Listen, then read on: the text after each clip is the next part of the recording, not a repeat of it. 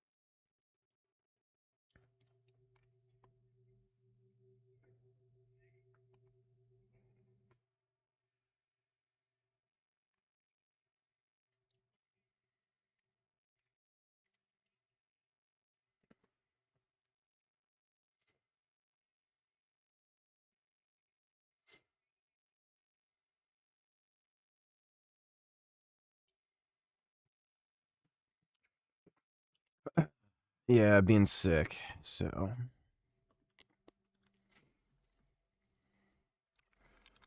Yeah, you're not. Now, this is some hilarious shit. UK police being UK police. Oh, good. I like when that happens. Yes, change my audio settings for no reason. Thank you. In the last hour or so, and I'm still reeling from it. Just when you think that this story cannot get any more shocking. There was a fucking Carmelo Anthony protest.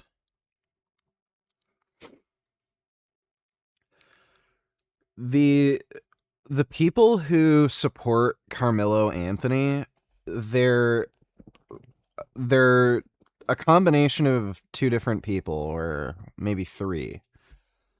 They either have some ideological hatred of white people, or they're black supremacists, or they're both.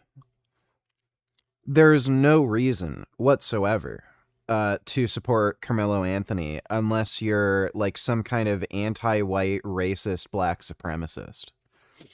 And when you look at all of them talking, they'll all give it away at some point that they either hate white people or they're black supremacists.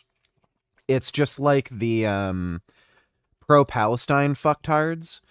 100% of them, without fail, they will give it away that they just hate Jews and they're anti-Semites. It's just totally fucking nuts. Like, this kid is a fucking asshole. He was acting like a complete fucking asshole. And over, like, a fairly minor conflict about trespassing, the guy pulls out a fucking knife and, like, just stabs a guy through the fucking chest, and hard enough to pierce through his fucking breastplate and reach his fucking heart. Which, you, like, especially for a normal knife, you need a fair bit of force to do that. It's not like a weak little jab. You have to really fucking mean it to stab somebody through their fucking chest like that and get through their breastplate or ribs. It's a bit different with a push knife, but with a normal conventional knife, you really have to mean to hurt somebody to do that. So that kid's just a fucking asshole. Complete fucked-hearted dipshit. Even the defense's own witnesses admitted that he instigated the whole fucking conflict. But, like again, all these fucking pro-Carmelo Anthony racist fucktards, they all lie. Oh, the white kid fucking started it. Oh, he fell on Carmelo Anthony's knife. Somebody shoved him from behind. Like, they make up fucking horse shit to justify violence against an innocent white kid. Um, just like how the fucking pro-Palestine fucktards make up fucking horseshit to justify violence against Jews. So, yeah. It's entirely possible, like I would say it's almost a guarantee. What's going to happen is they're going to file for a,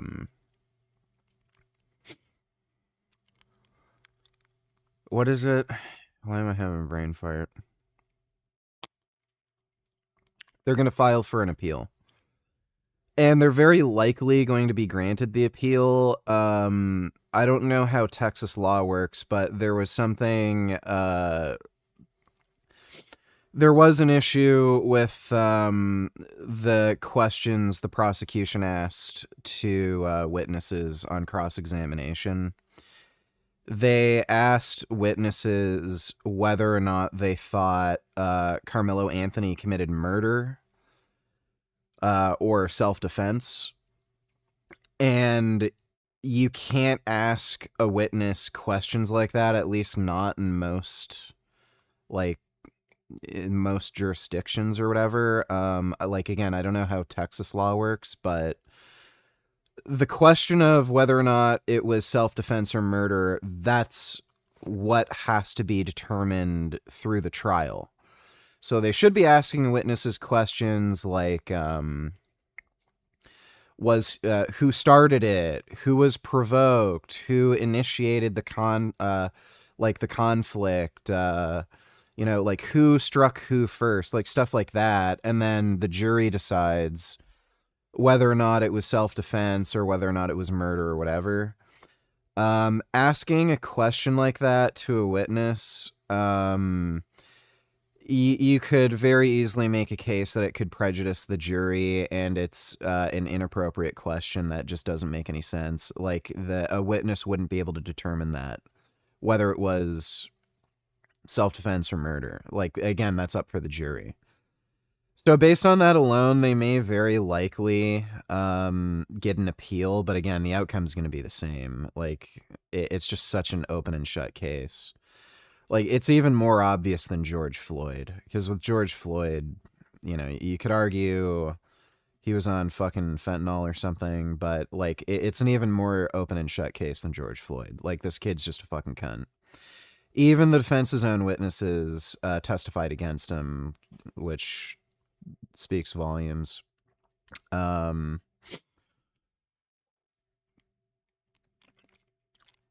was gonna say one more thing about that.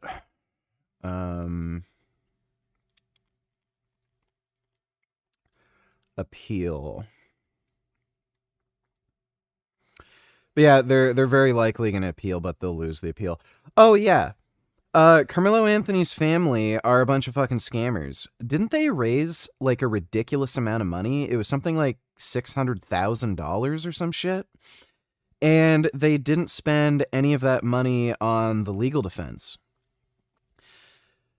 So, I'm sure the victim's family has spoken to lawyers about this. They're probably going to file a civil suit against Carmelo Anthony's family.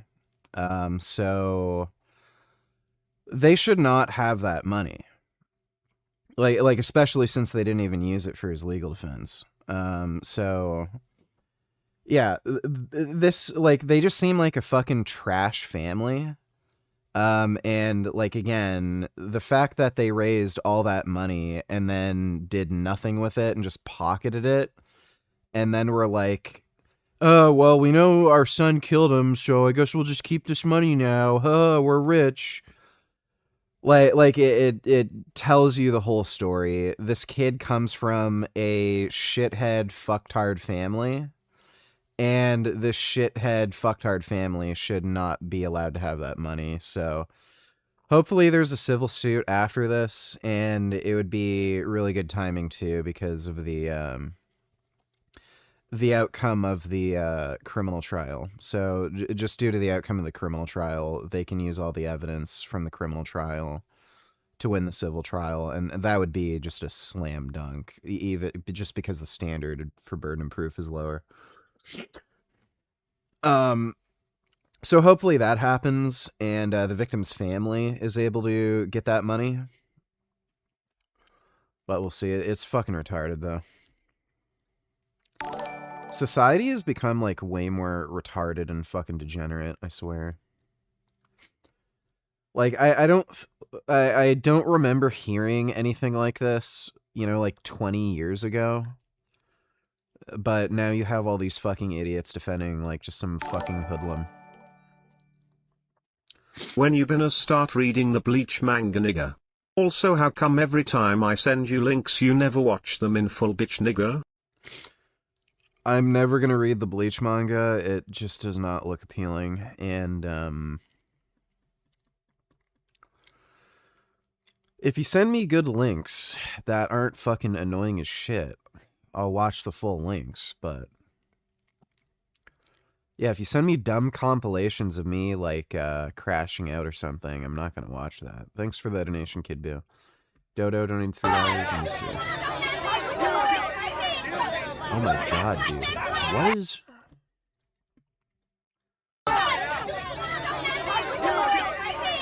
Hey everyone, there is a really easy litmus test. If you were a Democrat running for... Fucking... yeah.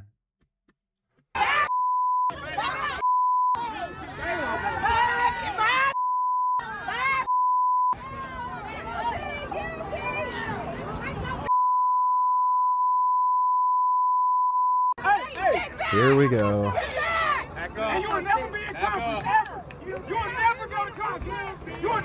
Okay, he wanted to get camera time. There's plenty of cameras and plenty of blogs. He wanted camera time, so he walked his... Oh, Lord, excuse me. Gay black dude right there. Very obvious. Black through here. Came over here, gave everybody his address. We don't give a you live off Jefferson. That's in the motherfucking hood. We in Collin County. He gave everybody his address. And so when we all got over here, he pushed that man twice. Almost down to the floor. Let me tell you something. Ain't we out here? Those are nice glasses. Cause y'all claim a pushed another and he self-defended. This is already out of control. It's over national news, local news, all kind of news. And you're a black man out here putting your hands on folks. And you know that guy's name? I don't know his name. The pink shirt, is he still out here? His name is Ratchet TV or something. Ratchet TV He's got in shot? support of Austin. That's fine. You support whoever you want to. I am not a racist, and I do not tell people what their beliefs should be. They saying murder. They saying murder. They saying murder. They saying no manslaughter. They saying murder. I thought it was manslaughter too. I thought it was manslaughter too. They saying guilty of murder on Fox right now. They saying guilty of You have to be psychotic to think he would get a manslaughter charge. Like, it just doesn't make any fucking sense at all. There were arguments the defense could have made that would have made a manslaughter outcome more plausible, but again, the family clearly didn't bother to pay for a good lawyer. And they got a bunch of witnesses that literally fucking said on the stand, oh yeah, that wasn't self-defense. Oh yeah, he instigated the whole fucking thing. Like, the whole angle that they had for the defense, like, they had no strategy. It made no fucking sense. If they're gonna claim self-defense, like, how psychotic is it to not put him up on trial, like, on the stand, and have him be cross-examined? Like, self-defense is an affirmative claim. You have to defend the self-defense claim. So if you're going to put a bunch of witnesses on the stand that said, oh, he started it. Oh, yeah, I think he actually murdered the guy. And then you're not going to have Carmelo Anthony go up on the fucking stand and, like, try to correct the record and say, no, this is what happened. This is what was going through my mind. Like, it was insane. So, they knew. I don't even know why the fuck they bothered doing any of this. Like, he may as well have just pled guilty. He probably, like, once the sentencing comes, that probably would have been a better fucking strategy, because, like, at least then, you know, in the judge's eyes, oh, he's remorseful, he knows he did something wrong. Okay, I'll go a bit easier on this young, troubled man. But no, like, just the dumbest fucking defense strategy you could ever fucking imagine. And then, like, now he's really fucked when it comes to sentencing. Like, look at any other one of these self-defense cases. Every single fucking time the defendant goes up for cross-examination. Like, Kyle Rittenhouse. Again, it's an affirmative fucking claim. You have to defend the fucking claim. But they didn't even bother doing that. So they just wasted everyone's fucking time for no reason. So, like, these are just dumb people, dumb family. They didn't even bother paying for a fucking good lawyer when they got, like, $600K from the fucking GoFundMe. It's just nuts. Like, these are fucking chimpanzees. They belong in a fucking zoo.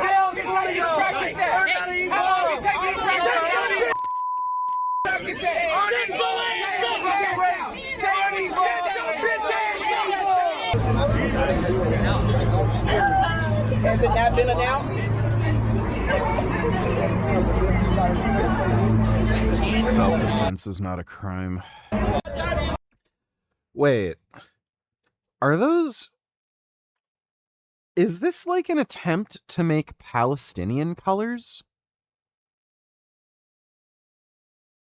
Is that actually... Like, am I...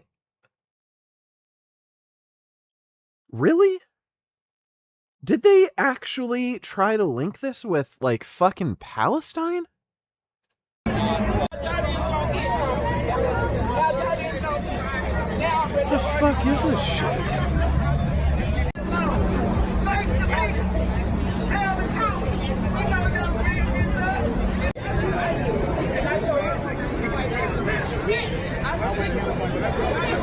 Yeah.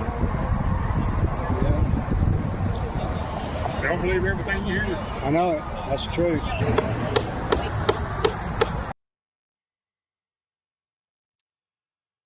As long as you don't touch me, we cool.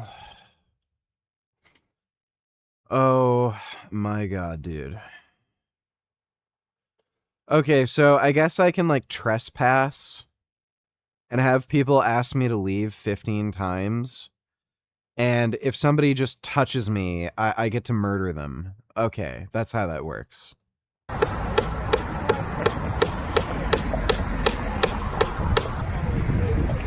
Like, all of these fucking chimpanzees should be locked up.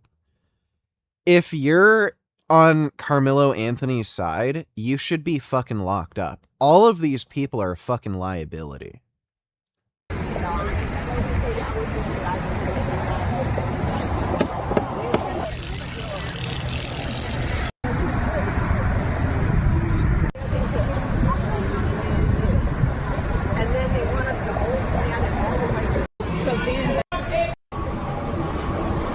He had no reason to retreat. Now, Texas has stand your ground law, penal code. Yeah, you don't get to claim stand your ground when you're the one who instigated the fight, you fucking idiot. 9.31, 9.32. He had no reason. Like, if I started, like, going up to her and, like, saying, hey, nigger, nigger, nigger, nigger, nigger, and, like, what, like, why don't you touch me? Why don't you touch me? Like, and I instigated a fucking fight. I don't get to fucking say, oh, stand my ground when you push me away, and then I, like, fucking stab you in the chest, right? Like, this lady's a fucking idiot. Reason to retreat. You don't have to retreat. Understand your ground. He had a right to be there. He was not. He didn't have a right to be there. He was trespassing. The aggressor. This whole thing. He was the aggressor. Every fucking witness, including the fucking, the witnesses that the defense called to the stand, said he was the one who instigated the conflict. He meant racist. It was supposed to be a public court. They had a private court. Oh my god. Like, they're all lying. These are racist, black supremacist, like, fucking anti-white fucking whack jobs. What? Oh. Are these, what's that patch? Fuck. Are these Black Hebrew Israelites or Black Panthers? Is that what that is? white jury. It wasn't an all-white jury. Like, everything they say is a fucking lie. Just like these pro-Palestinian fucktards. Every single fucking one of these pieces of shit is an anti-white, fucking racist, black supremacist. They just want it to be okay to commit violence against innocent white people. As long as there's accountability and justice served, man, that's just what I'm looking for. Yeah. You know, I don't think we can set a precedent anywhere. If you come up, push me or shove me, that I can just automatically. Yeah, these people are pieces of shit. Fuck them. Absolute fucking pieces of shit. Sengoku donated $2. Defenders of Carmelo Anthony are a textbook example of tribalism. It's a textbook example of just racism. Like, that's all it is. Just, and a very, very extreme form of racism. Like, they're no different than the pro-Palestine fucktards who, like, they just want to be able to massacre Jews and it be okay on the basis of these people being Jews. They're no different. They're no different than, like, the extreme white supremacists who literally think black people should just be seen as, like, some sort of, like, fucking cattle, and you can do whatever you want to them. Like, enslave them, murder them, whatever. They're literally no different than that. Like, they're just the most vile, extreme form of racist, where they think they should just be able to murder white people and get away with it. Thanks for the donation, though, Sengoku. This whole thing is O.J. Simpson and Julius Jones all over again. It really isn't. O.J. Simpson, he clearly did it. He even admitted it in confidence to one of his close friends that he did kill her. The thing is, though, when you look into the O.J. Simpson trial, I think the jury actually came to the right decision because they were able to introduce enough reasonable doubt in the case. The police and prosecution completely fucked up the O.J. Simpson trial, where it wasn't a simple open and shut case. There were massive issues with the collection of forensic evidence, where there was clearly tampering going on. The defense was able to prove that the police very likely, with almost 100% certainty, deliberately tampered with forensic evidence to make him seem guilty. They were also able to prove that investigators on the case lied and committed fucking perjury and fraud. There was one of the investigators, he literally pled the fifth on the fucking stand and essentially admitted to fucking perjury. So, the O.J. Simpson trial wasn't anywhere close to the Carmelo Anthony case. The Carmelo Anthony case, like, that is one of the most obvious fucking, like, open and shut, why the fuck are we even having a trial, you know, cases of murder I've ever seen. O.J. Simpson was actually somewhat complicated, and you could make a very compelling argument that the jury came to the right decision, that there was an adequate amount of reasonable doubt to not go for a conviction. Thanks for the donation, though, Dodo. KM donated $2. Let me see.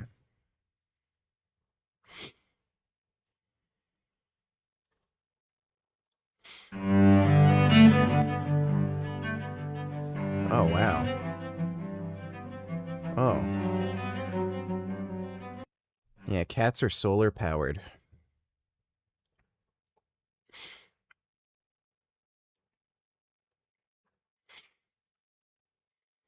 This site, hundreds of years ago, was a Buddha statue. Those were used for praying. Oh no, so... Yeah, the Taliban, they're insane. That was actually a big tourist hotspot. That big Buddha statue, but you know, they have so much brilliant foresight. They just destroyed these massive historical monuments that could have brought in tourists and money. But no, let's try to get tourists in by I don't know. I guess having sex with little boys, like the only reason anybody would have any interest in going to Afghanistan is morbid curiosity to just observe some, like, one of the most primitive, backwards, regressive fucking cultures on the planet. Huh? Tourist. You can just tell by looking at them, they're all fucking inbred. Like I can guarantee you inbreeding is way worse than what you'd think. They all look inbred. That unibrow thing that you see on a lot of Arabs, like, I think that's inbreeding. That's not just being Arab. Ticket? What ticket? Where? Like, their eyes don't even look like they're spaced apart correctly. Like, we know they're all fucking retarded, too. They have some, like, weird cockeyed stare. Like, they're clearly all inbred. Where? Show me. Okay, apparently I need to get a ticket. I don't know, let's go buy a ticket. I have no idea where he's not saying, he's just saying like that. There's the ticket, bro. Huh? Money. Fuck off. What money? So, I don't know. Yeah, I'm not gonna go to Afghanistan on vacation. Oh wait, we already saw that. Thanks for the donation, Cam. Funny clip of Fuentes calling out the double standard of how the average right-wing chud views age of consent. Roy Peck Rumor sent $100. Why do so many decently attractive and sometimes even hot female school teachers love having sex with 13-year-old boys? All women are pedophiles. That's why. All women. You need to understand this. It happens so often. How many times have you seen this story now? If you've been on the internet for longer than 9 months, you realize that women love having sex with underage boys. It's actually crazy. Everybody wants to... This is how you know you're a feminist, is if all you do is talk trash about Jeffrey... Find the hottest teacher in the high school, there's your pedo. I've noticed, you can just look this up. The ugly, fat female teachers that have sex with students, they're always the ones that get really harshly prosecuted. But the hot, attractive teachers, they get off fairly easy. Yeah, the ugly ones, they're like denied bail. They're not even let out, you know, during the trial. And then they get like really harsh sentencing, like, you know, 15 years, and then you have to register as a sex offender for the rest of your life, that type shit. The hot ones, they get like $5,000 fucking bail. They're allowed to be out in the public, you know, during their trial. Then when they get sentenced, it's like 2 years in jail, but then it gets reduced to like 6 months for good behavior, you know, that kind of shit. Jeffrey Epstein. Oh, I would kill pedophiles if I've seen them. Really? How about that high school teacher that slept with a 14-year-old guy? Go ahead. You see all these like right-wing chuds? Tell me I'm wrong. You see all these disgusting right-wing chuds, and they have like a hoodie that says, kill your local pedophile. Your local pedophile is a high school teacher, and she's a woman. Your local pedophile is a high school math teacher, and she's a 10 out of 10. Go ahead. Go kill her. I'm not advocating violence. I'm saying, oh, really? Kill your local pedophile.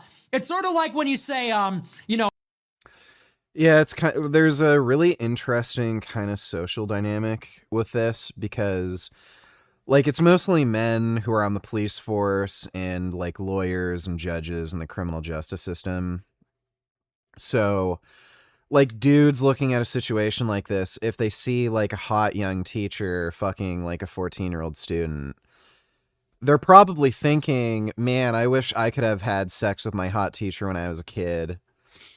And then they don't take it as seriously. But then when it's a man fucking like a female student, the protective mindset goes in and like, oh my God, if that was my sister or my daughter, like, holy shit. So yeah, it's just the way, dumb chimp monkey brain. Like, it's just the way humans think. And the criminal justice system is made up of people who are, chimpanzees, and this is just the way things work out. Oh, doctor, and everybody thinks of a man? And people go, really? Why didn't you think of a woman? No, can I speak to the doctor? I am the doctor. Same thing. Kill your local pedophile. Your local pedophile is like a busty 10 out of 10 math teacher, and she's a girl. Go ahead. All these pedo hunters, pedo watchers, these pedo hunters, they're all on the apps. And you know what they do? They basically bait disgusting losers. Of course they're gonna go for that. You get like the most chopped, ugly, disgusting guy of all time. They get 0 swipes, and then a 16-year-old swipes right on them, and they show up, and you destroy their life. You wanna find pedophiles? High school, bro. Go to high school. Find the hottest teacher in the high school. There's your... I've shared the story before. Nobody, like, to this day, I'm pretty convinced nobody really takes a lot of these allegations seriously. There was a teacher in my high school who wasn't hot. She was just fucking gross, in my opinion. Like, she just had, like, this old, wrinkly kind of face. She wasn't old. I think she was, like, maybe 28 or 30 at the time. But her face was like worn out, like just older than it should have been. And she had this like kind of saggy butt, and she'd always wear like tights. And she'd wear underwear where you could see her underwear line through her tights, like just terrible fucking fashion choices. Really just untasteful looking person. I'm convinced she was fucking a student. She would drive off into the wilderness, basically, with a student every lunch period. He would get in her car, they'd drive off to who knows where, and she would even drive him home. After school, he would get in her car, and they'd drive off together. Very unprofessional, very weird fucking behavior that I can guarantee you, like, the teacher's code of conduct, like, the kind of rules teachers have to follow, violates all the rules. They're not supposed to do that. I was talking to my shop teacher. This is how strict some of this shit is. My shop teacher, like, because he worked in, the shop room where there's like saw blades and stuff like that, kids would get hurt occasionally. He would get in trouble for driving kids to the fucking hospital after like they lost a finger, getting their finger cut in a saw blade. And like the school would say, you can't do that. That puts like the school and you under legal liability. You have to wait for the ambulance.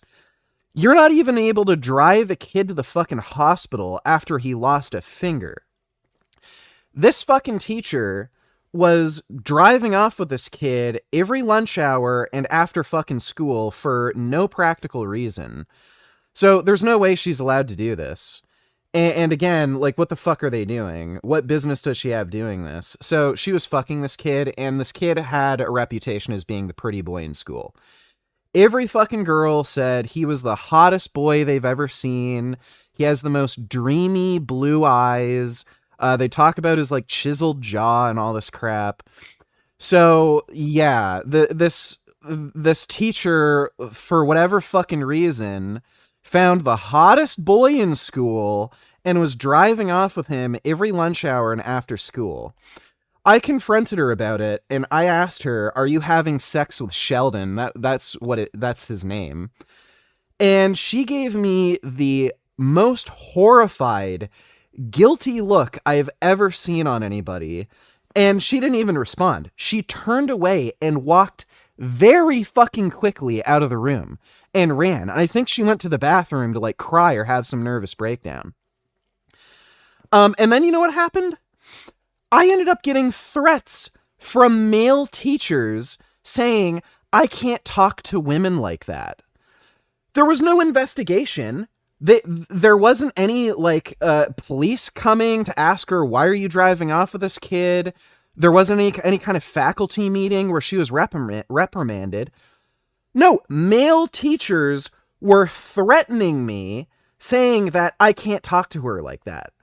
So like the shit like probably happens more than you think, and other teachers cover for them, and it just all gets swept under the fucking rug. Your pedo. You know, why don't they get on that? Because society hates men. Society hates men. Society says every man is a rapist, every man is a pedophile, every man's a piece of shit. That's the truth. That's kind of a bit. I'm kind of doing like a bit. It's kind of a joke. Obviously, there's real pedophiles that are men out there. But isn't that kind of true, though?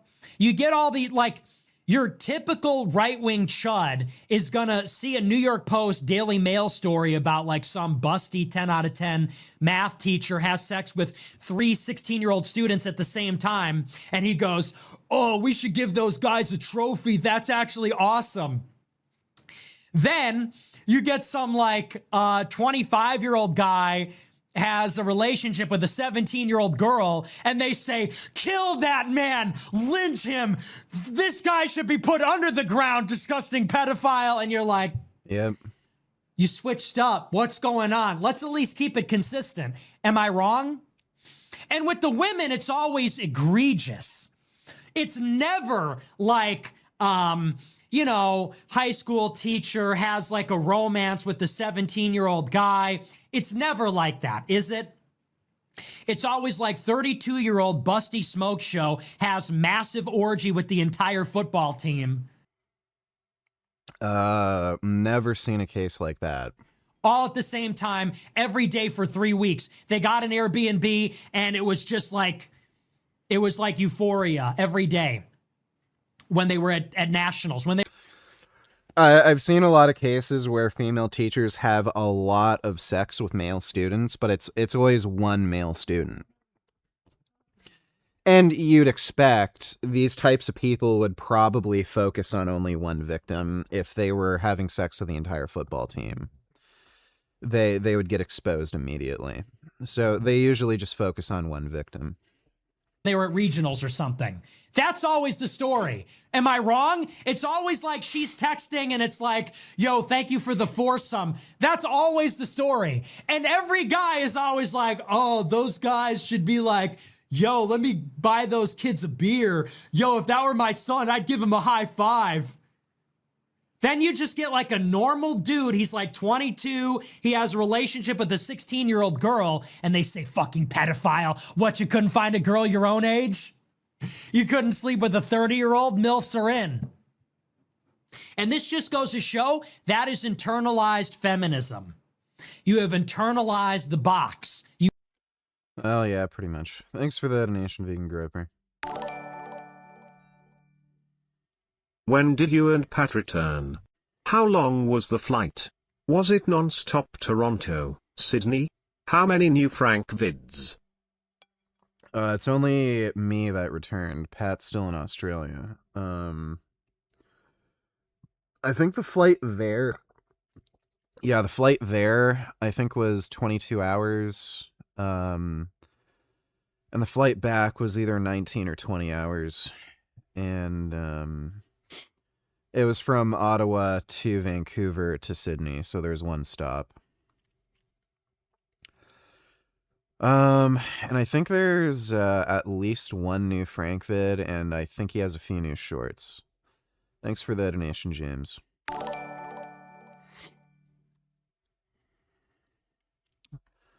Balsa Moose donated $2. Let me see.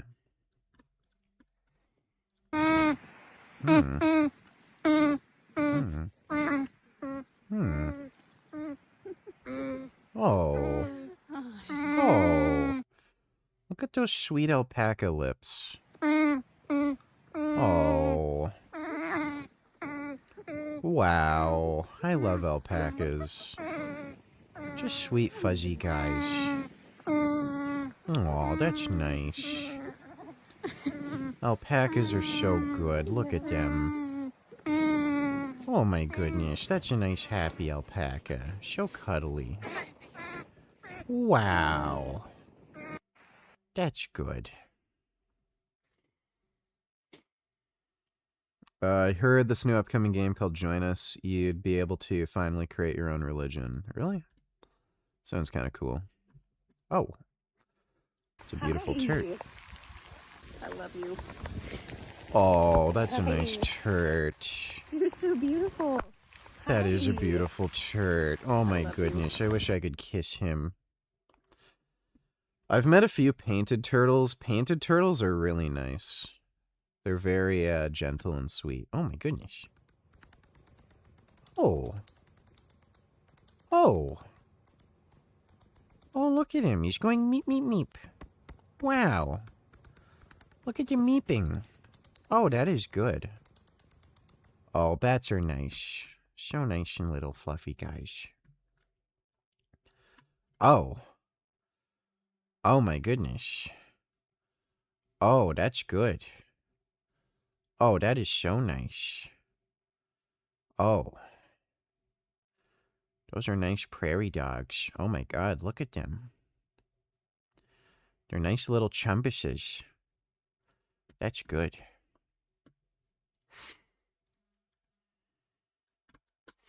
Oh, tape here. Oh. Wow. Look at those noses.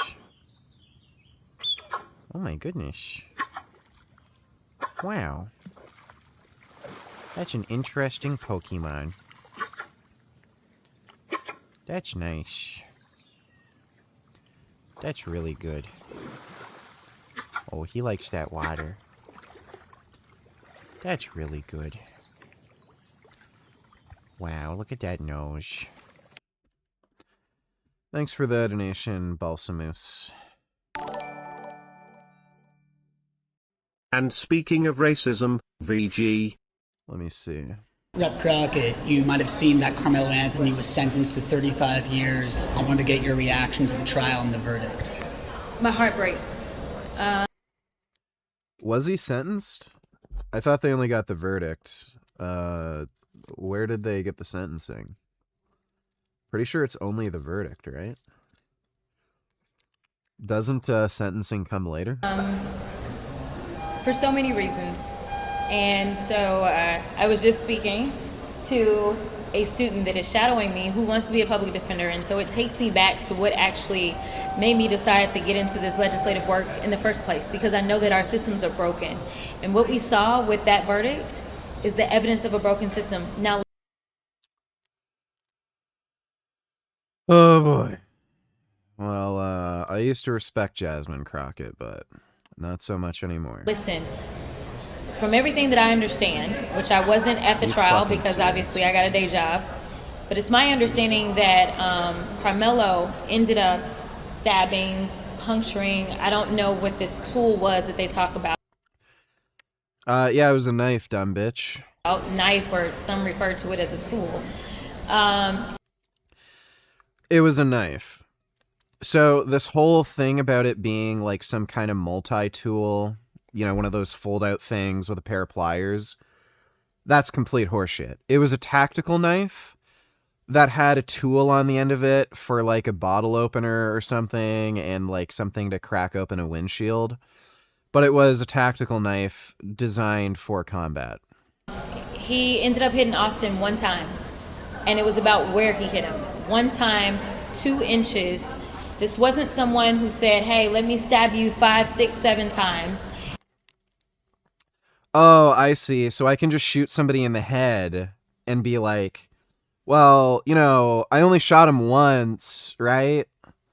So, like, it's self-defense. I annoyed him and started a fight, and he touched me. So I can kill him now. But I only shot him once. I just blew his brains out with one single bullet. It's not like I shot him 8 times, right? Are you fucking serious? Like, that's just so fucking stupid. Like, he stabbed him hard enough in the fucking chest to puncture through his breastplate and basically slice open his heart. It was a mortal wound. There's no chance he'd ever survive that. So, you know, he was stabbed with a considerable degree of force. And it was so fucking unnecessary. All that happened was he was shoved. Shoving somebody does not, like, justify, I'm gonna fucking stab your heart.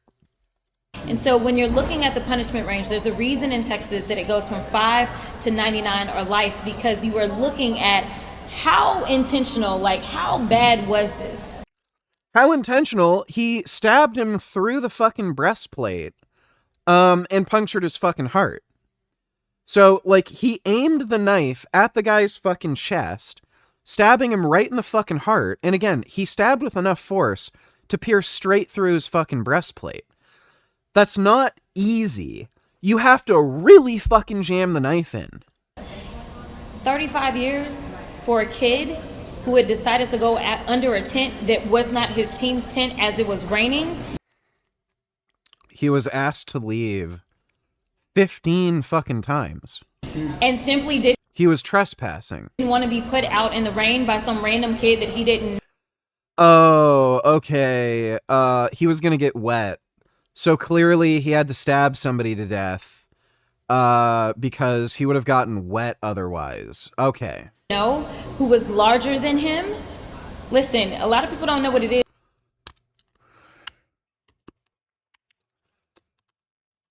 Like, buddy. Are you fucking telling me if somebody, like, broke into my home and I asked them to leave, and then, like, by the 15th time they refuse to leave, and I'm like, there's the door, they get to kill me because I'm bigger than them? Like, is to live as a black person in this country, but just like you can give the benefit. It's easy to live as a black person in this country. You've gone through your entire life not stabbing anybody to death. Of the doubt to so many police officers when they go out and they shoot some black unarmed person. Like, what's hilarious too is he stabbed a white kid.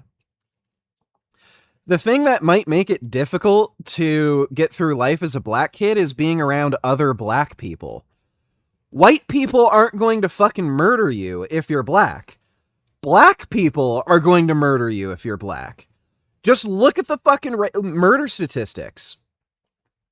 So, like, that fucking whole argument falls apart. Even though they are trained, the fact that there was little to no mercy seen or humanity seen when this black boy said that I was scared, or the fact that honestly anybody else who did something with such a small object, all I know is that it wasn't considered unlawful carrying of a weapon because the blade was not long enough. That they wouldn't even say, well, maybe this was more so something that looked. Yes, you can trespass at a school event, you fucking idiot. Like manslaughter. Well, some people might say, why are you even bringing a knife like that to a track meet? Yeah, people may say that, but walk a day in my shoes. And I can guarantee you, that kid did not need a knife to defend himself from other white kids. Other black kids, you can maybe make an argument for. White kids, no. He committed murder. And then respond. Because we as black folks say, why is it that people need long-armed guns when we are going out and having a First Amendment protest? But people say that's their... I'm sorry, you're telling me Carmelo Anthony needed that knife because a white kid told him to leave a tent that he wasn't supposed to be in and he was trespassing in, and every fucking witness, including other fucking black kids, said he wasn't supposed to be there and he instigated a fight? They're right. They are allowed to do that. And again, it wasn't against the law for him to have it. It may have been prohibited by school rules, which he wasn't at his school at the time, but it definitely was not against the law. So you think race played a role in the verdict? Oh my God. I know Collin No, it didn't. County. So absolutely. Collin County. Is this AI? Like, this is so fucking stupid. So outrageously fucking dumb. Like, is this actually AI? Is right north of Dallas County. And I can tell you that I have had cases that I felt like played out differently because of the counties. She literally even admitted she wasn't in the courtroom. She's too busy to see all this shit. And then, did race play a role? Yeah, I don't know anything about the fucking case, but yeah, it did, because black kid did. That they were in. And unfortunately, that was not the county for a black. Oh boy. Well, that's it for society. We're all retarded. What mic are you using, my brother? What mic would you recommend, just for a gamer? Also, did you watch Gears Ide gameplay? I'm using a Sennheiser MKH416, which would be massively overkill if you're just gaming. If you want a decent microphone just for voice comms for gaming, I would just look at Audio-Technica. They have a lot of different microphones that are pretty good quality that are also pretty inexpensive, like less than $100, and you're getting a very good microphone. If you want something maybe a bit more high-end, you can maybe look at Shure microphones. Those are going to be a bit more expensive, but, you know, depending on what you're doing. But yeah, I would just recommend avoiding USB microphones. I haven't used any that I was really happy with at all. I would just get something that uses an XLR input. And then just get a USB amp deck to connect the XLR input to. But yeah, any Audio-Technica microphone that uses an XLR input, go for it. And if you want something a bit more, you know, high-end, you know, you can use a Shure microphone. And yeah, I saw the Gears of War Ide gameplay. It looks fucking sick. It makes sense now why it took them so long to release the trailer. Because they literally had to create just so many new assets and everything. But it looks like they put a lot of effort into the game. The two things that got me most excited are the new movement system and traversal. Especially the low cover mechanic. That looks really, really fucking good. But everything looks amazing. The graphics, the new animations, the sound design is great. All the weapons sound fucking amazing. So I'm really hyped for that game. Thanks for the donation, Freaky Creepy Gamer. SV donated $2.106. Is this gonna be burst? Yo, you coming, G?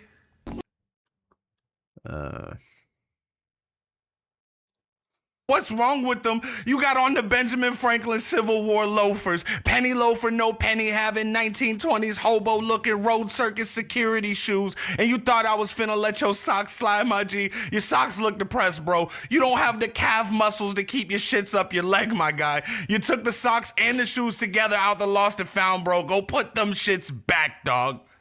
But I got something for you, my guy. Here you go. I know, my nigga. These shits is fucking fresh. You'll be able to hit the dance floor and cut the rug up. Something like this, my guy. Peep this shit. You're gonna be out there doing this shit right here, my guy. Let's go. Shake that butt. You feel me? Get that shit a try. Get down, gon' shake that. Look at that. You got that shit. Did you see? Yeah, that's good.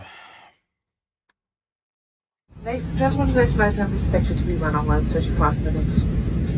Kindly make sure that your head baggage is stowed safely and other off the aisle when you reach the exit. Please switch off your laptop and place it in your hand baggage. You're welcome to use light. Ladies and gentlemen, I don't get it. You know, it's funny. I was on the flight back to Canada. I was like sleepy and I was waking up from a nap. And I thought I saw an Indian guy out of the airplane. And what happened was somebody was watching a video on their cell phone with some Indian guy. And the reflection, like, from the window, it bounced off in a way where it looked like I saw an Indian guy outside of the airplane, like, looking in the window. And it tripped me out for a second.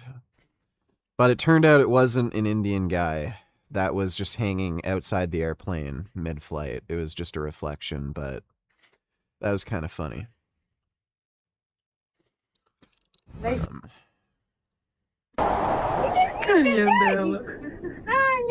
Oh. Oh. Hi, boys. You're not a cow. You are not a cow. Come home. Bean. Oh. Stop it. Oh, play together. Stop it. Dude. Oh. Oh. Are you chasing the duck? Oh. You menace. Oh. Oh. Oh. Hmm. Oh. That's nice. Everybody wanted me to try the Grimace shake from McDonald's, so here we go. Happy birthday, Grimace. Is something supposed to happen? I told you this thing was bullshit. Not funny. Thanks for the donation, SV. In all seriousness, that teacher you had in school should have been arrested and maybe been executed for what she did to that student. Oh, yeah. At the very least fired, but, yeah. Everyone covers for, you know, one another. You know, it's just fucking retarded. Thanks for the donation, Dota.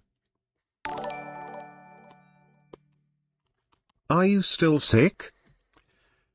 Yeah, I'm still sick. Thanks for the donation, jackass.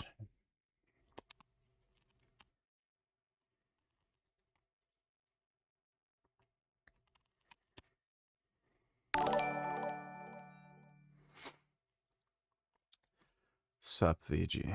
Yeah, indeed. Thanks for the donation, jackass. Kid Boo donated $2.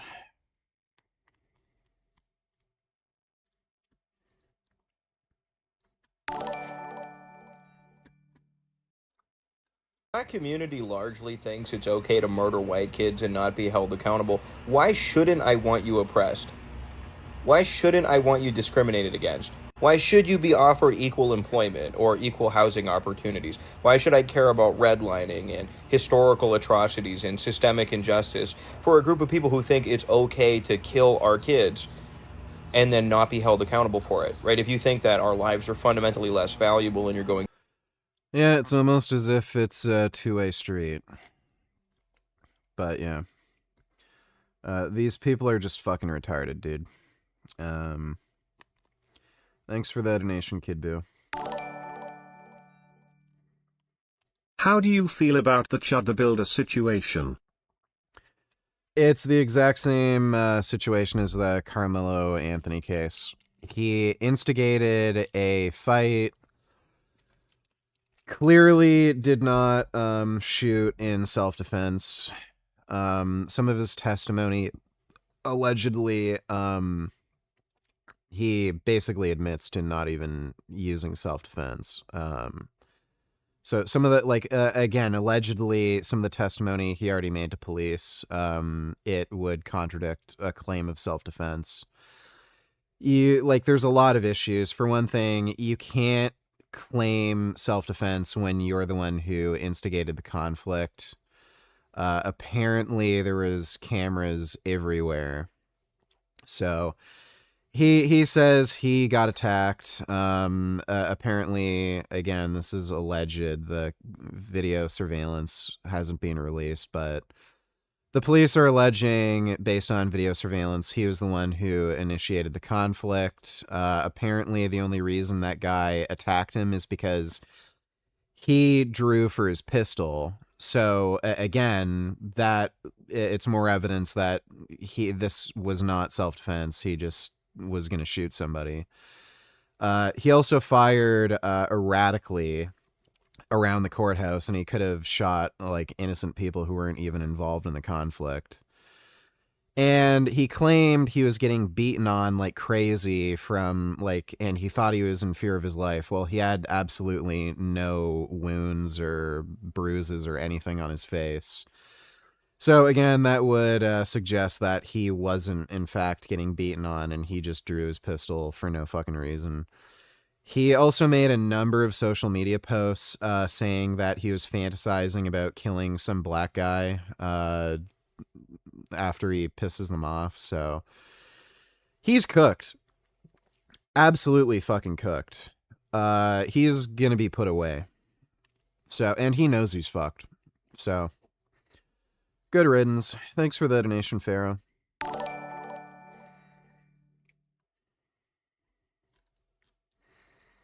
$21st, $22. What if N-word Carmelo Anthony feared for his life after being shoved? How come you aren't defending him? Self-defense, N-word, no. I mean, I'm just playing devil's advocate here, but still, usually you take that kind of retarded position. I don't. There has to be some degree of proportionality with a self-defense claim. Like, you know, some random bitch could just come up and slap me on the street. Doesn't mean I get to pull out a knife or a gun and blow her away. So if there's not like a legitimate fear for your safety and well-being, and it's just, you know, you just got shoved, that's not a justification to kill somebody. And again, the whole claim, like there's a set of rules that has to be, you know, adhered to when you're making a self-defense claim, and every single one of those rules has to apply. So one of those rules is you can't be the instigator. So you can't go around with a gun or a knife, instigate a fight, and put yourself in a situation that would necessitate the use of the weapon, because then you're just killing somebody. So he instigated it. That disqualifies self-defense immediately. That was also clearly not a proportionate response. So, yeah, no. Thanks for the donation, though, 21st. Sup, Richard? If it's not a blade, it's even worse. How are you driving a tool into someone's chest? You're trying to kill them. Well, it's a fairly good point. Because piercing somebody's chest with one of those stupid multi-tools, that would suggest even a greater intent to murder.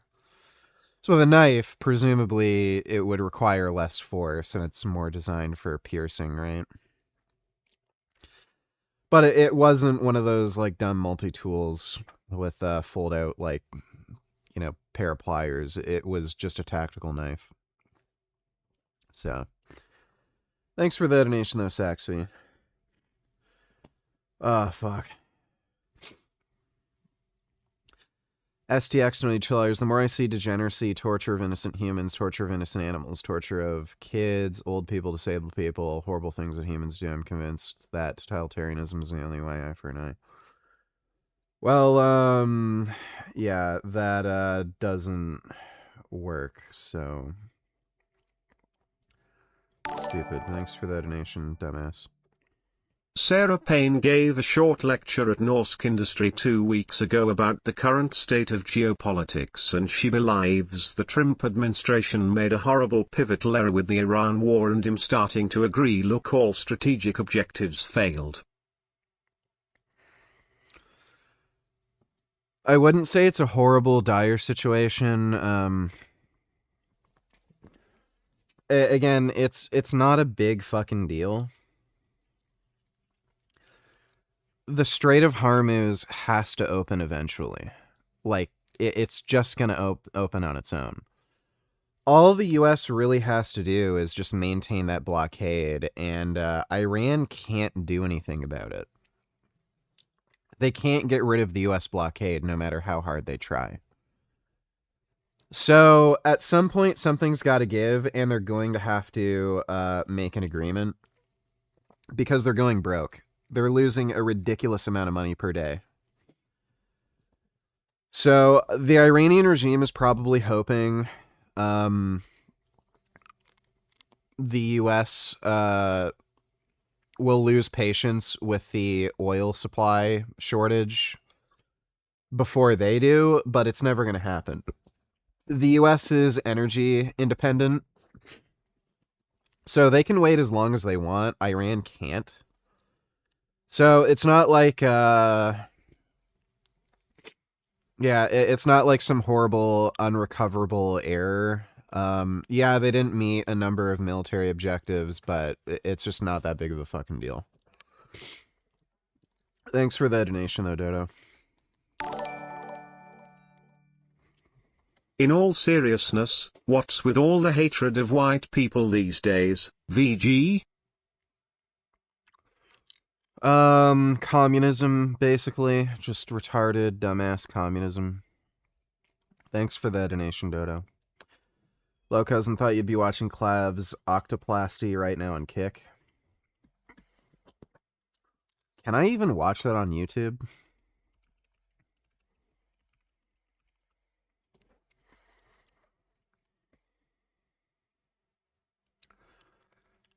What the fuck is it? Oh, autoplasty. What the fuck's an autoplasty? Is he getting, like, some weird thing done to his ears?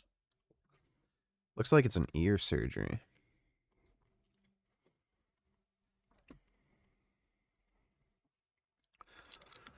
Commonly known as ear pinning, cosmetic procedure that reshapes, repositions, or reduces the size of the ears.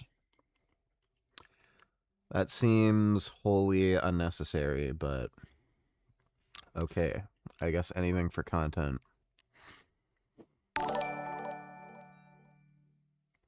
The outcome of this Iran war is Israel gets thrown under the bus by the Trump administration and Israel is left without any allies, and Trump sidelines them to make a weak deal or no deal at all, and this drags on for years, but it has broader implications. Israel is too valuable of an ally. Trump can throw a hissy fit, and again, there's changes in U.S. administration, so even if Trump, like, ran for a third term and by some miracle it happened, he's old as shit. Like, there's a very high likelihood he dies during this administration. So again, it's not great, but I just don't see it being a big deal in the long run. Thanks for the donation, though, Dodo. My favorite version of Barney the dinosaur is this.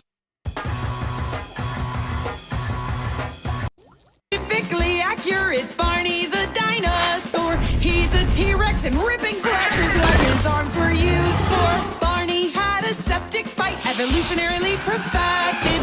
If you got away, you still would die, cause a bite would get infected. Seriously, kids, get out of there. The hunters are trying to drug him. Why the hell's he in a house, and why are you trying to hug him? I hope.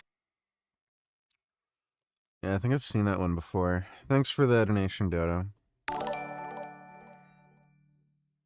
Lil Bro is putting on some size.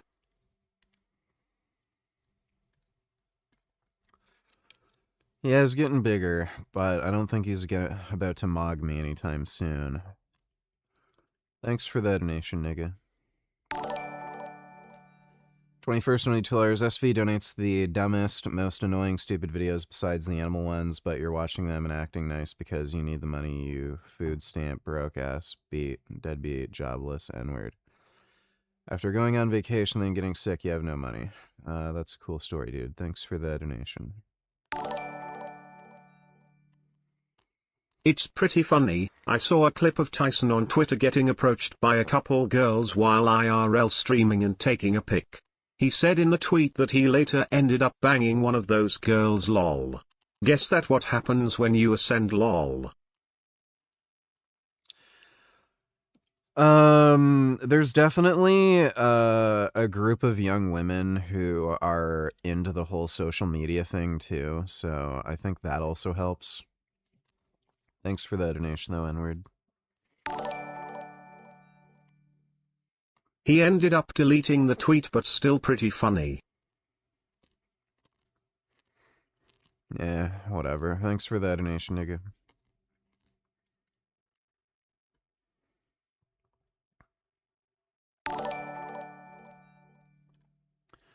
Smash you on your fucking head. Donate $3.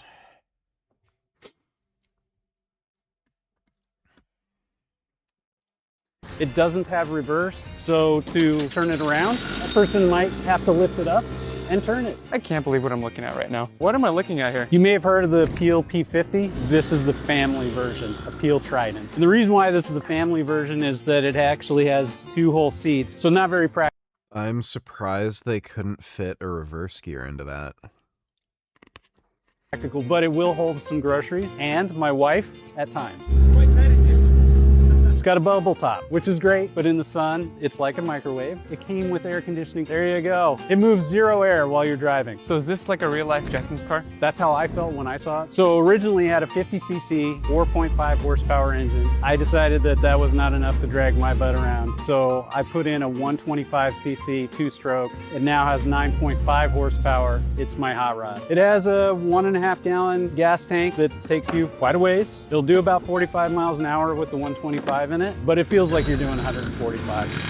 How much did the car originally cost? Originally the car cost 190 euros, which is about $530 USD. This being a replica still has value, but the originals go for 150K plus. It weighs only...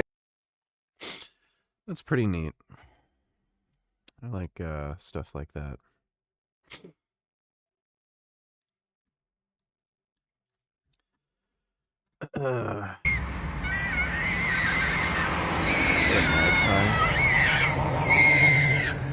Hey! Hey!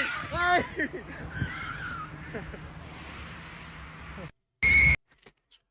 That kid's a little bitch.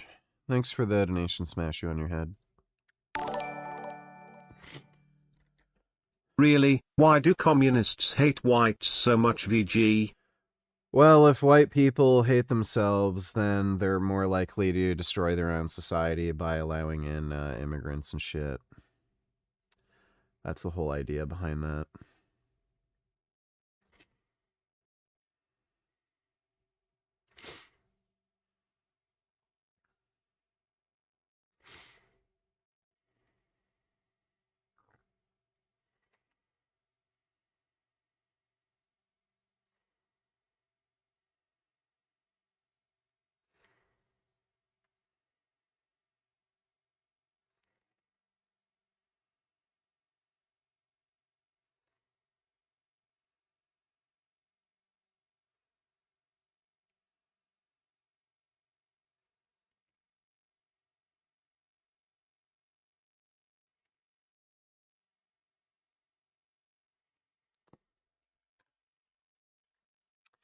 Thanks for the donation, though, Dodo.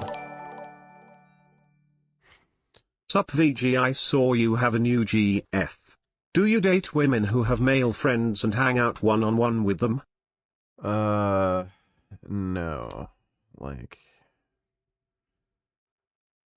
kind of, like, I don't have an issue with a girlfriend of mine having male friends. It just entirely depends on the circumstances of the relationship.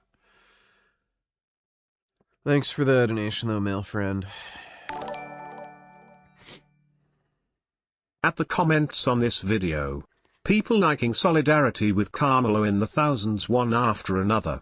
I am progressive, but am tired of only the right calling this out. Take my hand, come with me to my goal.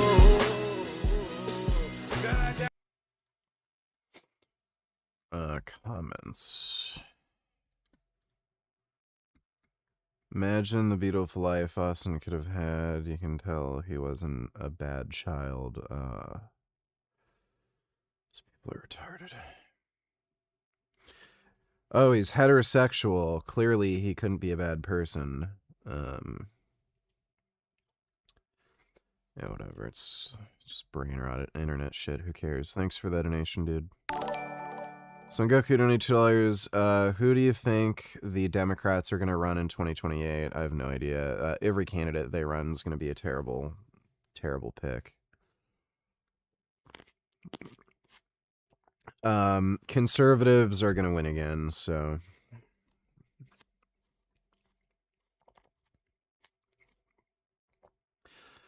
Also, you think Democrats have a chance over the GOP in that election cycle? No. I don't. Unless there's like some really, really bad economic catastrophe that people can blame on the Republican establishment.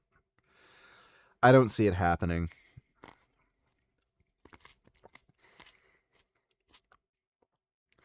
Yeah, I don't see it happening. Every single Democratic candidate is just not likable. They're completely out of touch with the interests of American society in general. So I just don't see a Democratic victory. Thanks for the donation, though, Son Goku.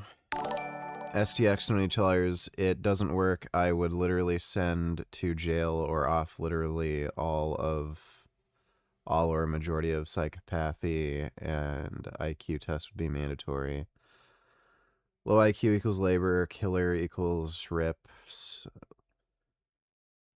I'm not understanding. How would you know if somebody's a killer by giving them like a personality test? And somebody might test for like psychopathy, but there's a lot of people who are on the psychopathy spectrum that are like really valuable to society, like doctors.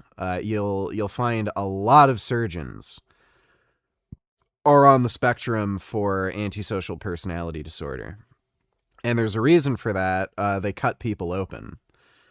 So you'd expect a lot of people who are on the spectrum to have jobs that are kind of high risk, involve some form of violence, dismemberment, cutting people open, or dealing with like tough, stressful situations like, police officers.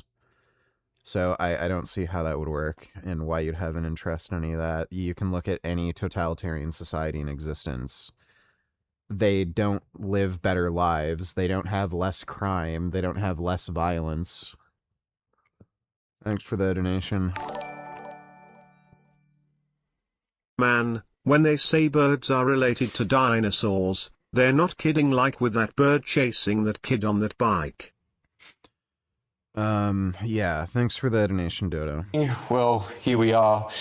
Breaking tonight, police at the centre of the Henry Novak scandal reportedly tried to intervene during his killer's murder trial over fears about what people were saying online.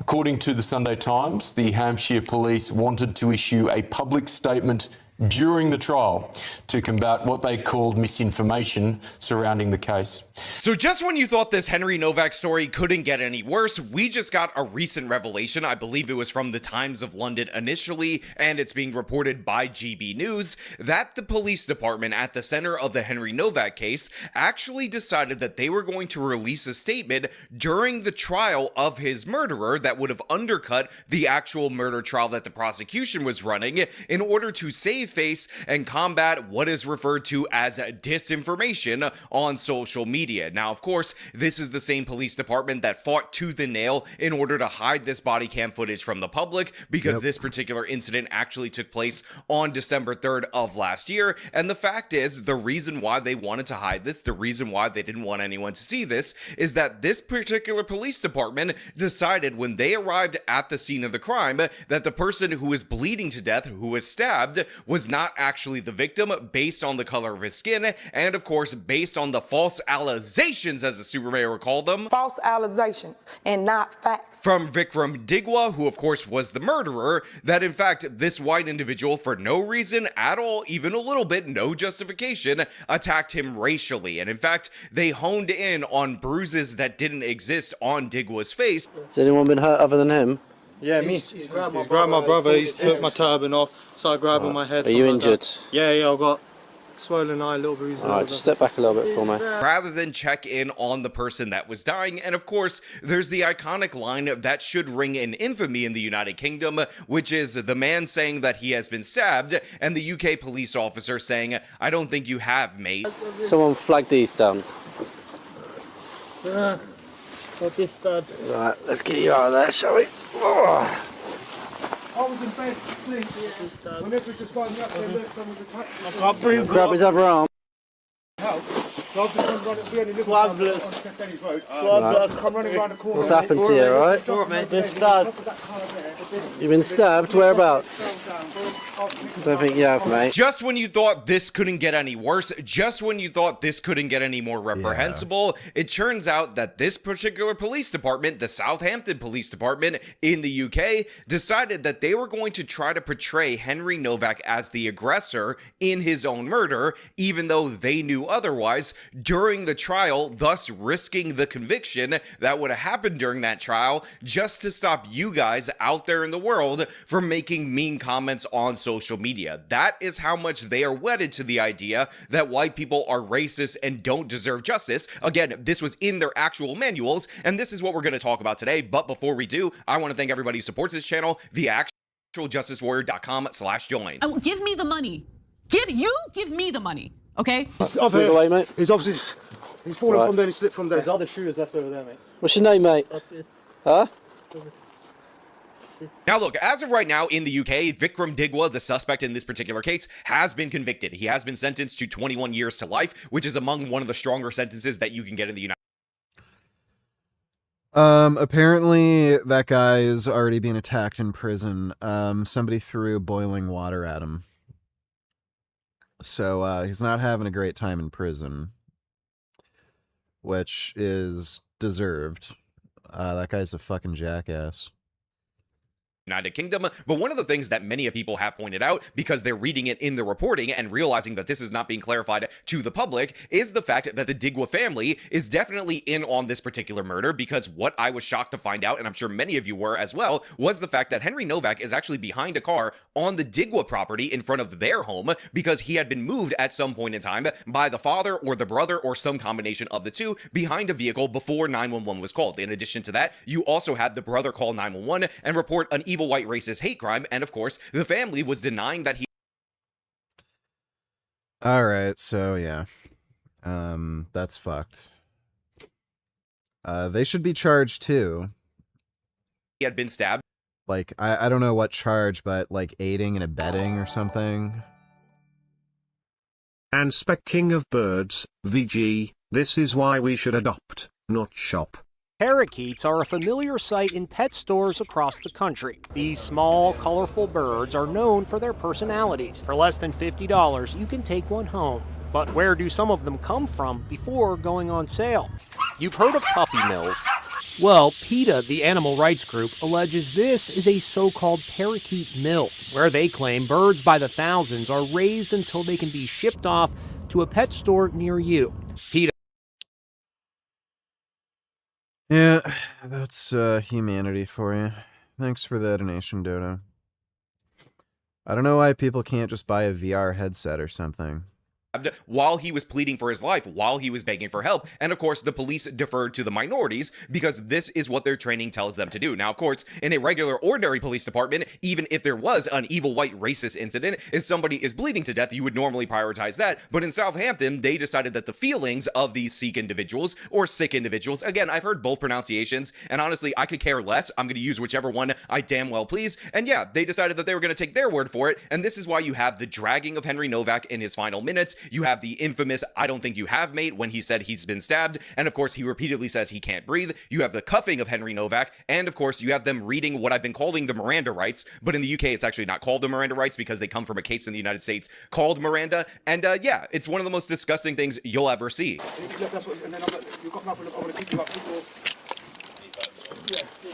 And? Let's see, he is dying, like, you can literally see in his hands, he's going pale. Like, look at how pale his hands are. Can't move. Yes. Let's put him in handcuffs while he's bleeding out and dying and says he's being stabbed.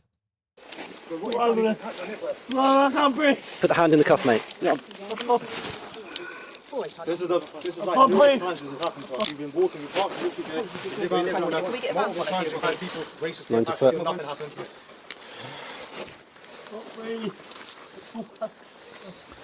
Yeah, it's insane. They were trying to, like, what's so crazy about this is they were actually conspiring to make it seem as though the white guy was guilty so that the police department would look better and not get criticized.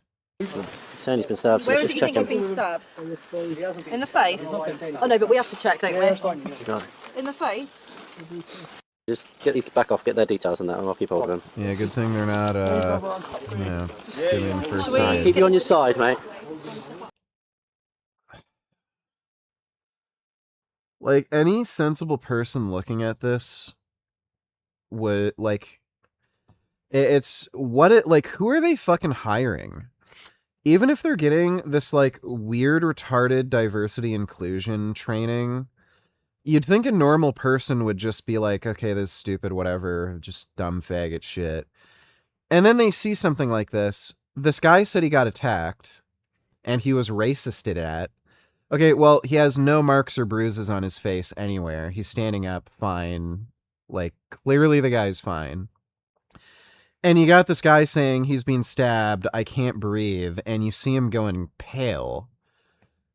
And why are they putting handcuffs on him when he's completely incapacitated and dying and asking for help?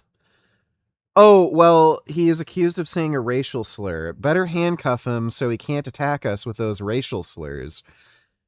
Like, the police in the UK are just some of the dumbest motherfuckers I've ever seen in my fucking life.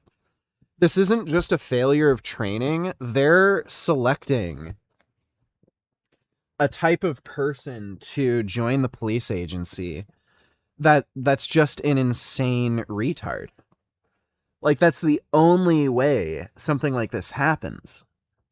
They're deliberately hiring insane retards. Why does anyone want a badge anyway? They have such a ridiculously short lifespan among parrots or even birds in general, only living 5 to 8 years at maximum. I don't know, man. People are just stupid. Thanks for the donation, Dodo. You got to retrieve then. So go. Saying to him, keeping him on his side. We were sat up when we had him here, but he didn't like it. What's your name, mate? At the moment, you are under arrest. Surprised the police didn't offer the murderer a job. Well, he didn't rape anybody, so... That's for assault, so you do not have to say anything, may harm in defence. If you do not mention my own questions, it's up to which you later line of court. Anything you do say may be given evidence, alright? It's going to be sick, I think.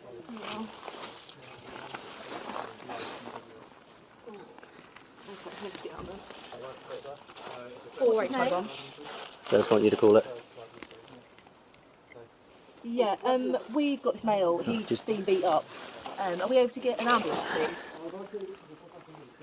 These people aren't even reacting. Now, all of that on its own should be enough. That should be enough to anger people. This should be enough to push for change in the DEI-style policies that were implemented at the Southampton Police Department that quite literally tells them to treat ethnic minority groups differently than white people and to prioritize hate crimes over other crimes. But to make matters significantly worse, not only did the Southampton Police Department want to release a statement during the trial in order to save them from criticism, but they wanted that statement to read that Henry Novak was the aggressor in his own murder. By the way, there was no evidence for this. There was no argument for this. This was not a self-defense case. And in fact, we actually have apparently audio that was introduced at trial, maybe, that was recorded by the police, where you had Digwa talking, not realizing that he was being recorded. And during the course of the conversation, the issue of an evil white racist hate crime never came up. That had already been removed from the story 2 days after in this like transportation conversation that ended up occurring. And yet the Southampton police during the trial were trying to nuke the trial to paint Henry as the aggressor because white people are evil. But prosecutors warned the force, that doing so could risk jeopardising the integrity of the trial itself. And tonight, the revelations go even further, and I would suggest even darker. The paper claims officers wanted to portray Henry Novak as the aggressor in official statements released after his death, despite having evidence proving this was not the case, before changing course following what I would say is justified outrage from his grieving family. Police doubting he'd ever been stabbed, and now claims the force wanted to intervene in the middle of a murder trial while public anger exploded across Britain and America. No wonder trust in Britain's institutions is collapsing. Again, reprehensible stuff, and apparently the grieving family is the only thing that was able to stop this statement from being released, as well as the prosecutor eventually acknowledging that this would completely torpedo their case. This would actually nuke the narrative, and the thing is, the American legal system is very similar to the British legal system. We descend from English common law, so we now might run into an issue where on appeal, Digwa can cite the police trying to concoct this particular narrative as something that should have been discoverable and introduced at trial, and quite possibly, again, depending on how similar the UK system is to the United States. No, didn't play the OG code, Veronica. System, advocate for something like a Brady violation in order to actually get this conviction overturned, and thus you have to retry this individual who's absolutely guilty, all based on the fact that the police wanted to save face. And again, they have no evidence for this. In fact, they have evidence that the Digwa family, other members, should have been charged in this particular case, and yet they have got off scot-free. Only the perpetrator of the actual stabbing has been held to account, despite the fact that, again, how did Henry Novak's body, or his almost lifeless body, get moved behind a car? Who was hiding him from street view so that he wouldn't receive help? How come the father and of course the brother, who were actively lying to the police, which aided in Henry not receiving the treatment that he desperately needed, not prosecuted for some form of obstruction of justice like they would be in the United States of America? Now, I understand that they don't have felony murder like they have over here, and technically these felonies would be like accessory after the fact, but the fact is these people have got off scot-free with it, even though, again, the main perpetrator was held to account. And again, we see the Southampton police time and time again deciding that they're going to go with the cover-up and try anything and everything to forward the racism narrative. With his final words, he told officers that he could not breathe. He told them he had been stabbed. In fact, Henry told officers that he could not breathe 9 times. He told them he had been stabbed 4 times. The response from one officer was, "I don't think you have, mate." The police have said they were misled by the murderer and that the scene when they arrived was complex. Unfortunately, it seems to us the truth is much simpler. The police were told by our son himself and by a member of the public who called 999 that they heard someone shout that they had been stabbed. But the police did not believe them. Now, of course, there's a lot of comparisons to George Floyd being made in the media, and of course, a lot of people in the left wing are absolutely offended and terrified of this comparison, even though, again, you have Keir Starmer, the current Prime Minister of the UK, actually kneeling for George Floyd, again, something that happened across the pond in the United States of America, while at the same time denying two-tier policing in this particular case. But I will point out that there are some key differences between the Floyd case and between, of course, the Novak case. So first and foremost, Novak did nothing wrong at all, even a little bit. Secondly, Novak was killed by a private citizen, a minority, and no, the cops are not lying in the Chud case.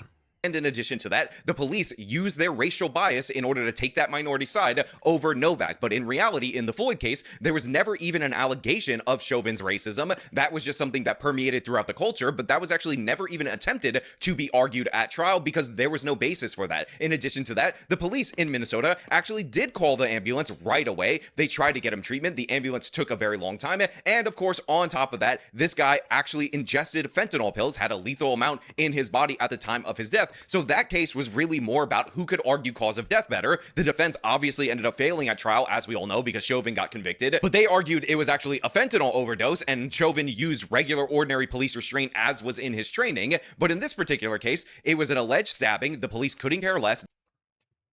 This guy's a fucking retard.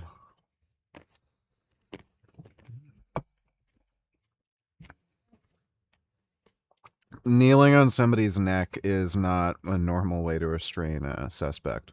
They dragged the young man around. They did it for racial reasons. So essentially, everything that is similar from the Floyd case and this particular case is superficial, because this actually resembles the narrative that was put out about George Floyd rather than the reality of the Floyd case. Essentially, the Novak case is everything that Floyd pretended to be. Henry was pulled across the gravel, his hands forced behind his back, and he was placed in handcuffs.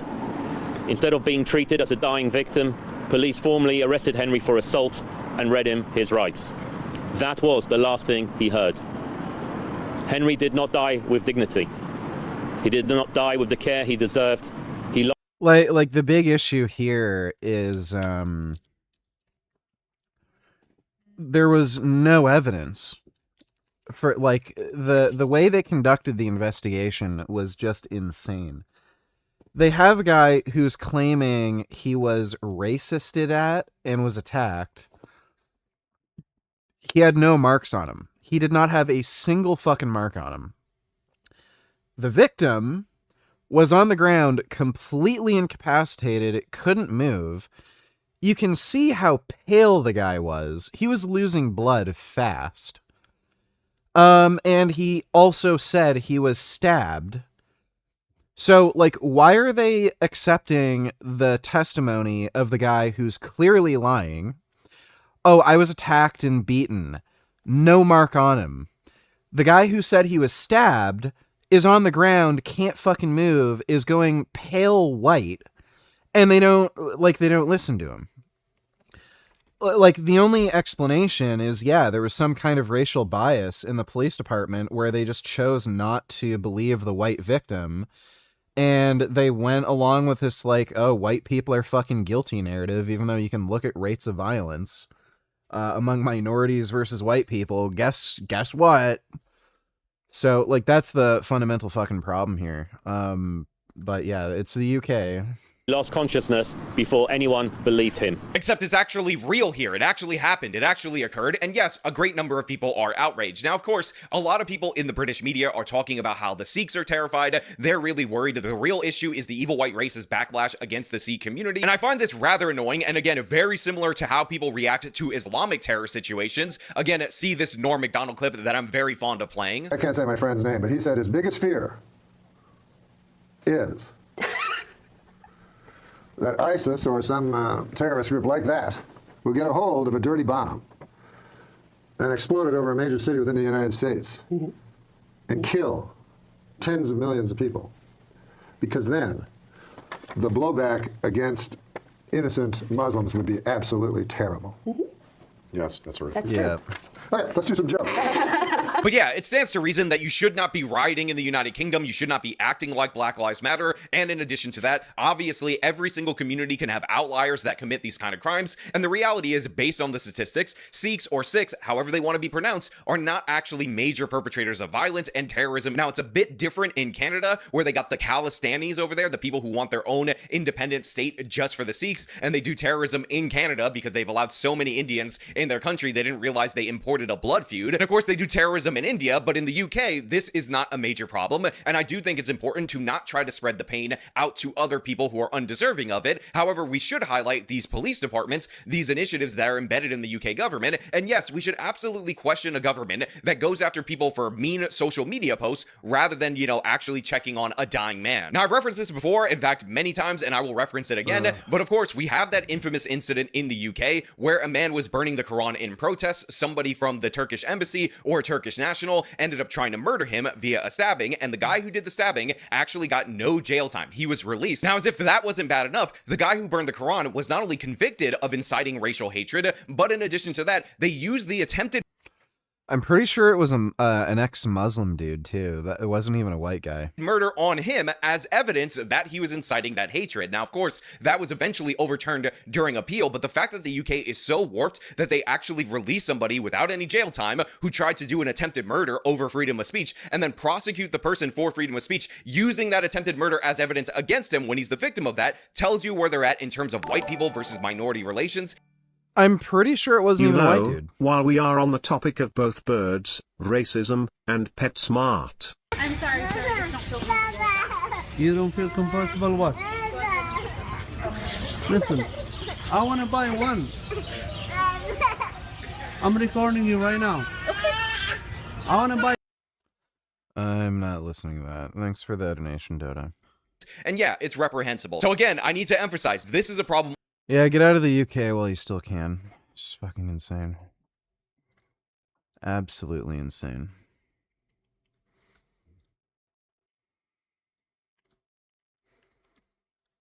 Okay, I think there's still some shorts we haven't watched. He had a lot of new shorts.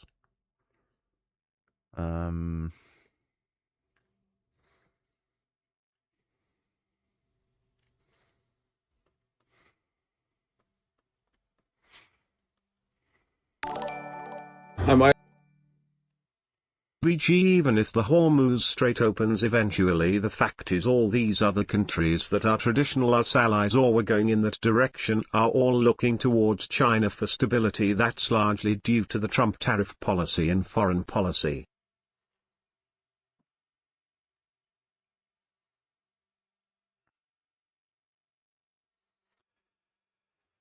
No.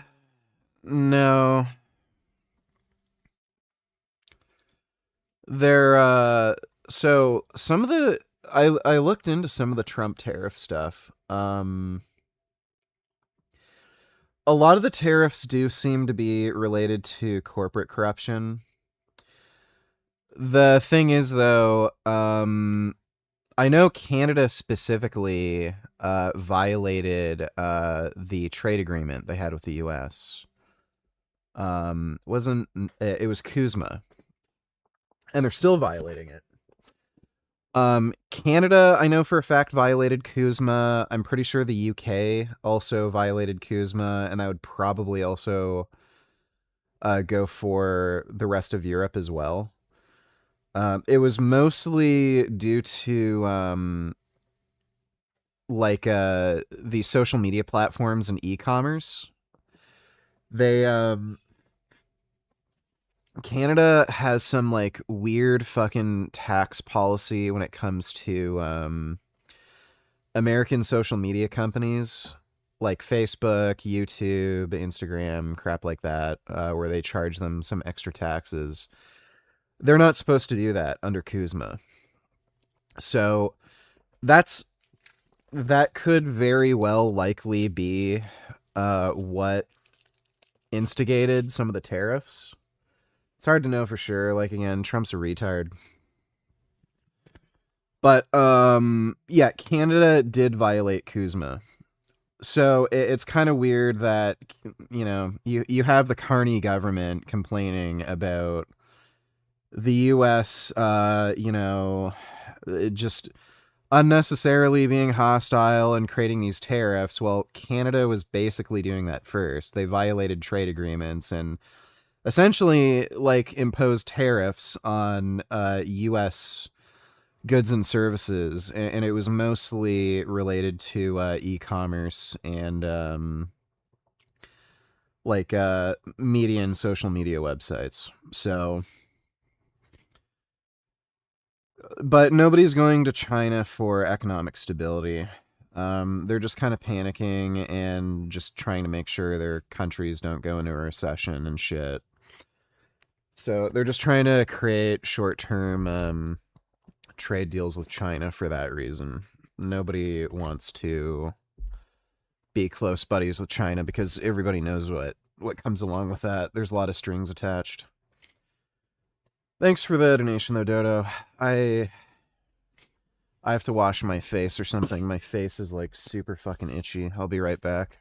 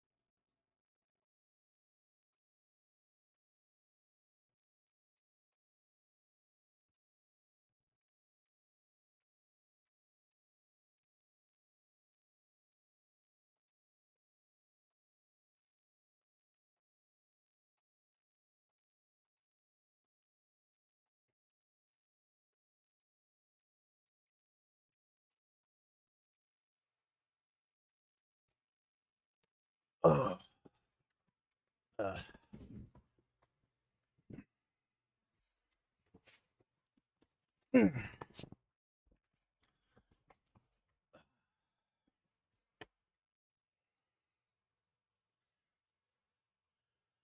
Did you see the ABC puff piece on China's solar energy? I don't know if I saw the ABC puff piece, but I've seen dumbasses, you know, talk about China's whole solar energy thing. China's extremely energy dependent, so yeah, they're trying to invest in solar and wind and shit, just so they don't have to use like import as much oil. So that's all there is to it.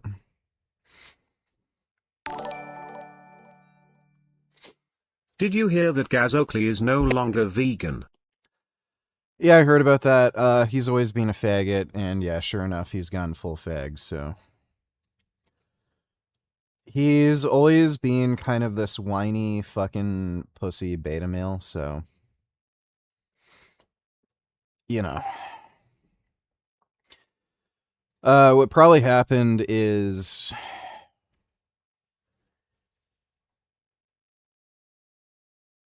Why did that light shut off?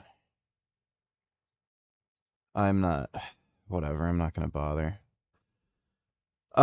He's always been this whiny pussy fucking beta male.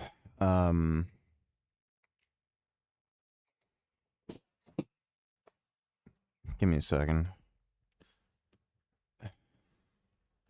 Oh.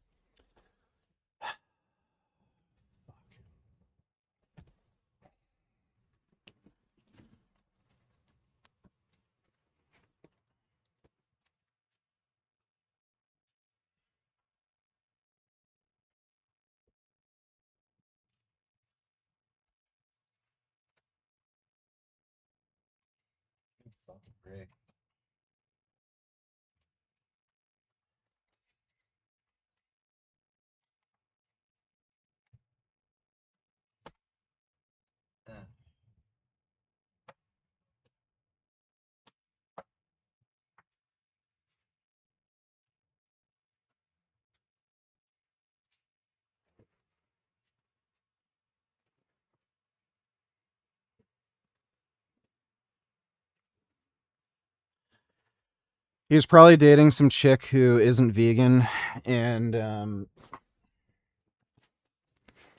I'm pretty sure he owned some restaurant chains and shit, and he personally never really cared about any of that crap, and he's at a point where it wasn't really benefiting any of his businesses, so he just, you know,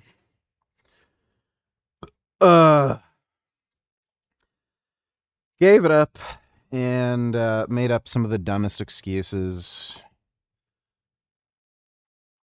So he reminds me of a lot of those like dumb vlogger chicks like Bonnie Rebecca, Hitomi, just fake personality. Oh, I'm always nice and I'm always happy and let me share positivity with you. And then, like, you know, he just never cared. It was all just a social media grift. Thanks for the donation, though, Trump. Might watch that video later. Looking back at this period today, a few decades from now, we will recognize it as a time the USA under Trump's leadership made pivotal errors that took a decade or two to fix. I believe this is the current trajectory.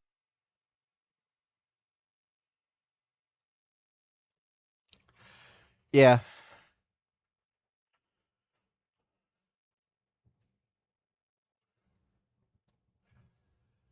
I think some of the stuff that's going on with the U.S. debt, that's definitely going to be the case. Thanks for the donation, Dodo.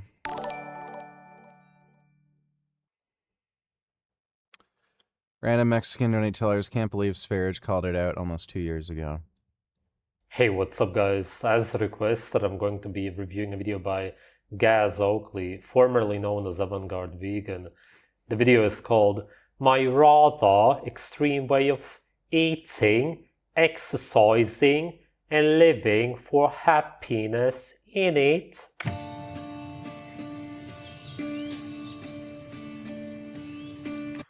He does seem happy.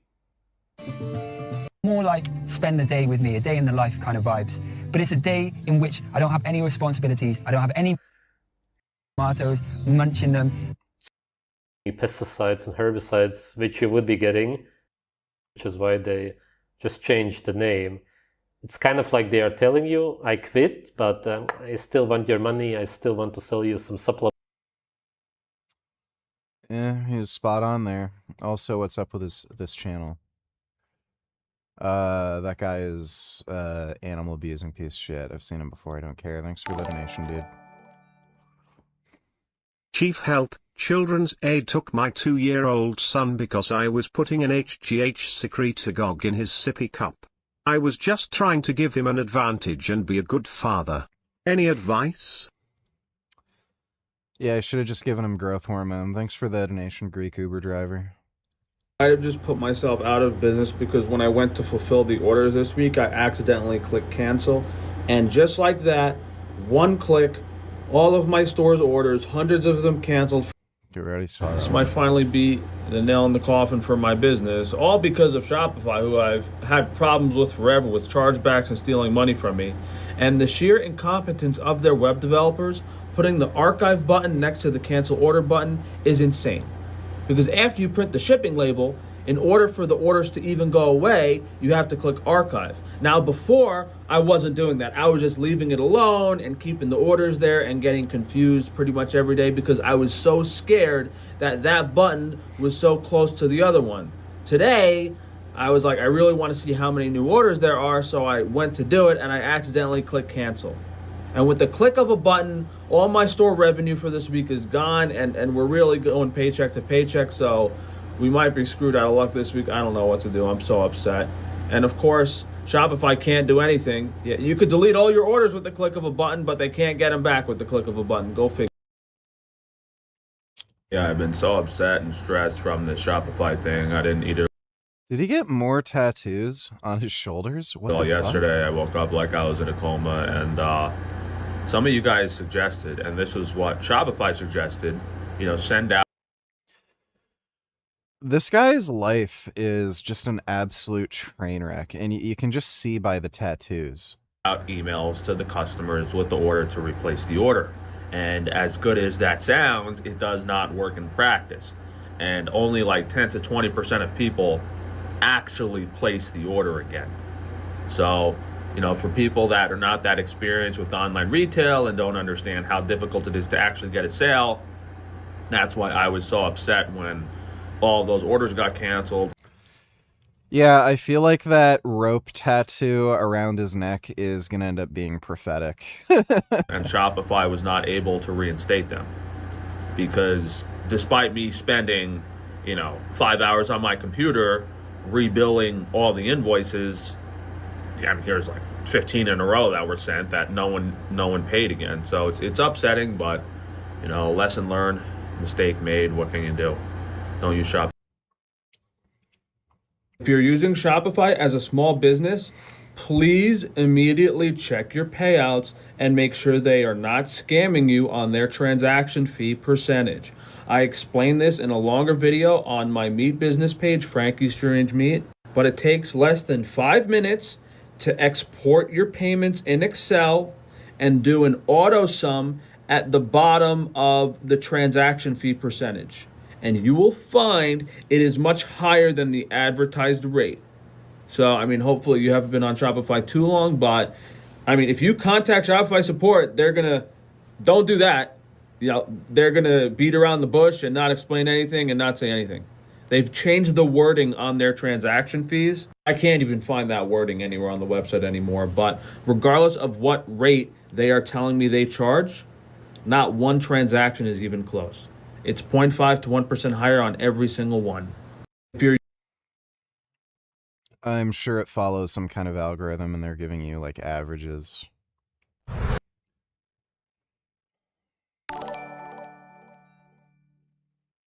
Oh, don't get me started on the debt VG. Trump cut revenue and increased spending by about double. The only thing that can save this country and this economy over the next decade or two is AI. Seriously, we are so lucky with this timing with AI. Yeah, well, you know, hopefully it ends up just being a nothing burger. Thanks for the donation, Dodo. Dodo donated $2. Let me see.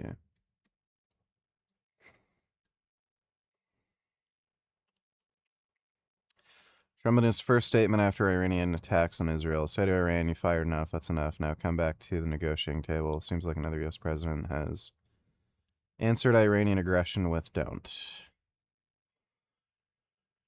Yeah, well,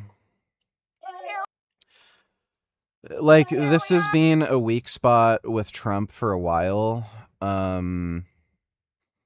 Like, you can just look at the negotiations he made with the Taliban in Afghanistan. I foresaw something like this coming. He really doesn't like putting his foot down, and he would rather just people agree with him. He doesn't really handle conflict all that well.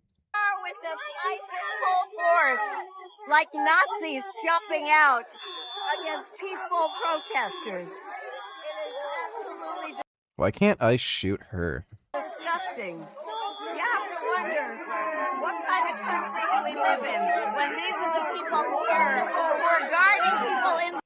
Well, we know this bitch is being investigated by the FBI and probably the CIA. Hopefully she ends up getting locked up. Inside, in concentration camps. People inside have done nothing wrong. Yeah, they're illegals. They're not criminals. Yeah, they are. They invaded the country illegally. But look at how ICE is guarding this facility. It's absolutely disgusting. Code Pink, dude. Would you play this game?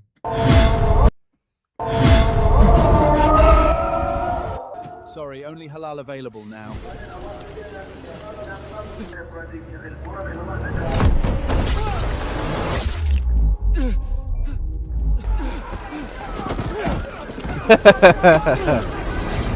We are arresting you for hate speech.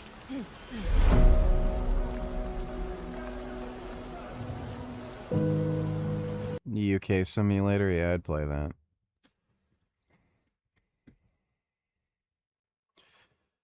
Study reveals 79% of men apologize even when they're right just to restore peace. That wouldn't surprise me.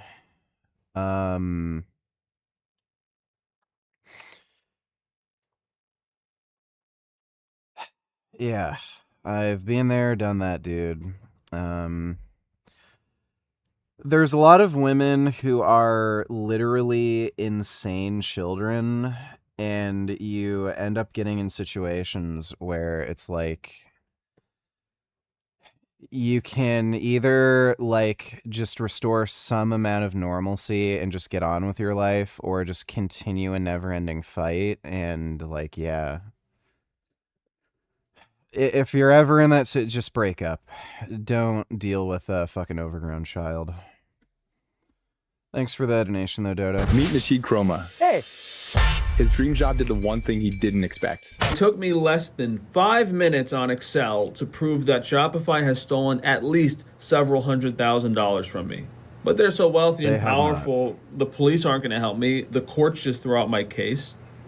And they do this through payment processor fraud. It's criminal. It's some type of bank fraud. They say they're going to take 2.5% from your orders. You know that.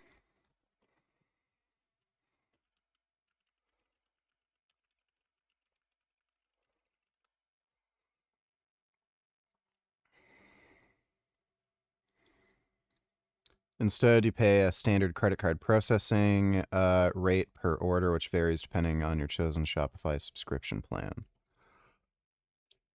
Basic plan 2.8, Grow, advanced plan. This is an AI overview.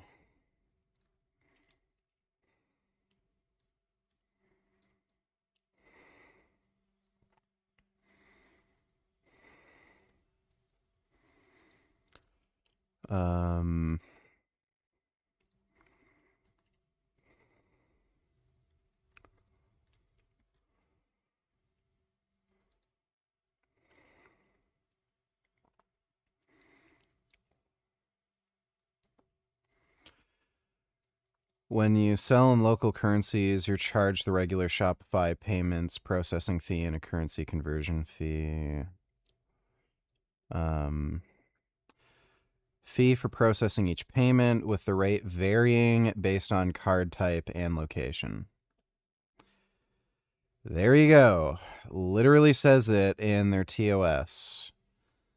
So depending on the region of the country, or which country is ordering from your business, and depending on the type of credit card or payment processor they're using, you're going to be charged a varying rate. Where is he getting this idea that there's a single flat payment processing fee? It literally says it in their TOS. There's varying fees depending on the location and payment processor. So he's just making this up and lying, or he's like just out of this world fucking delusional. That's their fee. That's around the typical fee that banks charge to process payments for businesses. And that's not the truth. This average of almost 4.1% is the true rate they've been charging me over the 7 years I've been running my business. And the reason I found this out is because you can see there's a varying rate. It's because people are using different credit cards and they're in a different region. Shopify has different subscription tiers where you can pay like $30, $60, a few $100 a month. And then the one I'm paying for, which is the highest level one, is $2,000 a month. And the way they got me and convinced me to pay $2,000 a month was, we're going to go from 2.6% to 2.3%. And with my sales, it kind of made sense. It really made sense. So we did that. And ironically, my payment processor percentage for... Yeah, so that's the Shopify payment processing fee. They add on the payment processing fee through whatever credit card somebody's using. So that rate is their own fee. And then there's like some other fee that's added on depending on the credit card being used. For the year where I got that more expensive membership was higher. It was 4.2%. And ever since I emailed them, they actually changed the wording on this. So was I like the first guy to call them out on it? It went from saying, 2.6% transaction fee to from 2.6%. So they worded it differently to... Where's the evidence? Just include anything above it. And God knows how many hundreds of millions, if not billions of dollars they have stolen from small businesses. Because if they're stealing six figures from every single business that has decent sales, it's absurd. It's insanity. Don't get yourself involved with Shopify. I don't think they were ever honest at the start. Because from the beginning, when I started my business, they were still charging over the advertised fee. I don't think these business owners are checking, or I don't think their accountant is checking, that they're... So this retard didn't look at their actual TOS. Their payment processor fee is actually what Shopify says it is. And it adds up. And when I filed the lawsuit in the court, the judge just threw it out. They don't care. When I had the local police department and sent them documents, they didn't care. Yeah, it's because it's a civil issue, dumbass. No one's going to prosecute Shopify. They're too wealthy and powerful. And what? And I post this online. Like, this is a small claims civil issue. What are the police going to do? Like, this is so stupid. And they probably censor and shadow ban me. Don't get involved with Shopify. I've been trying to get another website ready. It's hopefully it's happening soon enough. But it's really disappointing that they steal so much money from me and I can't do anything about it. And then no one cares online either. If you're... What a fucktard. Dodo donated $2. Let me see. China put secret tracking device in the PM's car 4 years ago. Shows a photo of Keir Starmer. It was previous PM that was targeted. Not clear which of the three Tory prime ministers that year. Boris. Oh, yeah, I remember. That was crazy. There's 3 prime ministers in 1 year. That was nuts. Yeah. But let's make deals with China. That link's broken. Can't look at that.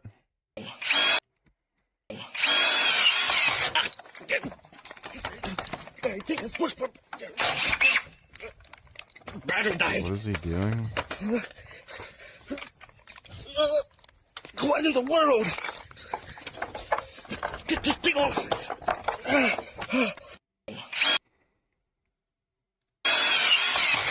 Did he literally just pinch his dick?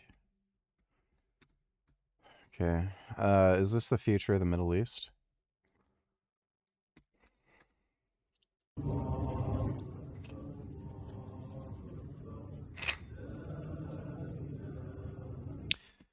I don't think they're gonna bother having robots pray. Thanks for that donation though, Dodo.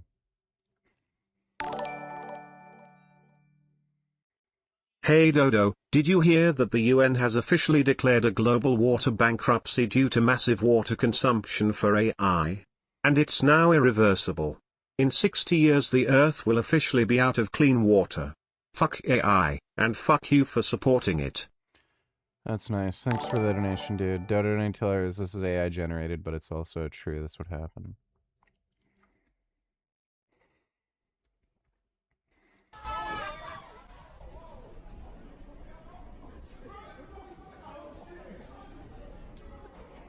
Maybe, I don't know. I'm trying the traditional plant-based food from around the world, and this is India's way to upgrade mashed potatoes. Let's make dabeli. The beginning is easy, just cook, peel and mash your potatoes. Then make or buy the signature dabeli spice mix and heat it in a pan along with some tamarind water and the potatoes until it turns into a powerful paste, which you'll often see garnished like this at street food stalls. Now it's time for 3 elements for the ultimate boost. First are masala peanuts, which by themselves are worth making for an incredible snack. Second is a red garlic chutney, for which soaked chilies, garlic, oil, cumin, salt, jaggery, lemon juice and water are blended into a vibrant red sauce like this. And third is a tamarind date chutney, for which dates and tamarind are cooked, blended and strained. Flavor them with jaggery, plenty of spices and water and cook until thickened. Now grab your bread roll, add the red garlic and the tamarind chutney, then layer it with the potato masala, the spiced peanuts, more toppings and more potatoes for a traditional Indian dabeli. Wunderbar! Yeah, it doesn't look that great. What is this? Is this gonna like... Oh, okay.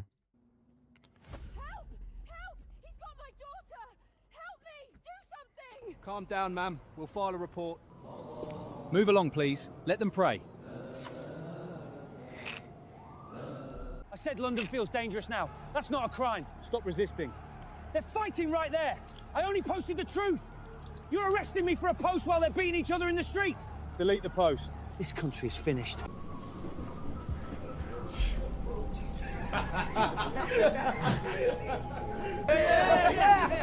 Leave me alone. Where you going, love? He said something racist to me. He attacked me first. I got stabbed. I can't breathe. Yeah, that's literally the way it is now, though. Oh. That's good. Wow. What a beautiful chumbish. Thanks for the donation, Dodo. Considering Shopify as a business owner, don't. They are going to steal your money. Their 2.6% transaction fee is actually closer to 5%, and that's tens of thousands to hundreds of thousands of dollars out of your pocket every single year, depending on your business revenue. And not only that, you don't have control over your own website. Shopify has gotten insane with tax regulations and looking at your products. You don't own your website. You don't. That's the worst part about Shopify. If there's any legal issues or someone gets involved, they will hand over all your records and all your banks. It is horrendous. Use Square, spend a few hundred, even a few thousand on a web developer. You will thank me in the long run. Stay away from Shopify with a 10-foot pole. They are destroying small businesses from the inside. Let it be on record that this is the third time I am submitting my subpoena request to the Central District of California in my case against Dr. Tufano. And what that is pre-trial, I need to request documents from this doctor, like patient records, from the medical board, all this information to prove. You can't just subpoena whatever you want. It has to be related to the actual case, so he's just being stupid. My case. And the first time I sent these subpoena requests, the clerk said, oh, there's a clerical error, you have to fix it, which was like a little number he could have just put in, right? So I fixed it, I sent those in, never heard back. That was the second time was me sending in the fixed ones. This is the third time I'm just sending in new subpoena requests because when these people don't like you, they accidentally make an awful lot of clerical errors, losing your documents, saying they didn't receive stuff, all to just get your case dismissed and not help you in any way. And they really don't want me getting his medical records to prove what he's done to people. Retarded. This guy is like just so genuinely retarded. Well, I changed my profile photo, and I'm guessing these people that don't want me on here spam report my account to flag the system. Yeah, I'm exposing Dr. Tufano, I'm exposing these gang stalkers, and these people report my account every single day to try to get me deplatformed as usual. So now my account's not getting recommended, and it says like in 7 days you're going to be suspended. It gives me two options. When I try to submit an appeal, put my email in, profile photo changed, network issue, please try again. What do you mean? I'm browsing through TikTok, I'm on Wi-Fi, there's no network issue. And then it gives the second option to add you understand that it could be on their end. the profile. So I'm assuming they didn't like the new profile photo I had. No internet connection, connect to the internet and try again after changing the edited profile. So I don't know if this is intentional. I'm going to try different connections and see if that fixes the problem, but I don't know. It's always a disaster. Every single day I'm getting flagged for false reports. All right. So I'm assuming this is only going to be more complaining. What's up, guys? Despite everything not going so well the past few months, we're still doing new things every week, coming out with new products, trying to make you guys happy. And as much as with everything I've been through in my life and really thinking it's time to throw in the towel, like no one should have to go through as much as I've gone through and all this harassment and all this business stuff, like it's not worth it. Like that's what the smart part of my brain says, and it's hard because I look at all this stuff I've done and all these unique and creative products and all the stuff that no one else is offering, and that I still have all these other ideas in my head that I still want to do. It's hard for me to let that part go. It's hard for me to let the creative side go and know that I'm adding a lot to this industry. And that's the other part that shocks me, is that these people are so cruel and have done all these horrific things to me, and they copy and steal my ideas.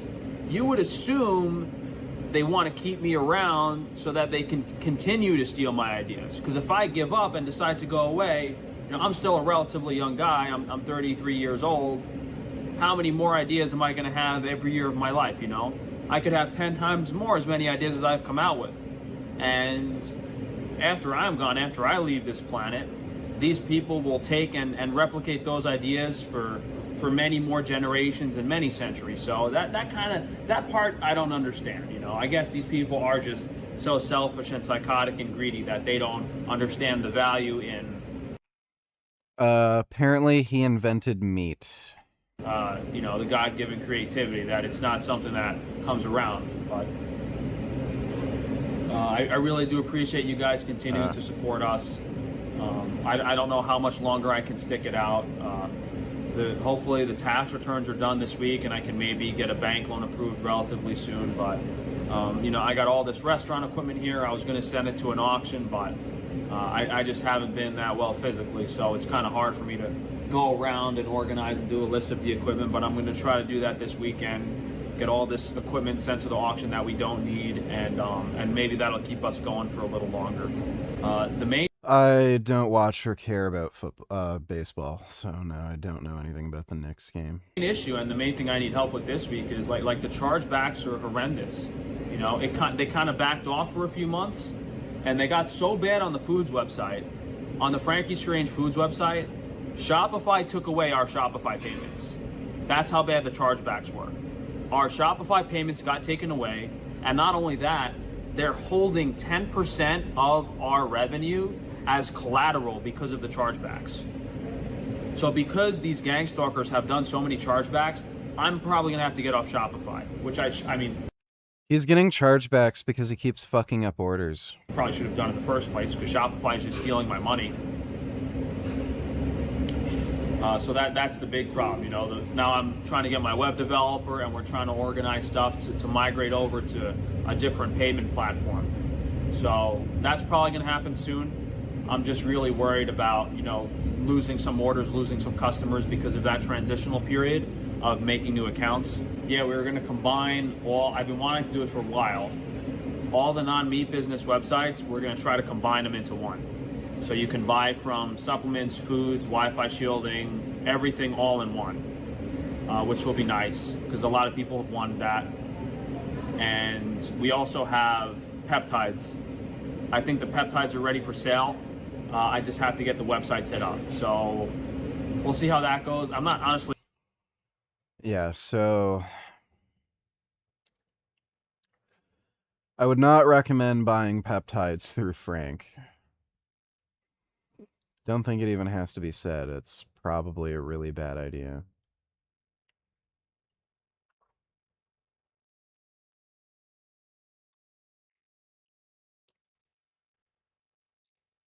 What a very, very stupid man. I don't know how well I'm gonna be able to sell peptides, but we'll see. We got a lot of new stuff I've been trying to do. I don't think any new products have been launched, but let's walk around and see if it jogs my memory for you guys. So there's a lot going on in here. I kind of ran out of money, so we can't finish getting it set up, but we did finally get the new potato chip machinery in. So if you guys can afford to support us, please do. I mean, I was hoping to be in a better position at this point and have the bank loan, but it's always something, dude. It's always something. So we finally moved. I might have mentioned it on the live streams before, or not on live stream. I might have mentioned it in other vlogs. We finally got all the kitchen equipment moved out of the meat room, which is now chilled. So the changes are, the skillet wasn't under the hood previously, now it is. And we have a rotisserie oven that hopefully we'll be able to do some chickens and some prime ribbon. Oh, and also we have a stovetop, finally able to use more stovetop cooking. So this is pretty cool. Full kitchen setup here. You know, we got the skillet that we use for like sauteing apples and big batches of vegetables. We got our steam kettle that we use for bone broth, you know, 3-day bone broths. Just our convection oven that we use, some burners for pots, that, and then what I just said for that. And the new potato chip equipment finally came in. So the old stuff, the washer and the slicer, we're probably gonna still use. And then this is the new fryer, which, you know, we should be able to cook the potato chips as long as we need. This thing's huge, guys. This thing is gigantic. It's an understatement. I should probably get in here and show you how big it is compared to me, but it's freaking huge. This thing is huge. So we have this huge vat fryer that probably fits like 200 pounds of potatoes at once. And then that's gonna go onto this table. This is actually the pasta machine. I was telling you guys we're doing fresh pasta. When we tried— Why did he get that? Tried to go make the pasta, it wasn't working. The VFD inverter is bad, so that's not too expensive of a replacement, but what's expensive is being delayed a few more weeks of not making pasta. So hopefully we get this up and running. I'm sorry for how I was speaking to you and arguing with you. I should have handled it better. I wasn't in a good mood and was feeling depressed, but it's no excuse. So I'm sorry. Can we get past it now? Is that how your insincere apologies to Redacted went? Yeah, kinda. Thanks for the donation, dude.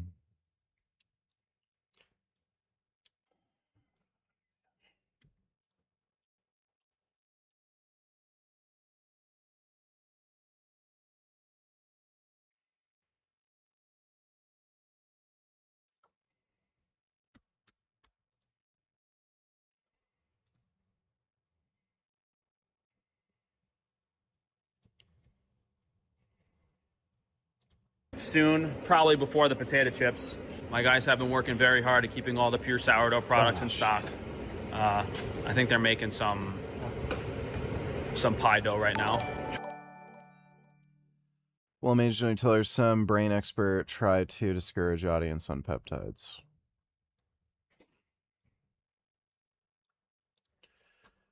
Yeah, this is going to be dumb. I'm not a fan. I went out really public with this. One of the things that BPC 157 does, it's the most prominent peptide right now, body protection compound 157. It's meant to help with cartilage health and recovery. It's doing this by inducing vascularization, meaning that around the cells of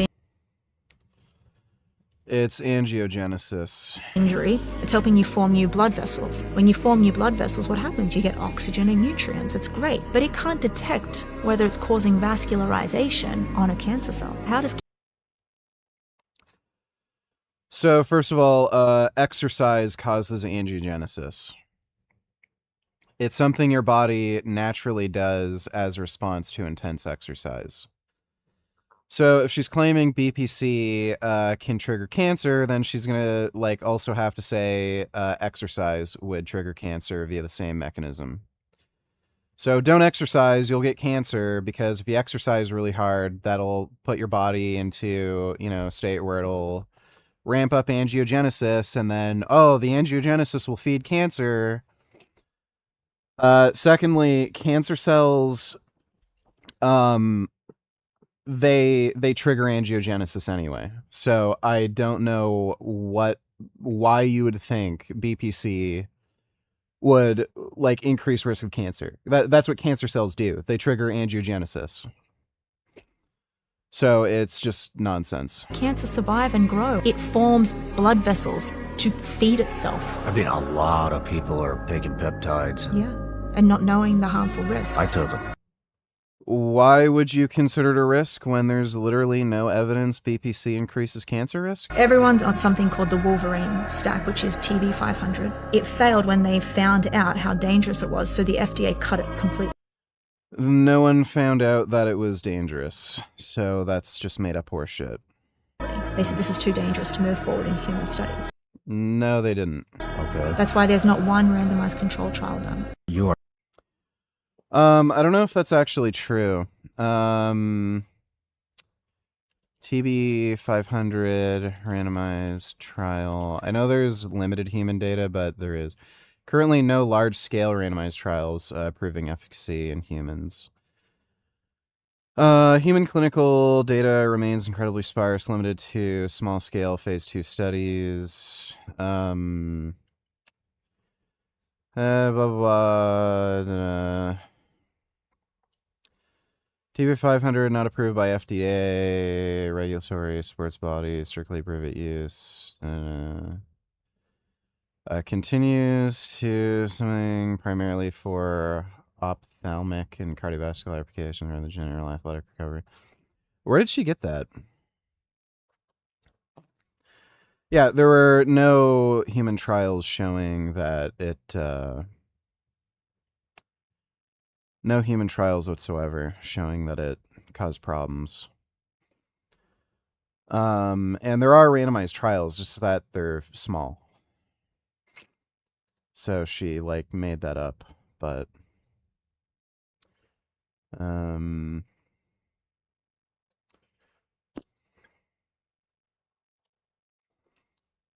yeah, participants randomized in a 3-to-1 ratio TB500 or matching placebo.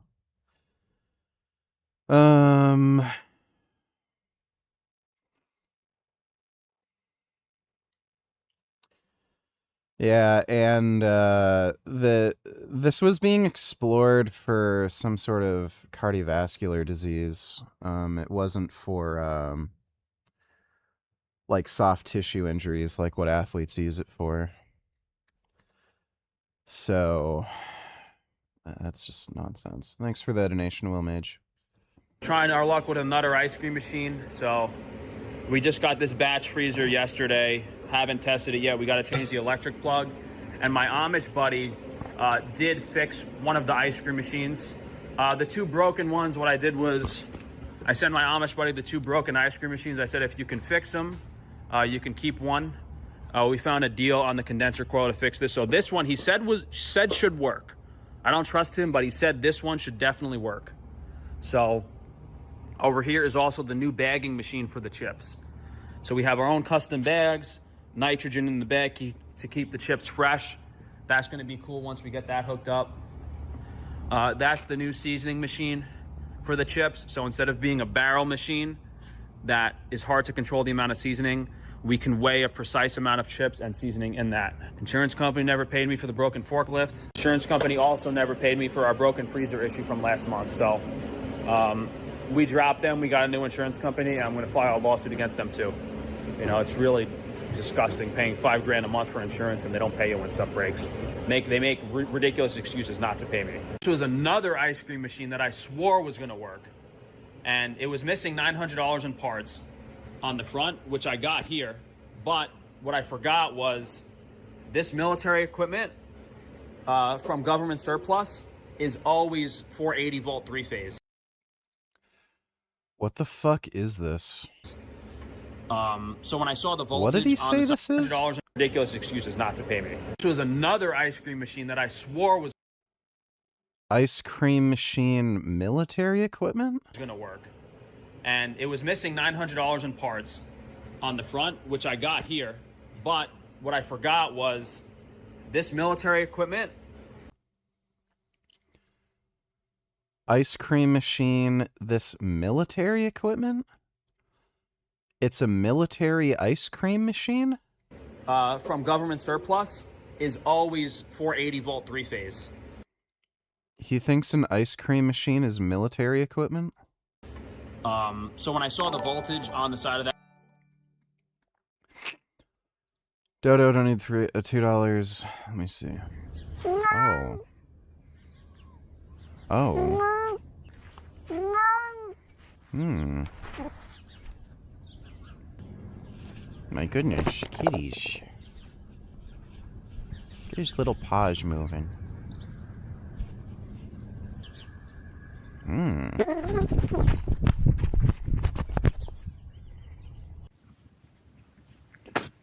Oh. I think I saw a bug. Wow. Hmm. Look at all these kitty friends. Wow.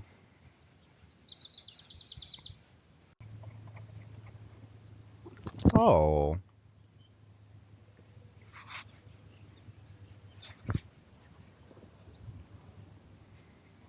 Hmm. That's nice. My claim is that you don't have to debate the history of the Middle East to resolve the conflict there, right? And that's a fool's errand, right? The reason why there's no progress to be made on that front, talking about who did what in 1967 or 48 or before, or I mean just people want to go back 100 years. What I am absolutely convinced of is that the only thing that matters is what people alive today really want out of life now. What do the Jews and Muslims in the region really want? What are they trying to accomplish? What are they willing to sacrifice for? What are they willing to die for? What are they willing to see their children die for? The answers to those questions on the two sides of the conflict are very, very different. That's what I want to talk about.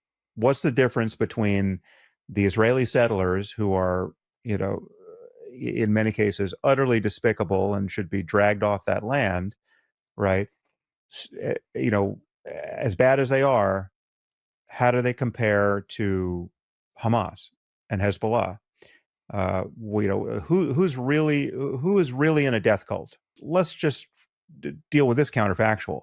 Israel goes away. Israel surrenders. We give up on Israel. All the Jews assimilate, right? They just declare that they lost, right? Sorry, take the Western Wall. We don't care enough about it. We're not willing to see all this bloodshed.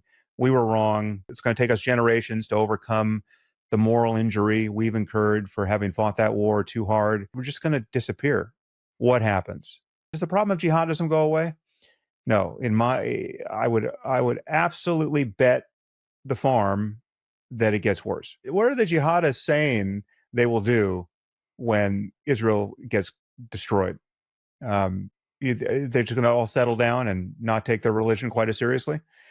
No, it'll be an eruption of utter triumphalism, not just among jihadists, but among a disconcerting percentage of Muslims worldwide in 100 countries. And it does not end there, and London is next. This is a much bigger problem. It will be with our grandchildren. Yep. And Destiny will gaslight you and say Muslims aren't a problem, it's Christians. Trump wants to do the thing that Bernie Sanders was talking about.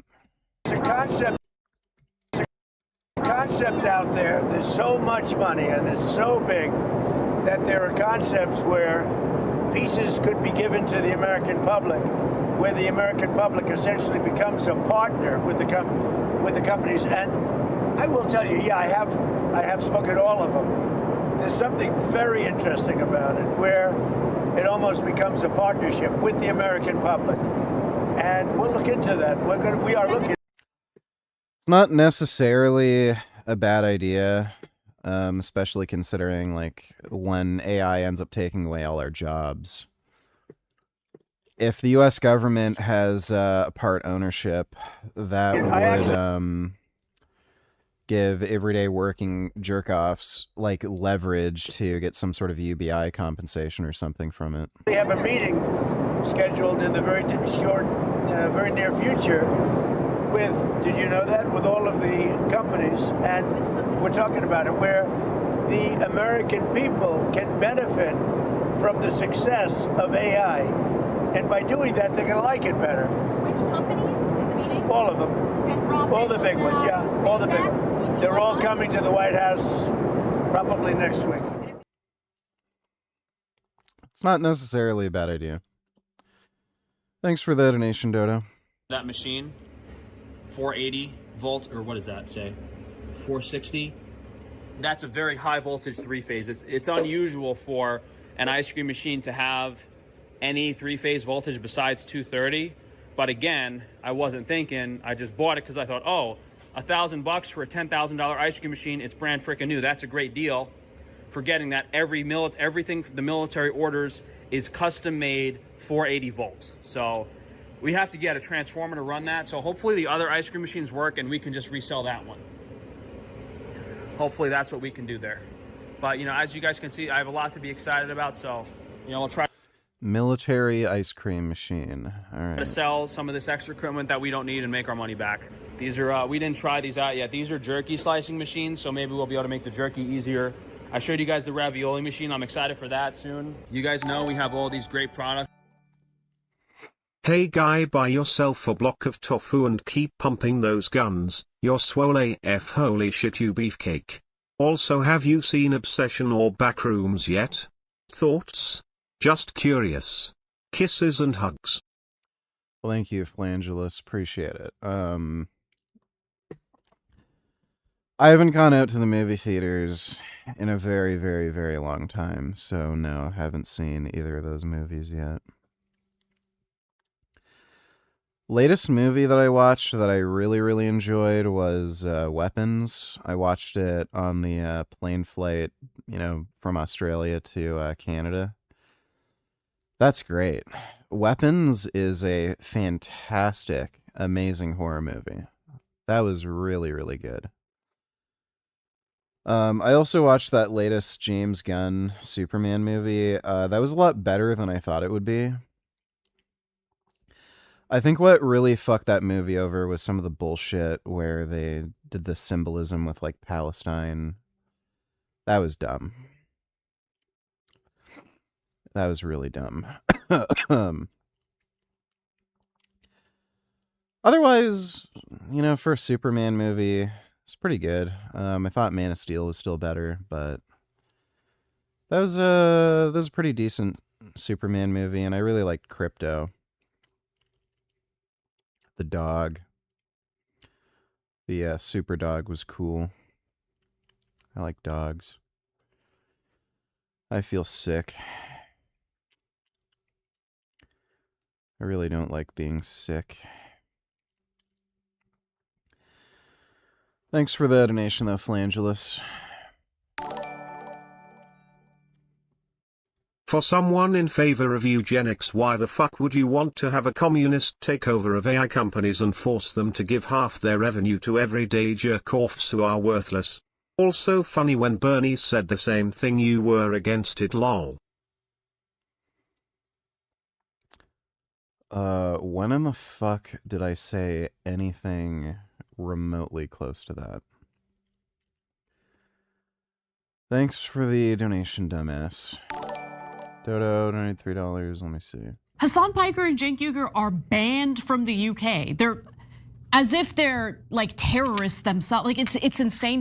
Yeah, they're terrorists to me. And the fact that we have no clarity on whether this is ever going to be reversed is just crazy, especially since look, Glenn, this is a thing that enrages me to no end, and I don't know how other Americans are able to live with it. We are being attacked by a country, a foreign country, and its lobbyists when we, the Americans. The age of consent in Japan was never 13. There's different provinces in Japan that had different ages for consent, so it's kind of like in the US. Some states it's 16, some states it's 17, some states it's 18. So Japan never had a national age of consent of 13. There was only one province, and it's like some bumfuck nowhere. Small province where it was 13, and yeah, they changed it recently, and with the way things work, it's just one of these old laws that they just didn't update, but there's the law and there's the law. My grandfather's brother was a police officer, and he was working in a city where they had a law from like the fucking 1800s that was never updated, where the punishment was hung, drawn, and quartered. So being hung, drawn, and quartered means they hang you, peel out your intestines, and then they chop you into pieces and put your pieces like throughout the town. Nobody hung, drawn, and quartered anybody. It's just a law that just happened to be in their charter that they just didn't change. So it never worked that way, where you could just fuck 13-year-olds. Hey. What's going on, kitty? Want to cuddle? Yeah, come cuddle. I want my cuddle kitty. Come cuddle. Come cuddle. And make biscuits and then cuddle. That's right. Those are good biscuits. Those are good biscuits. Yes, now just lie down and cuddle. Come. Come cuddle.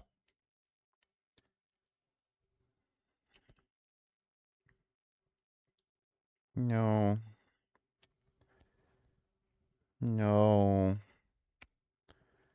No gum gum. No gum gum. No gum gum. Don't play with that. That's a string. That's on a thing I use.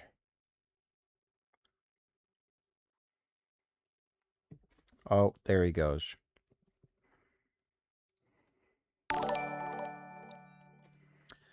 Dodo donates $2. Watch these today.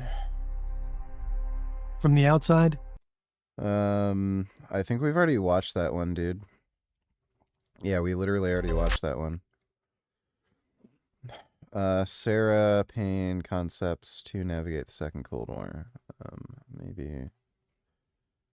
Yeah, maybe I can watch that. This one's optional, the other two are not. In November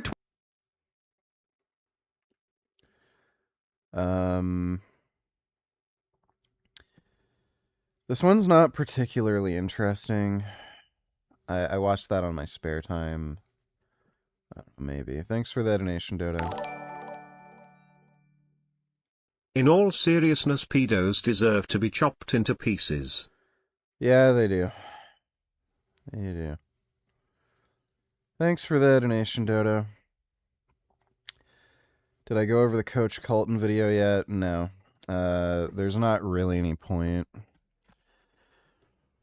So, here's the story. This dumbass Kolton made a video about me like a while ago.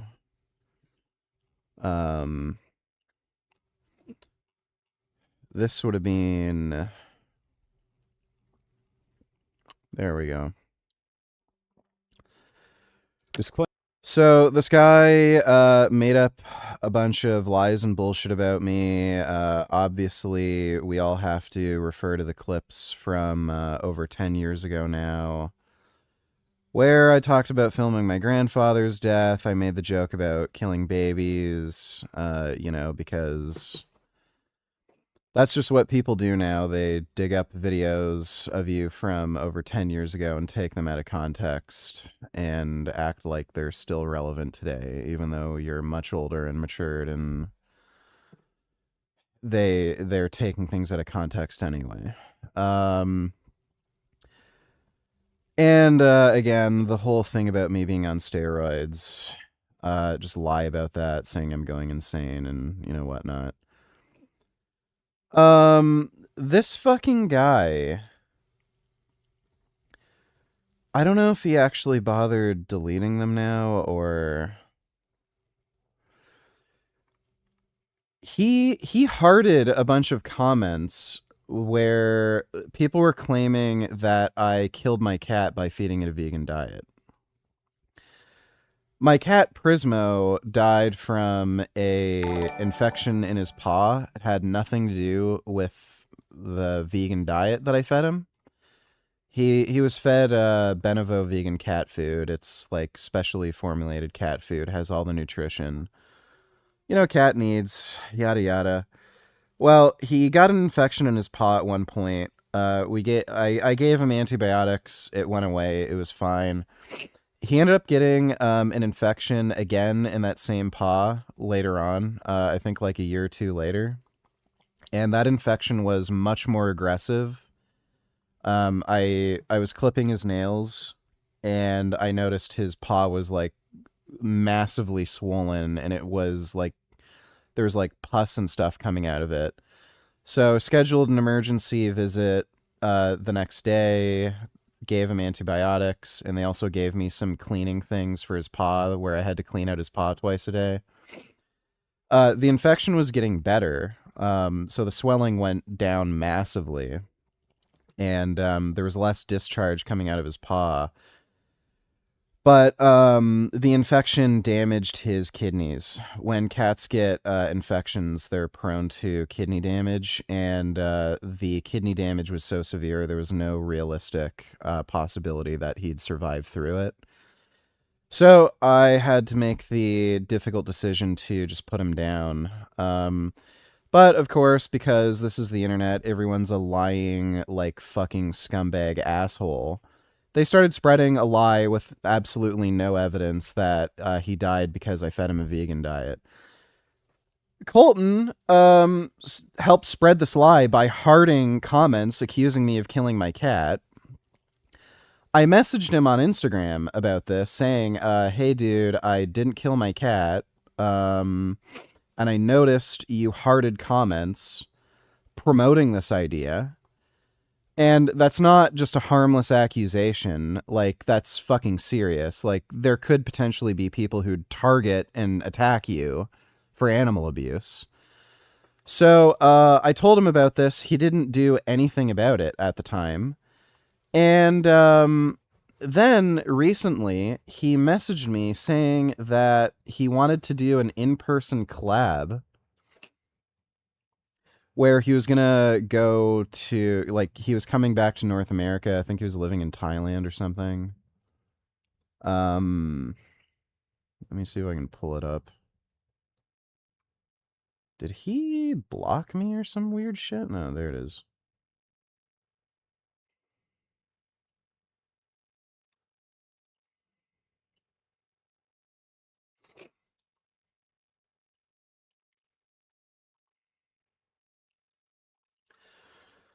So there's my message to him like 9 months ago. And then Thursday, which would have been, yeah, that would have been last week, Thursday. So less than a week ago. Do you still live in America? Wondering because I'm currently in Asia, but will be coming back. I was thinking it would be wild to do a collab again with your newly transformed self. Maybe like actually doing IRL stuff. Told him I'm in Canada, not particularly interested in doing a collab with you, given how dishonest you are and reckless with the truth. You helped spread lies about my cat when I reached out to you, and you didn't bother to help correct the record. So, like, I asked him to just, like,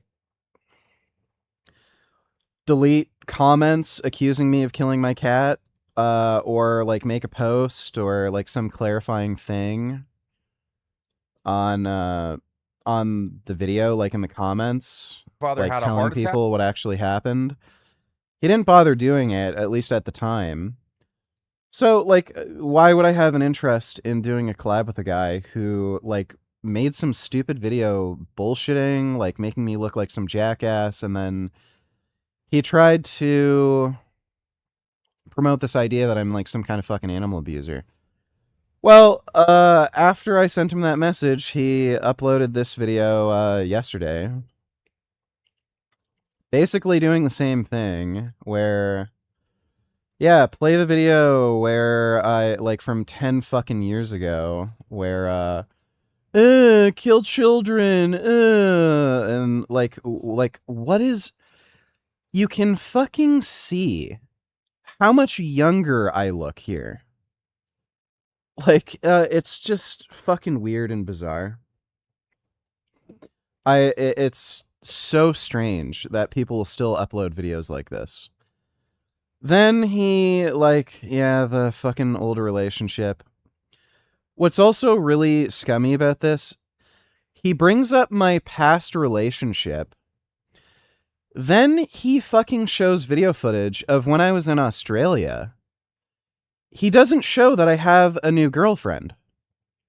So he's trying to make it out to be like I'm still this single steroid-taking weirdo. You can only see Pat, like, in this frame here, but he's talking over it, so he doesn't, like, actually show me with my new girlfriend at all. So he just tries to paint me as this, like, weird, psychotic, crazy person who's on steroids, and I'm taking more steroids and going more nuts or something. So this guy's like a weird, catty, like, internet-brained fucking weirdo. Like, he said some flattering things, kind of, like, yeah, my physique is crazy and I've, like, gained a ton of muscle and crap. But, like, there's clearly a narrative that he's trying to spread. And what's also stupid, he's, like, talking about, oh, I don't know what steroids he's taking, and I don't know how far he's, like, pushing things. Could have just asked me. I tell people what I'm on when they ask. Like before I went to Australia, I was on the same amount of steroids for like months and months and months. I was on 525 test, 105 milligrams boldenone. I was taking 5 IU's growth hormone on training sessions. I took a break from the growth hormone for a while, but I think I was on it for about a month and a half or 2 months again before the Australia trip. And 2 weeks before I went out to Australia, I added 210 milligrams boldenone per week. So, or sorry, not boldenone, Masteron. So, yeah. But yeah, pretty fucking jacked right now. And I think I weighed like 228. That was the last weigh-in before I went to Australia. But he could have asked. And again, he's just like saying, oh yeah, Vegan Gains was like, he said he started off on a small dose of test when he first hopped on, but I'm pretty sure he's taking more. I don't know exactly what he's taking. He could have just asked. He has my Instagram. So, like, just the way this guy operates, he's just a catty drama queen dipshit. So, whatever. I'll probably make a response to Coach Kolton, not specifically on that video, but, like, just how this guy operates. Because, like, I think if people knew how catty and dishonest this guy is, like, they'd probably stay away from him. He's not a good source of information, and he just fucking bullshits constantly.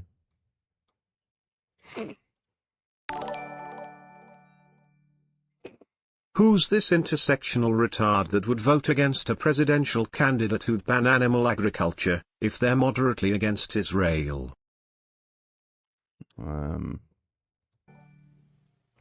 Isn't it crazy that if a Democrat ran on a campaign of banning animal agriculture and mandating Thanks for that donation, dude. Shins donated $2. Did you know there's a demo for this? You should play it. Looks fun. I'm pretty sure it's a PlayStation only demo. Is that the new one? Way of the Sword? Oh, there's a demo for PC. Sweet. I will install that. Dope. Probably play that tonight. Thanks for the donation, Shins, and thanks for telling me about that. Does it matter? A beast isn't far from an oni, you know? You do well to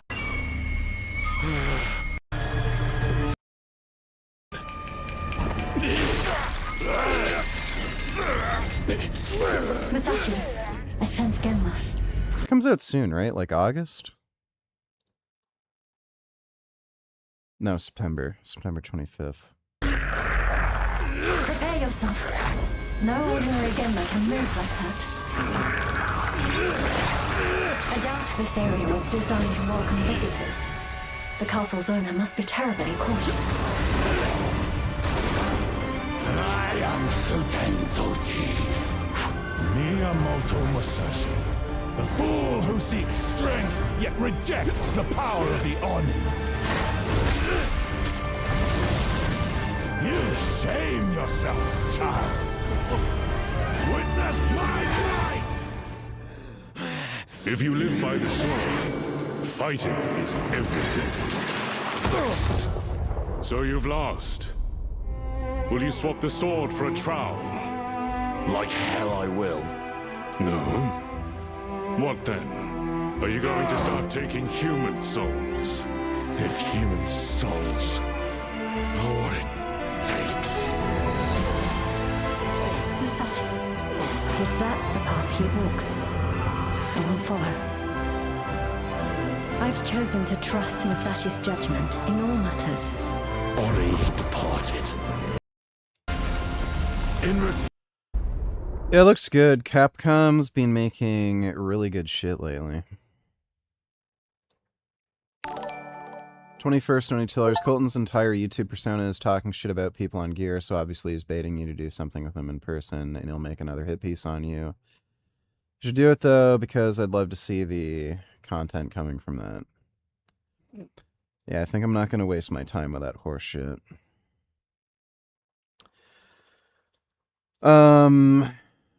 I don't want to be around someone like that. Like, I don't fucking care if it'd be entertaining. I don't care if it would, like, boost my own channel at the expense of maybe giving him some more popularity. Who the fuck cares? I'm not going to stoop down to their level. It's like the people who go to that stupid diamond gym. I'm not going to fucking play that dumbass game. Thanks for the donation, though, 21st. Guy didn't know he uploaded another video of you. I see a little clip in there with you and redacted, such a cute couple. You had to watch that, lol, haha, stupid fucking nigga, your life was so much better back then, honestly. It wasn't, but thanks for the donation, dude. Don't donate $2, watch this. The man who went undercover under Auschwitz. Yeah, that one looked good. Thanks for the donation, Dodo. We'll probably watch that later. American people are forced to bankroll that foreign country's wars. This is unbelievable. Okay. Stupid young Turks. On Frankie's Free Range Food, such unique stuff like the. Check out Join Us.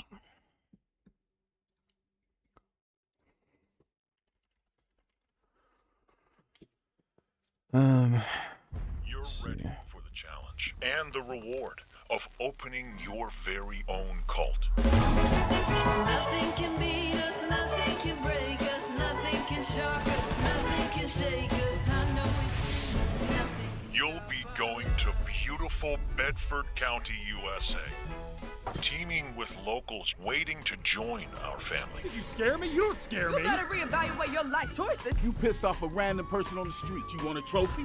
Even if they don't know it yet.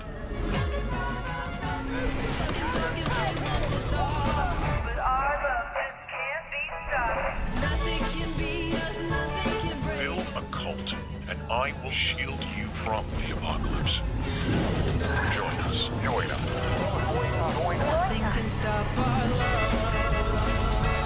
Looking for the owner of a severed human head. Common collect.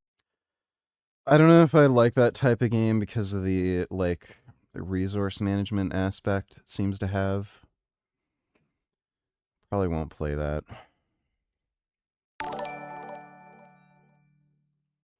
Yep, way better than any shit Nintendo.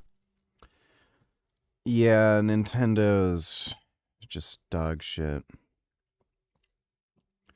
Hopefully there's just a emulator that comes out for the new Switch. Thanks for the donation, Dodo. The colatura, the fish sauce. I'm not sure if I listed the soy sauce yet. I gotta check. Because I've been using that organic soy sauce a lot for the umami flavor in my food.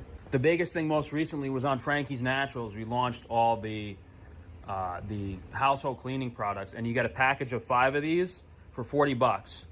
You get the, I think that's hand soap or dish soap down there, dishwasher gel, all-purpose cleaner. Where are my guys putting stuff? It's all over the place here. Hand soaps up there, that's 1. All-purpose cleaner there, that's 2.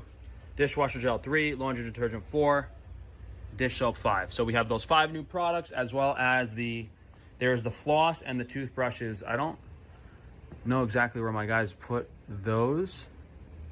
We did get some toothpaste back from the returns, but because I'm so broke, guys, I know you guys like this toothpaste so much more than the one I make myself, but I can't afford to have them restock it. I'm sorry, but maybe we can make some money back and get a restock on the toothpaste.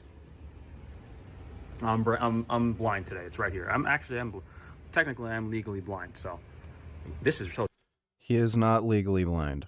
He wouldn't be able to drive a car. Tiny charcoal dental floss, bamboo toothbrush, newest stuff for you guys. Yeah, supposedly the next gen Xbox is basically just going to run a modified version of Windows, and you can play any Steam game on it. This old stuff, like from Ecos and 7th Generation, we'll probably just use it up here. But I think like this lube, we don't have lube yet, and we don't have dryer balls or stuff yet. These are actually an accident. These are someone else's order that they accidentally gave me, so I haven't sold those yet. Organ supplements, the newest thing is a Lemon Light restock, and I want to do flavored protein powders, but organ supplements is kind of on the back burner lately, although we have a lot of really great, interesting supplements that no one else has. The B complex and stuff. He gets all the horse shit from Alibaba. And the vitamin C and all these vitamins, minerals really keep me going every day. And the most important thing in my routine that really gives me the brain power is the Third Eye supplement. This Third Eye supplement, and as well as the male virility, I take it every single morning on an empty stomach. And when I don't take it, I notice. This is, out of all the products I sell, this is the most important one I take every single morning on an empty stomach. And it just gives your brain the ability to, like, it's just, I can't describe it. Yeah, so that does nothing. Hypothalamus, pituitary, and pineal glands are like the creative glands in your brain. And it's like, it's really, really interesting what this product does. And by the way, these powders... He says this, like, increases his brain power. He can't understand the terms of service on Shopify. And he accidentally deleted all of his orders, and he, like, literally admitted that could put him out of business. And then he's like, oh, this gives me so much brain power. Like, he's a fucking retard. Are thousands of dollars a pound. Super expensive, super... It's like if I were to sell a drug that, like, I claim, oh, it makes you more intelligent, increases your IQ. And then you, like, can't do, like, simple math. You can't, like, calculate the fucking, you know... tax on, like, you know, an order you bought. Like, what's this $15, huh? Like, super unique product. No one else has this. No one else has this. And even though maybe capsules would be more convenient, the powder has a very high bioavailability. We made a short about this, the natural blue pool powder for the hotter weather now, guys. Yeah, I do want to do a flavored whey protein. Oh, no, and a flavored collagen protein for you guys. I forgot which one I was going to do, actually. I don't remember if I was going to do if I really wanted no, I think it was collagen. I wanted to do Divorce can ruin the lives of men, and throw them into a spiral. Sometimes that spiral ends up being productive and they improve themselves, and other times unfortunately it just doesn't end that way, which is how it's been going with vegan gains. Yeah, that's retarded. Thanks for the donation, dude. a vanilla chocolate flavored collagen protein with the fructose in it, not the fructose, the flextrose, the glucose in it. So I've really wanted to do that for a while, but I've been procrastinating. But it's delicious because I know some of you guys would want that instead of having an unflavored protein powder. So I think I'm going to try to do that soon because we have all the ingredients here. I just have to get a label made and figure out the recipe exactly. So I think we're going to do, and it's going to be combined chocolate and vanilla. It's not going to be chocolate or vanilla. It's going to be a combined chocolatey vanilla flavor that's going to taste superior to either one on their own. Because actually, maybe now, you know, now that we're out of vanilla and that vanilla powder is so expensive, maybe that has to take the back burner too. I'm just kind of upset with how things have gone. Other big news is our best bars. We're transitioning from whey protein to collagen protein. The best bars are going from whey protein to collagen protein. So instead of being whey protein, beef tallow, and honey, it's going to be collagen protein, beef tallow, and honey. We have all these other unique bars that haven't really been selling that much. So I've been thinking of launching a completely new bar. And we have a chocolate chip granola bar. What I'm going to come out with is a chocolate chip protein bar. So that granola bar has oats in it. It doesn't have a high protein content. It's more for caloric energy. We're going to come out with a chewy chocolate chip protein bar that I think is delicious and should crush everything else on the market from a flavor and taste and nutrition perspective. It's just, all my stuff tastes good. I wanted this to taste incredible. I can guarantee you it doesn't. You can just look at reviews on his website. A lot of people complain about things being rotten or having no flavor or having like a weird texture, being really hard to chew. I'm pretty sure twists already exist, though, Frank. Okay. Thanks for the donation, Dodo. And even he admits that some batches of the stuff he makes is like hard to eat or doesn't taste great, and then he like puts it on a discount. And I had a bar from Nellie's. It's like it's Nellie's Nougat Crunch Bar, which I really like. And I was trying to get like similar flavors of that in my bar. That bar that they make is not as good anymore. I think they changed the recipe, but that bar had like peanuts in it and ingredients you wouldn't want. So for me, it was kind of hard to figure out, hey, can we make this with actual good ingredients? The fridge real quick. I was hoping to show you guys, we were trying to make some lemon candy, but it didn't turn out that good yet, but that might be another new thing too. You know, we're making the collagen gummy bears, but I also wanted to make like a sweeter lemon candy that was actually candy. So all of our fresh dairy and stuff just came in today, Saturday morning, which I'm excited about. All the fresh dairy, all the fresh meat from the farm. That's all of our organic produce. Those are just our like our fermented foods. I haven't showed you guys this stuff in a few weeks, but like the horseradish, the chimichurri, that's kind of where that stuff stays. Another big thing this week is we did a big cheese restock. I drove over to New York and we restocked almost all the cheeses. Gouda, like the non-farm cheeses. Like the Gouda, the French cheeses, the Appenzeller, all that stuff is restocked. Dodo donated $2. Please tell me this is not real VG, this is AI VG.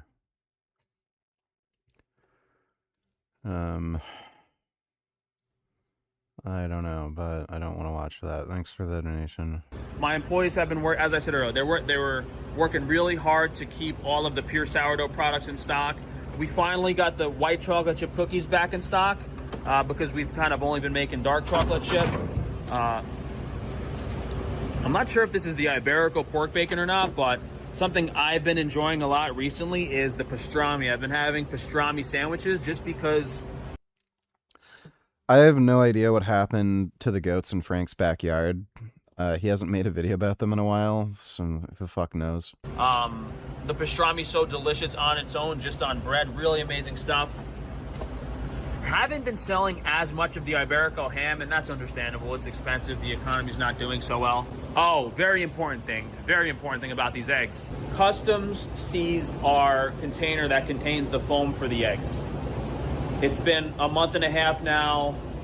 They haven't released so we ran out of foam containers for the eggs. So the farmer's packing the eggs in a different way now. Hopefully you guys aren't experiencing too much breakage and hopefully everything's okay, but I do want to apologize. We're trying to get the foam trays back in as soon as possible. We're trying to find an alternative. Oh, and I should have said this at the beginning. We're doing some crazy giveaways this week.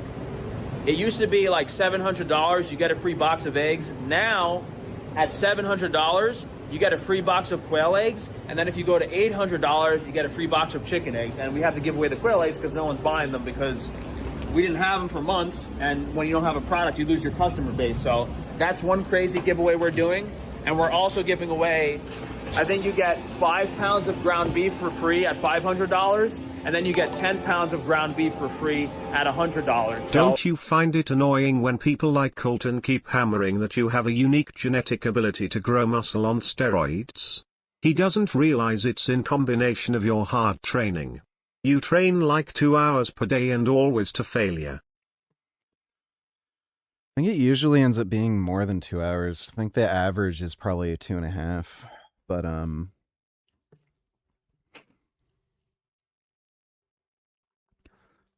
like, I mean, yeah, a lot of people don't want to admit that, you know, there's agency involved. Like, I think it's kind of a cope for, oh, you know, you just have better genetics than me. But yeah, like, I can guarantee you, I work harder than Coach Kolton in the gym. I train better than him. I definitely eat better than him. And yeah, there's a good chance that I have better genetics in terms of muscle building than him. And I can guarantee you, like, in terms of the side effects that I experience from steroids, I tolerate the drugs better. Like, he's talked about having really severe water retention, acne, you know, stuff like that on steroids, blood pressure issues. I haven't had any of that. I haven't had, the only water retention issue that I had was in the winter when I ended up having a suppressed T4 thyroid because of the growth hormone. But once I just went on Synthroid, that went away. But yeah, in terms of like water retention from taking testosterone, I don't really get it. If the testosterone goes too high without using some sort of aromatase inhibitor, like I get itchy nipples, but that's why I take a little bit of Boldenone. And I haven't had any issues with acne. My blood pressure hasn't like skyrocketed or anything. It's just normal. It's 110/70. So yeah, like I tolerate the drugs well. Haven't really experienced side effects. I'm probably a better responder than he is. But on top of that, yeah, I do, like, I would say I probably train a lot harder than he does. And I'm kind of like retarded with training. Like, even when I'm pretty fucking injured and hurt, like, I'll just train through it. And I just don't make excuses. I can guarantee you there's a lot of people who wouldn't train through the injuries I've been through. Like, even when I was natural, that 410 bench I did, I had 2 pec strains on both my right and left pec when I did that. Like, it was fairly risky doing that, but I just did it anyway because I just wanted it so bad. So that all makes a difference. But yeah, people kind of avoid the agency aspect, I think, as a cope. Thanks for the donation, though, 21st. Mangusa donated $2. Are there any sanctuaries close to Pat? I'm not sure. Wow. Those are really nice Pokemon. My goodness. Wallabies are so cute. I saw a pack of kangaroos when I was in Australia. Oh. Oh. I love lemurs. Lemurs are really cool. I like lemurs. Look at him munching. Yum yum yum. Is a good boy munching on his apple?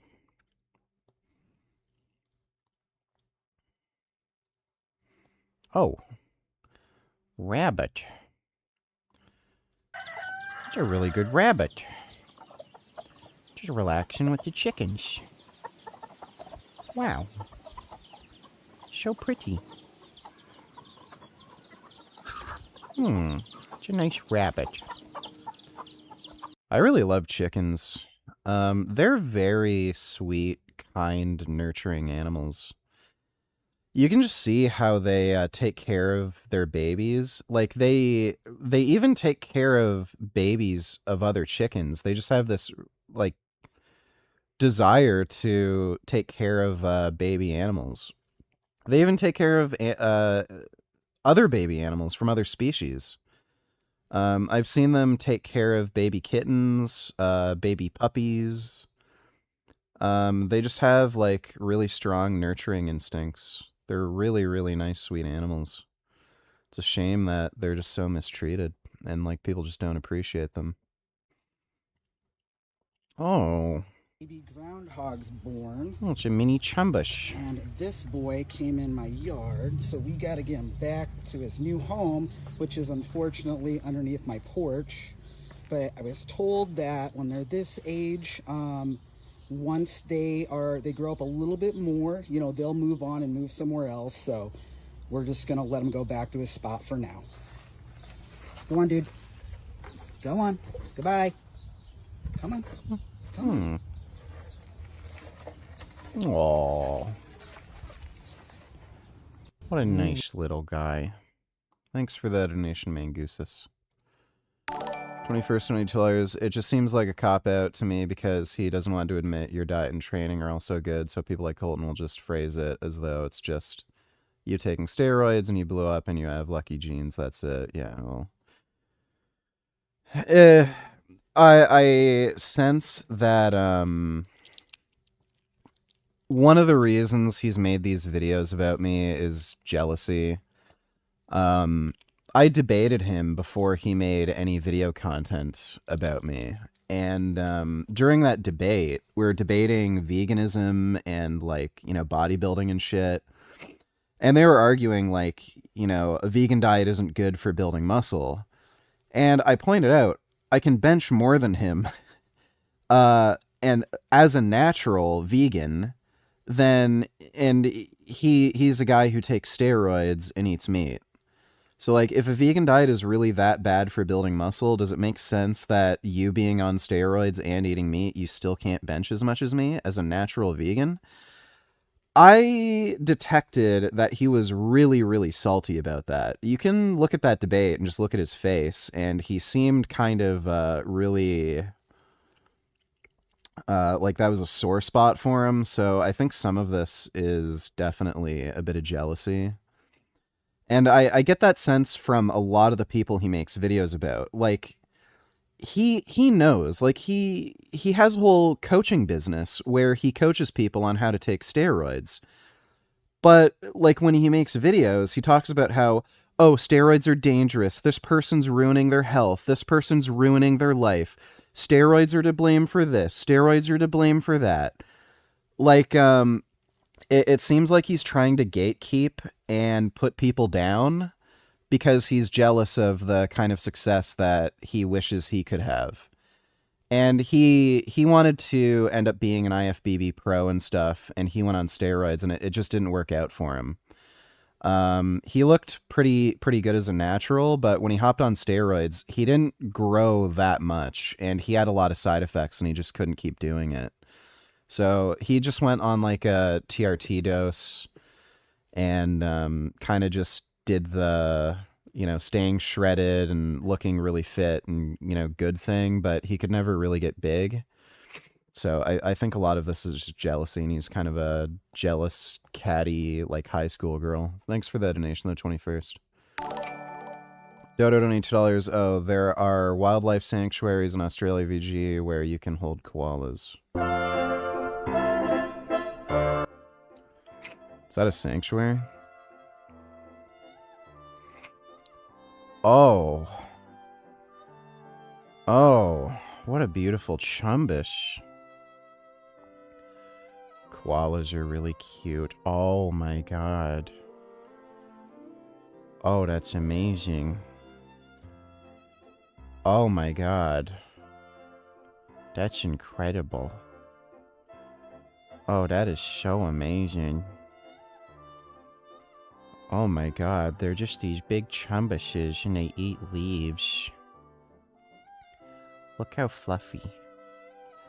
Look at their ears. See how fluffy their ears are? They're so poofy. Oh, look at him eating his leaves. His poofy ears and his fluffy paws. That's nice. Thanks for the donation, Dodo. There's some really amazing giveaways we're doing this week. We're just giving out so much product. It's absurd. It's absurd. Not sure what's in the freezer off the top of my head, but we'll take a quick look around.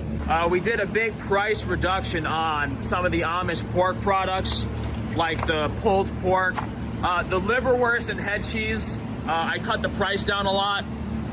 So if you guys want the Amish pork, we have it. Best burger blend, both patties and pound. There's our 5-pound beef pet food. Just restocked that. Collagen sausage. I think we're running low on hot dogs. I actually wanted to do a joke and give away hot dogs for Pride Month, but we just don't have enough. We don't have enough of those. All of our ground beef selection. That's our 1-pound pet food with goat milk. I don't know. I wonder if my ground beef inventory is off. Or no, maybe that's all the ground beef.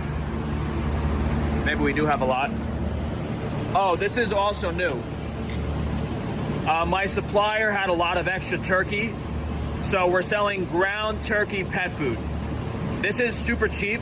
I think it's like $5 or $6 a pound. Some of my customers were complaining that the beef was too fatty for their cats, so hopefully you guys enjoy this. High quality, raw turkey, pet food, leaner for cats. So really, really special product at that price point. We got plenty of that for you guys. I would Plenty of not ground feed turkey that pet food. to any animal. Chicken skins.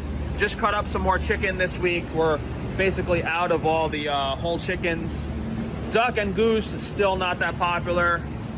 My luck is bad enough. Yeah, my guys have been working super, super hard to keep all these products. I think I got a bunch of bug bites, like mosquitoes or something.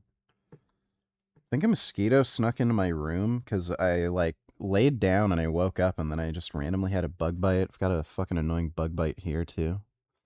There's so many fucking mosquitoes here. Fucking hate it. Mosquitoes are such assholes.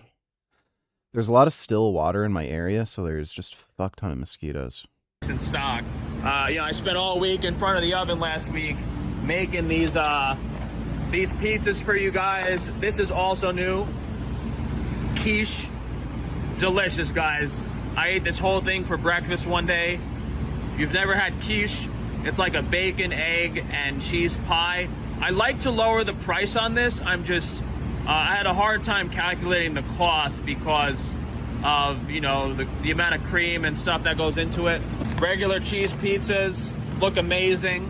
And what I'm excited to try, which I haven't yet, is I'm gonna have our new prosciutto and mushroom pizza. Now, the difference between this one and the old one is instead of just putting a little bit of mushrooms on it with the pasta sauce, we blended up demi-glace and mushrooms into the sauce. We put an insane amount of pasta sauce on here. Like, it was like a soup. And then we cooked that and then put the prosciutto on top. So it should be a lot of flavor. Like, this literally is not a pizza. Sourdough bread is not pizza. It's just the worst type of bread. Also, you're right about chickens. Mother hens in particular are awesome. Just look how they raise their babies.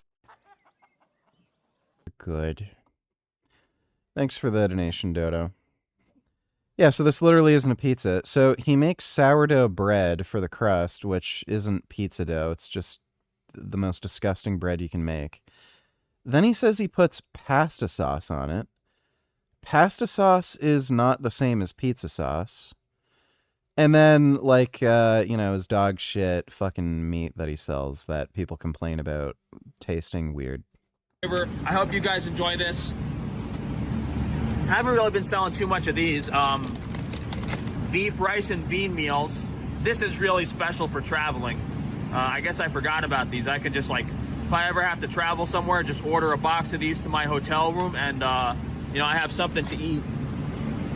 We also He literally sells like plain rice, plain ground beef, and then plain beans with like no seasoning. Freezes it, sells it for like $15, and like expects people to buy this. Like, I guess they buy it. I don't know who the fuck's doing that, but there's like so many meal prep services like Factor that sell you real food like with seasoning that's being like prepared and tastes good and probably for cheaper too. Have something to eat. We also restocked the plain pie shells if you guys just want the pie crust. So I'm gonna take this home with me. And I also want to take home our demi-glace. And we strained this time. So last time we didn't strain it. Now we strained it, so it's a little more expensive, but it's really, really special. This is one of the most special products that we sell. And when we sold out, people were begging me for it back. So I made it. I'm a glutton for losing money. Dodo donated $2. You've been watching this for a long time. How... I'll take a look at that in a bit. And I don't know if I'll watch that because it's like almost an hour, but thanks for the donation, Dodo. These are our just egg patties with cheese. And guys, this is why I don't want to give up on this business. Dude, that just looks disgusting. Like, who is selling this stuff? Nobody's selling this because it's fucking stupid. A frozen egg sandwich? Who is selling egg sandwiches made with organic sourdough, glass bottle mineral water, corn and soy-free eggs, and raw Amish cheese? Gee, yeah, so the most disgusting bread you can possibly make with frozen eggs and cheese. It's so appetizing. It's absurd. No one is doing this. No one is selling burgers like this. It's insane. No one is selling such high Yeah, because it's stupid. quality foods, you know? Really, really Yeah, it literally looks like prison food. special stuff. Really special stuff. And all of our soups and stocks, we have stuff that no one else has. We have pasture-raised veal stock. We have beef tongue and broth. We have tripe alla romana. I still haven't really tried this. That's really, really unique special products. The VC Soie. I don't know if I showed you guys this. The VC Soie is back in stock. We have duck broth. No one else makes duck broth. I even think we have some goose broth somewhere here. You can have some really authentic dishes. Sear up a duck breast and put some duck broth in the sauce. No one else is doing that. They're using liquid like water chicken broth. Oh yeah, pork stock too. Pork stock, that's a... I don't drink alcohol, so like never. Also agreed VG mosquitoes are one of the few non-human species we should just let go exist. Well, we'd have to do more than let mosquitoes go extinct. We'd have to actually exterminate them. But yeah, I'd love to exterminate mosquitoes. Fucking hate those fuckers. Holy fuck. Like, you just can't go outside. They just ruin your day. They're worse than ants. Thanks for the donation, Dodo. Pretty new addition. We finally had enough bones from the local Amish pork. Really special stuff. Our ice creams are the best on the market that I know of. Making raw organic cookie dough to put in the cookie dough ice cream. We have chocolate vanilla swirl, which is amazing. One of the newer ones is the sheep ice cream. And who's doing this in glass? Who's selling this stuff in glass? I don't know exactly where it is, but there is sheep ice cream now available. This stuff looks so good. This looks amazing. Yeah, but we have a sheep vanilla for sale now if you guys want sheep milk ice cream. And it's not any more expensive either. The sheep ice cream is the same price as the cow ice cream, which I was pretty excited to do. So a lot of really cool and unique, healthy products. It's a shame. My prices are probably, because my prices are so low, it's, part of the reason that, I'm having these financial issues. But the same thing could be said about all these people stealing money from me and taking advantage of me. Like, if none of that ever happened, if I never got botched by Dr. Taban, I'd be in a perfectly fine financial situation. But, so it's hard for me to say. It's really, that's why I never blame myself or, try to say, what can I do better? Because I really tried my best, and it's all these other people, unfortunately, just taking advantage of me and trying to steal from me. And that's the thing, I started this business because it's kind of what I have a passion directly in the business. Most people, when they start a business, it's about money, They're in the business to make money. That's their priority. They don't necessarily care about the quality of their product or what they're selling. So when you don't have an honest mindset in your business, I guess that's why these people just do whatever. Like you think those douches at Always Forwarding cared that I had $30,000 of the finest Wagyu beef in the world rot in a container? No, they don't care. Always Forwarding, which is the company that messed up the Wagyu beef shipment, was in a prior He's still complaining about this lawsuit to stealing money from their employees. Now, were they stealing money from their non-Jewish employees and giving it to their Jewish ones? I don't know. Here we go. Yeah, there you are. There you go. It's always the Jews. What they were doing, but the point is You know, a company that is willing to steal from their own people, you know, how are they even in business? How is their reputation not completely destroyed? Like, they're going to steal from their own employees? They're going to rip you off in any financial transaction. It's insane. These people are greedy. They only care about money. It's disgusting. It's disgusting.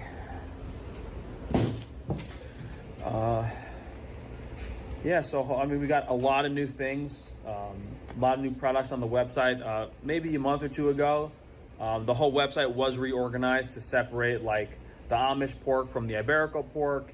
The lamb, the goat, and all the red meats are now separate. Some of them were together. The Frankie's Naturals cleaning products, that was a big launch last week. Hopefully we get these other things going relatively soon before I go out of business. You know, the pasta, I've been really excited about the pasta. The potato chips, I'm over them, dude. I don't want to ever see a potato chip again in my life, but now we got the equipment in, so might as well give it a shot. We're going to do, hopefully those lemon candies are ready soon. I was kind of excited for those. I don't know why they didn't turn out right. Maybe my guys didn't heat the sugar enough. But that's it, guys. Frankie'sFreeRangeMeat.com. If you can please afford to support us. I mean, worst case scenario, guys, we just need to keep going for another month or two, and then I should have some relief. You know, when we switch over to this new website platform, they will give us a loan. So that'll give us relief for at least a year or two. So that's definitely going to happen within a month or two. We just kind of need to bridge the gap. I'd be shocked if he's able to get a loan. Isn't he like $400K in credit card debt? Like, at this point, why doesn't he just file for bankruptcy and like cut his losses? Like, he's like, where is this going? Like, he just keeps taking out more and more debt. Like, it's stupid. He's digging himself a bigger and bigger hole. These next few weeks. So Frankie'sStrangeMeat.com for most of the stuff you guys saw today. The foods website, we have a bunch of unique stuff there too. Organ supplements, Lemon Light restock is the main thing, and of course tons of other products, unique products. Frankie's Naturals. Man, Frank is such a wimp. He is afraid of chips. Just wow. Yeah, he bought that chip machine that was like 20 grand or something, and then it didn't work. That was really funny. Thanks for the donation, Dodo. Several times in the video. The household cleaning products, the tooth floss and the toothbrushes. And then Wi-Fi shielding, we haven't been able to afford to restock recently, unfortunately. That's a big restock that we need more than a few $1,000s for. And then on the peptides, should be ready to go. The peptides are technically ready. My inventory isn't as balanced as I'd like it to be, but oh, you know what? I think the problem is I have the peptides available for sale, but I don't have the syringes or the backwater. Of course, you could just get syringes on eBay or Amazon or whatever. That's easy to do, and then you or at a pharmacy. can also get you could just use mineral water instead of backwater. I think it's kind of silly backwater, but holy shit, he's giving people advice that's going to give them horrible infections. You cannot use mineral water for injections. You need bacteriostatic water, or else you're just going to inject bacteria into yourself. Holy fuck, what an idiot. I can't believe he'd recommend that. That's insane. 21st, $22. Wow, I thought you were being hyperbolic when you talk about Frank referring to Jews when he talks about the club or the Illuminati or whatever. Because he never actually says Jews, but he just did, so you were right for once, huh? What do you mean for once? I'm always right. Yeah, whenever he talks about the Illuminati, he means Jews. It's just coded language. He got a few community guideline strikes for blaming the Jews for everything, so then he just started saying the Illuminati and the secret club, but he means Jews. He just let it slip that time. Thanks for the donation, though, 21st. Dude, that's nuts. He's telling people to just inject dirty water into themselves. maybe we'll just launch those as soon as it's ready, and we'll just sell what we have right now before the backwater and the syringes, because I think that's how most peptides function anyway. Most peptide websites, I don't even think they sell that stuff, but we'll announce that when we do it. Hopefully it's ready sooner than later before I go broke. But yeah, hopefully things go a little better over the next few months and continue our things as planned. That'd be funny if he actually injected dirty water into himself, like the stupid mineral water, and then got an infection. Quickly or slowly would you say SpaceX is able to move when it makes a decision to sort of build? This just started like 2-3 months ago. They move really fast. They work 24/7 around here. Concrete's always flowing, steel's always being erected. They don't waste any time. This is Starbase, Texas. It's a company town and the headquarters of Elon Musk's SpaceX, where hundreds of residents work, live, and sleep. A small army of staff and contractors pour into the site every day from neighboring areas, including Brownsville, the biggest city in Texas's Rio Grande Valley and historically one of the poorest places in the US. At Starbase, SpaceX has been developing a factory, test sites, and launch pads for Starship, a massive rocket it hopes one day will take crews to Mars. Ignition. This is also mission control for SpaceX's roughly $1.8 trillion IPO, expected to be the largest in history.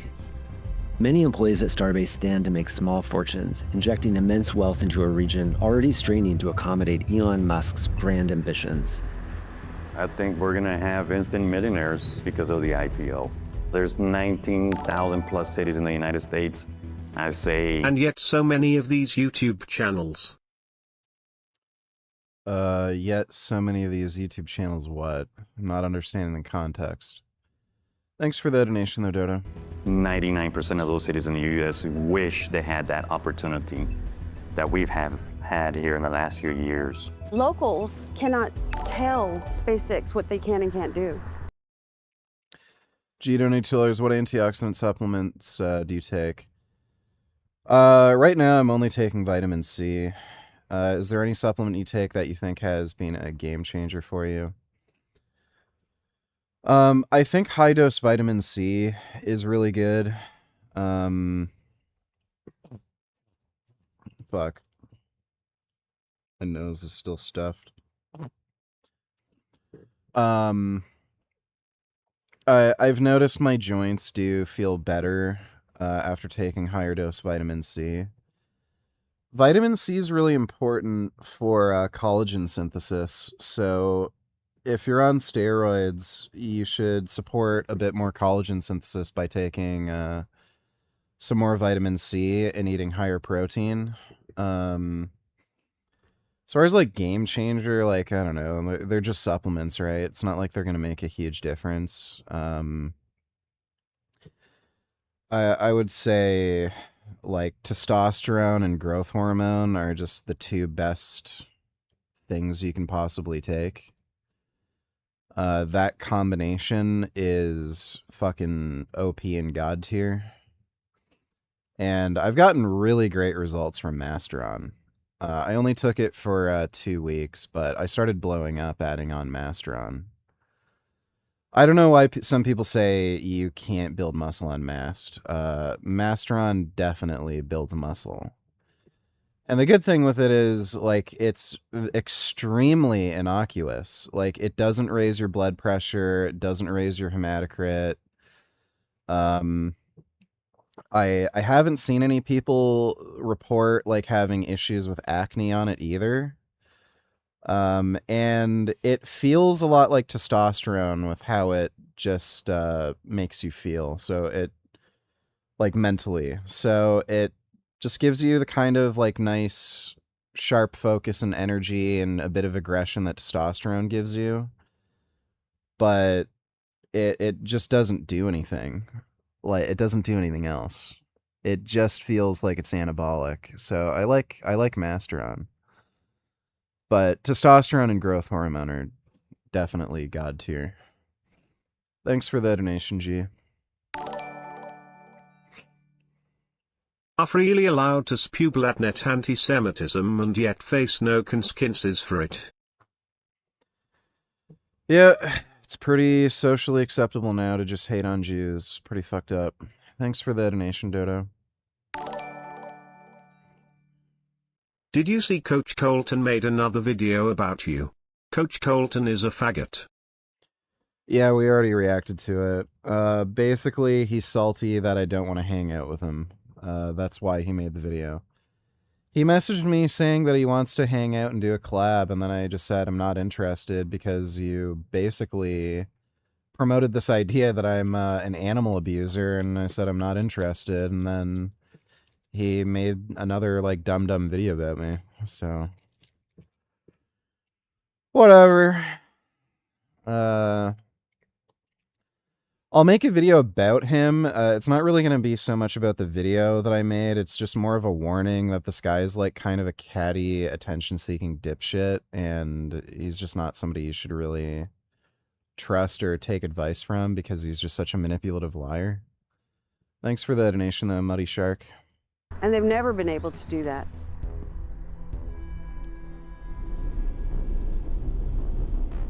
I run an IT business down here, but this is actually taking up most of my time now. This following SpaceX down here has turned into like a triple overtime job. Louis Balderas runs a YouTube channel called Avid Space, which operates cameras that track parts of Starbase 24/7. SpaceX has been a private company for more than 20 years and is famously cautious with how it engages with the public and press. Company trackers like Balderas help fill in the gaps. How would you say this site has like changed in the last like 6-7 years? They started out with just a few tents and a small launch pad. Now it's like it's literally a city over here now with all the new condos, apartment complexes, the additions to the mega bay. What does SpaceX use the high bays for? The high bays and mega bays are being used to build the boosters and the starships. You know, they used to build it out in the middle of, out in the wide open. Yeah. And I guess they also keep us from watching. Space. Our species truly is a lost cause VG. Yeah, I just try to stay away from the chimpanzees. You know, thanks for the donation, Dodo. SpaceX has had a presence in Cameron County, home to Starbase in Brownsville, since 2014. Back then, the company planned to use the site to launch Falcon 9 rockets. Collagen boosting supplements don't do anything. The only thing that's going to increase collagen production is like steroids you take. So if you take test and you don't suppress your estrogen on it, that will help boost collagen. Growth hormone helps boost collagen. Boldenone is extremely potent at boosting collagen. But, yeah, you're not going to have a increase in collagen synthesis from just taking some stupid supplement. You can, like, increase the demand for collagen synthesis by, you know, exercising and training, and you can supply that demand with nutrition. So, like, if you're under eating and you're not eating the right foods, sure, your collagen production will be hampered. But as long as you're eating enough protein and you're getting in vitamin C, there's not really anything that's going to boost collagen outside of steroids or peptides. Yeah, GHKCU can boost collagen synthesis too. But growth hormone and boldenone are probably the most useful for boosting collagen. I don't know how beneficial GHKCU is. Like, it seems to promote more of the elastin in your skin than anything else. Like, if you're an athlete, the collagen that you really care about is the collagen in your tendons. But it later switched to building and flying its Starship vehicles there. In 2024, Musk announced that Starbase would also become SpaceX's new headquarters. Starbase's footprint is limited now, but the city is looking to expand. Municipal leaders want to add more than 7,000 acres nearby. A single-state highway is the only road that connects Brownsville with Starbase and Boca Chica Beach, which gets shut down during launches. Last year, SpaceX staff and eligible family members voted to form a new municipality covering the property, giving them the rights and powers of their own local government.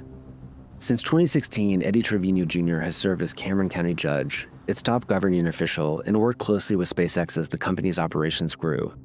There's no hiding the fact that it's a company town. There's no mystery to that and what its goal is. But I think based upon the history and the working relationship that we've had from the county with SpaceX overall and now with Starbase, I think we've built up a good enough history and relationship and rapport. It cannot just be that SpaceX is coming down here to literally take the resources, reap the benefit, and then leave the community without any reward. Starbase has set up services to support SpaceX employees and their families living on site, including an emergency management organization, police department, and even a local court. Also in development, a new park and amenities building, as well as a school for the kids of SpaceX employees called Ad Astra. Getting engineers to move, I call it the significant of the problem. Yes. So that others have jobs. Yeah. Yeah, exactly. So for Starbase, that was particularly difficult. Yes. Since the odds of finding a non-SpaceX job in Brownsville, Texas, pretty low. Yeah. It's quite difficult. I mean, it's like a technology monastery sort of thing. Remote and mostly dudes. The SpaceX effect is showing up beyond the confines of Starbase. Brownsville has historically struggled with poverty, and the unemployment rate in the area currently hovers 2 points above the national average. But SpaceX employees and contractors are injecting new spending into the community, and tourists from around the world show up to watch Starship launches. The city's downtown has murals referencing space and Elon Musk. What's interesting about this area of Brownsville, Texas, I mean, for decades, it was always somewhat of a sleepy border town. Our economy was tied to the Mexican peso, but now it's really about space and energy. And that's really taken this whole region to a whole different level. This would be a one-bedroom. So this is a one-bedroom. Yeah, so this would be a living room here, the kitchen here, and then a bedroom here. Okay. Raj Patel has been working on hotel real estate projects in the valley for years. His first ever apartment development is being spurred along by SpaceX. Stargaze will offer 206 apartments that cater to a newer group of wealthier renters in the area. Brownsville didn't used to be this strong of a market, but ever since they announced SpaceX, there's a lot of new employment and a lot of people coming in, and that's created a lot of demand for rentals. My idea here is, having a community with all the amenities that someone would want, and to enhance their quality of life. Not everyone feels that SpaceX has been a boon to the area, or that economic benefits, including from the upcoming IPO, are worth the costs. A lot of people, when you talk to them about Starbase, they point to economic development. What do you make of those arguments? Well, those people are likely employees or benefiting in some way from the existence of this entity. They're not taking into account the damages that are being done, the wastewater dumping in an estuary, the access denial. These jobs are given to people who come from other places. They're not people from Brownsville, because we wouldn't need to move to a little town on the launch pad. SpaceX needs to clear the area during Starship operations for safety reasons, but the restrictions have upset a number of people around Cameron County and generated a lawsuit. SpaceX did not respond to requests for comment. The company said it has boosted the local economy, creating jobs and bolstering the tax base, and that it remains committed to addressing environmental impacts and operating safely. Starbase is expected to keep growing. SpaceX wants to step up launches of Starship and hiring at the site, and pretty soon SpaceX will be doing all of this as a public company. I'll be pretty open. I don't think we're prepared for it. We're doing the best that we can to figure it out, but it's a huge infusion of money coming in. Californians are coming in to my Brownsville, Texas, and obviously it's the IPO. So next few months will be interesting as we're seeing an uptick in economic activity, speculation. We're looking at the future, and we see a bright future because of the IPO, because of the rising income levels.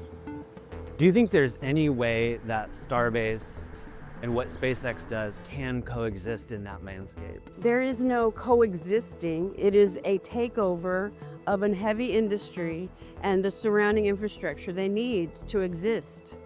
And what we had is not there anymore.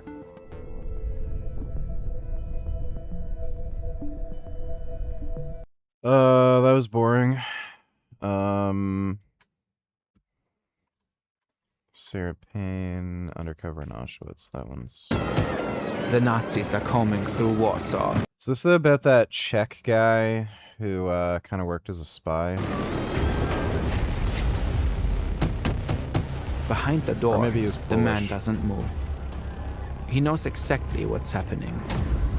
This is a roundup, part of Hitler's plan to destroy Poland by annihilating its professional class. Lawyers, writers, doctors, teachers, Jewish Poles, Catholic Poles. They're seized from the streets, from their homes. Thousands of them. Many will be sent to concentration camps. The others will simply be shot. But he has a plan.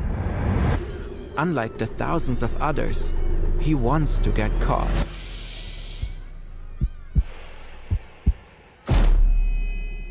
Out! Out! He's a member of an underground resistance movement. He knows he'll probably be interned and sent to a recently opened concentration. Oh, dude, literally anywhere in Europe, if you want to make money, you're fucked. They basically just steal all your money and then give it to illegal immigrants. I don't know how anybody... Like, they fuck you coming and going. They impose, like, some of the most retarded restrictive regulations on practically every fucking business. So they make you unable to compete, especially on a global market. I know there's been a bunch of car companies that have had to shut down because of German regulations. That's actually one of the reasons why Porsche's profits are down, due to the fucking German government. And then, like, if you make any money, they just steal it all and then give it to a bunch of fucking illegal immigrants. Like, I don't even understand how people just haven't just left. You can't make any fucking money. Like, you're just absolutely screwed coming and going.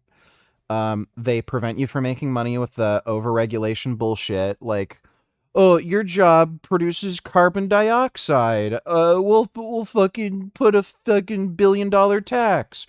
Or, oh, we have to inspect this for 18 months until you can sell it. And then, like, you're screwed. Then you can't compete with any other business. And then if you make any money, oh, we'll take that. Here, we'll give it to some fucking Somalian refugees who are fucking 19 years old and want to, like, start fucking fights on the street and rob people. It's fucking retarded. Camp outside a Polish town called Oświęcim. He's adopted a false identity, Tomasz Zerafinski, and his mission is clear. Enter the camp, form a resistance, and send reports of Nazi crimes. Now, he can't know that he'll succeed, that he will build a secret network, that he'll smuggle out multiple reports on the murderous labor, the starvation rations, the rising death toll, that he'll watch as the camp expands from labor to death camp, and that the Allies, despite his pleas, will do nothing. This is the story of Witold Pilecki, the man who infiltrated Auschwitz.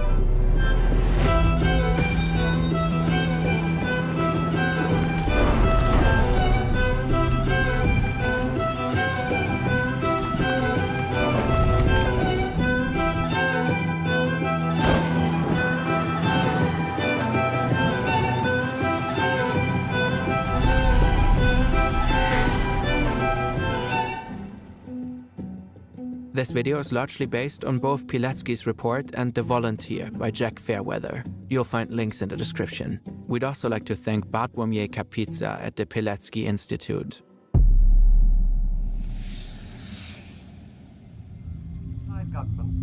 And Brussels says that Allied troops are moving to their support. The German army invaded Holland and Belgium early this morning by land and by landing from Calais. It's a crucial moment. Either the Allies will defeat the Germans or the war will stretch on. Poland's fate hangs in the balance. The reports are terrible. At Dunkirk, the British are routed. Then Paris falls. The news is devastating. The war will continue. It's only been 8 months, but already Poland has been grimly transformed. Germany invaded on September 1st, 1939. Some 1.5 million German troops and more than 2,000 tanks stormed the country. The Blitzkrieg.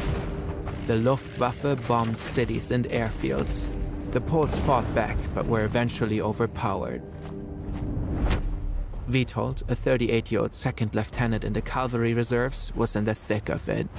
His men were mowed down by German tanks in early September. He only narrowly escaped with his life. His beloved Arabian mare fairy tale wasn't so lucky. It was over in minutes. Most of his men injured, captured, or dead. Witold heads for Warsaw. If the capital falls, Australia was really great. I had a lot of fun. I saw kangaroos. all will be lost.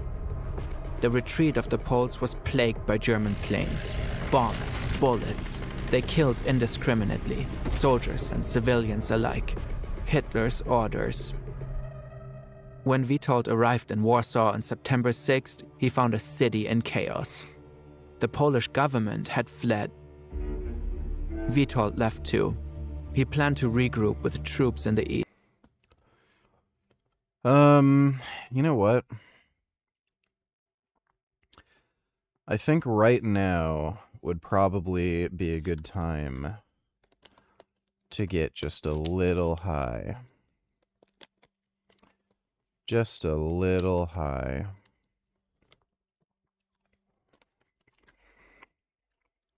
East, but each rallying point was bombed before he arrived. On September 9th, Witold and his men headed towards Wukov. On September 13 in Włodawa, it was the same story. But here he met an old military colleague, Major Jan Włodakiewicz. Both men had collected stragglers along the way, a full company's worth.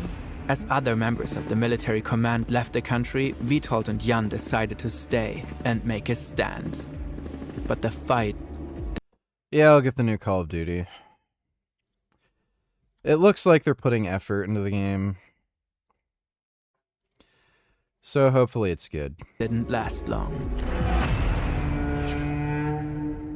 On September 17, the Soviet Union joined in the fray. Back in August, they had signed a non-aggression pact with Germany, splitting Poland between them. On September 28, Warsaw surrendered. For Poland, the war was over. The country was occupied yet again. The occupation is hell. Germany has imposed a racial hierarchy. Master race, Germans. Below them, former Polish citizens who could prove German ancestry. Then laborers, ethnic Poles treated as slaves, facing everyday terror. And finally, Jews, portrayed by the Nazis as subhuman, parasitic, and evil, determined to destroy the German race, brutally persecuted and destined for total extermination. With the occupation of Poland, some 3 million Jewish people came under Nazi control. Thousands of Jews have been concentrated in ghettos in the cities. They must wear a Star of David. Their property was confiscated. Thousands are already dead.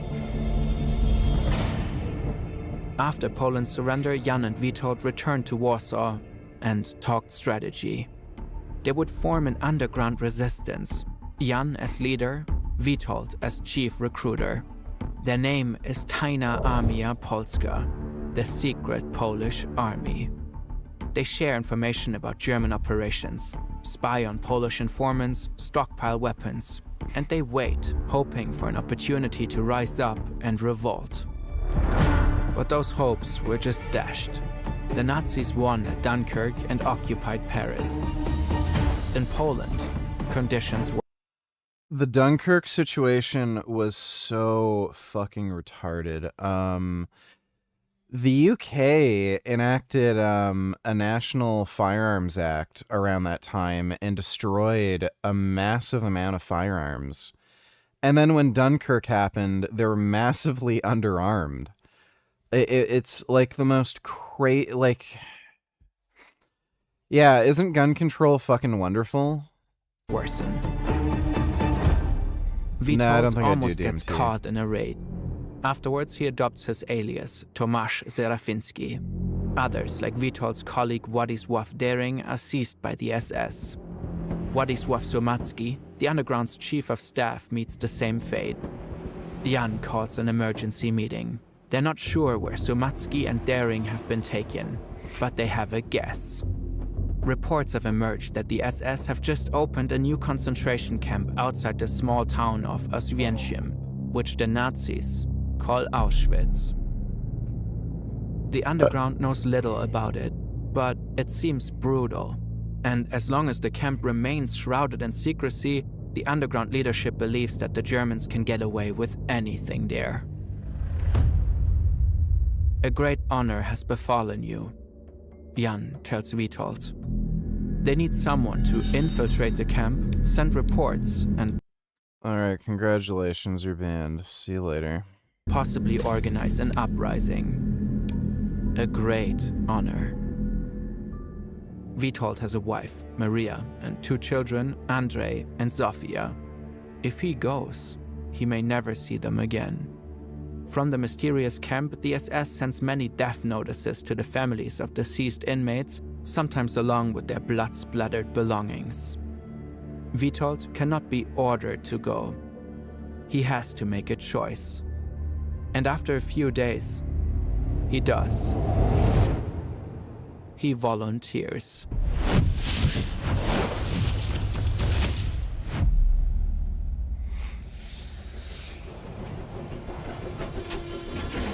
The train stops, and the horror begins. Heraus! Raus! Raus! Chaos, confusion. Witold manages to avoid the blows. Zu fünfen! He follows the order, joining a row of 5. Another man follows orders too. He is told to run to the side of the road. It's a lesson. If one man tries to escape, everyone gets punished. Arbeit macht frei. Work sets you free. Soon enough, they'll learn what this truly means. For now, though, there's a moment of pause. Everyone is counted, even the corpses. Then the nightmare continues. At first, Witold thinks this is an insane asylum. But then this. One of the lunatics grabs a man. He demands his profession. A judge, the man responds. Wrong answer. These men aren't lunatics. They are pole-killing machines, or as Witold will learn to call them, capos. And their first targets are the intelligentsia, judges, priests, lawyers. Only workers and craftsmen are spared. This is Auschwitz concentration camp, my dear sirs. In groups of 100, the men are sent to the bath. There, a grim announcement. None of you should hope to get out of this place alive. The rations are calculated for you to survive for 6 weeks. If you live longer, it means you steal. And if you steal, you will be put in the penal company, where you won't stay alive for long. Then each is transformed, from person to prisoner. Stripped, shaved. Witold's transformation is almost complete. But first, he hadn't broken a rule. The bathkeeper had arbitrarily decided he wanted prisoners to hold their registration numbers in their mouths. It was a sort of brutal baptism. From now on, Witold will have no name, only a number. 4859. 2 13s, double unlucky. His comrades believe it's an evil omen, a sign that he'll die. But Witold is happy to have them. Above his prisoner number, each man also gets a Winkel. There are 5 colors: criminals, people who refuse to work, Jehovah's Witnesses, homosexuals, and people like Witold, political offenders. The Winkels may differ, but for everyone, the days are the same. A day in Auschwitz looks like this. 5:20 a.m. Up, quick, fold blanket, mattress to the side of the room, dress, quick, quick. Any delay? They call the block elder Bloody Alois for a reason. He will beat you ruthlessly. Single-handedly, he killed several people per day. Quick, to the latrines. You have 5 seconds. Any delay, more beating. Quick, bathe. There's no way to wash properly, but getting water is a matter of life and death. At night, the soles of your feet must be clean.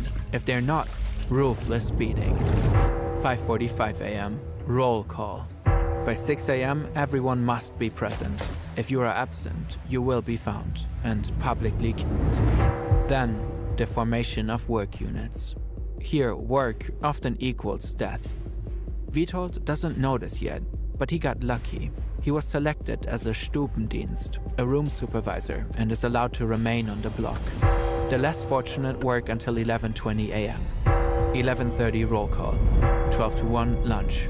Then more work until evening roll call. Witold's role is to clean the block when the others leave, and to impose order. If anyone misbehaves, moves slowly, or steps out of line, he should beat them. Witold keeps the block clean and orderly, but Bloody Alois does not like his methods. For his lack of brutality, Witold is punished and gets banished from the block. Today, he'll work. He has no idea which work unit to join and ends up in the gravel pit. The gravel is for the expansion of the crematorium. Witold is strong and moves with caution. Rest means a beating, and falling, death. But the misfortune of others is also your salvation. Waiting while a fallen comrade is beaten is the only rest you'll get. For 3 days, this is Witold's life. A back-breaking balancing act. No breaks, little water, starvation rations. Right when Witold thinks he won't be able to survive another day, Bloody Alois allows him back on the block. Now you know what work at the lager means, he says. There's only one benefit Witold can see to these horrendous conditions. They might unite the prisoners. And unity is exactly what his mission requires.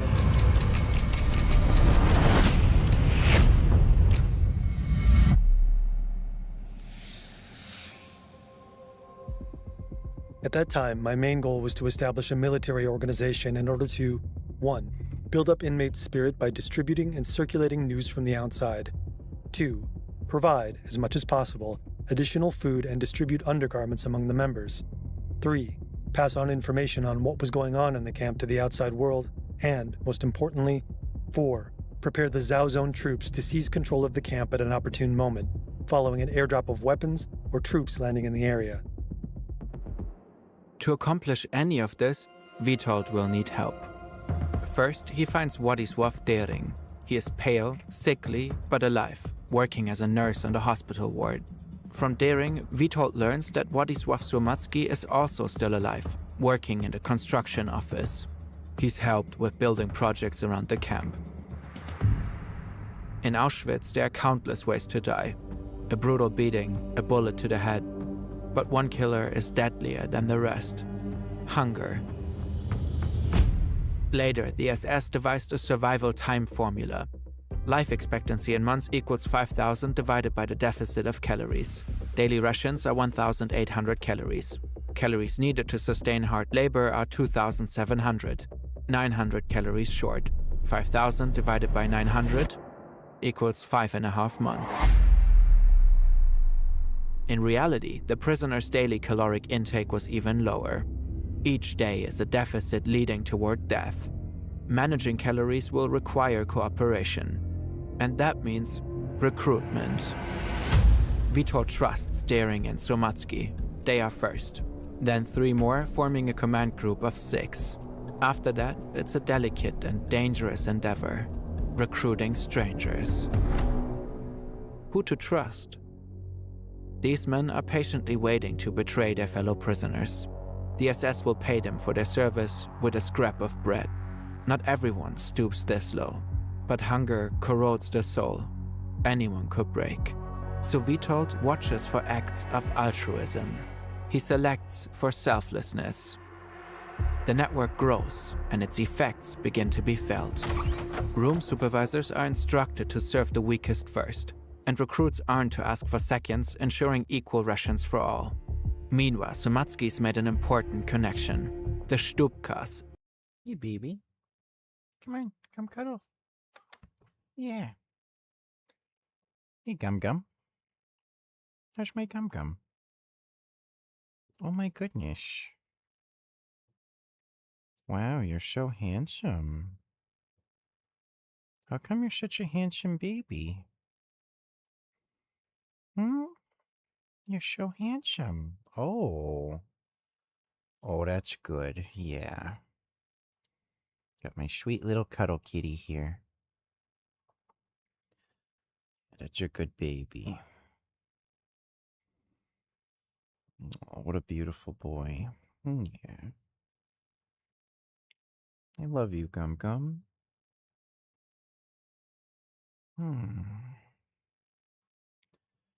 What a sweetie.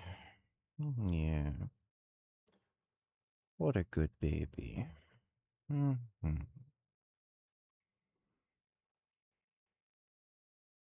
You see this? You see how handsome? How elegant? Yeah, that's a good baby. A family living near the train station close to the camp. They are willing to help. The mother Helena distracts the guards. Somatsky and his team of surveyors use the family's toilet, where food and medicine has been stashed for them. Helena also shares information. England has not fallen. The news is good. For Witold, doubly so. If information can be smuggled into the camp, perhaps it can also be smuggled out. This is an extraordinary story from one of the darkest periods of human history. We work hard to tell it well. This is Thomas, one of our self-taught art directors and animators. I learned Blender during COVID when there wasn't anything else to do. Watching tutorials and Fern. Link below. Noon roll call. Witold's 37th. By now, the resistant network has grown. They've supported each other as best they can. Here, in the courtyard though, there's nothing they can do. A prisoner is missing. No one is allowed to move until he's found. First, the temperature falls. Then darkness falls. Then, the bodies. The timing could hardly be worse. Witold has finally found someone to smuggle a message out of the camp. Now, the plan is at risk. You can't smuggle anything if you die of pneumonia. And as the prisoners drop, death seems more and more likely. Not that Witold believes his message will change their fate, for his request is not for assistance, it's for annihilation.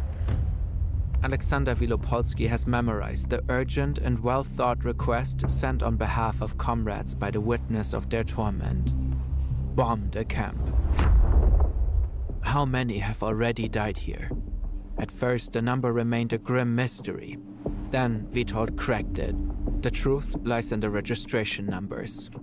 They correspond to the order of arrival, and the newcomers have numbers in the 6,000s. At roll call, though, they are only about 5,000 men. 1,000 men dead in a month. Death seems inevitable. If the Allies bomb the camp, some prisoners might escape in the confusion.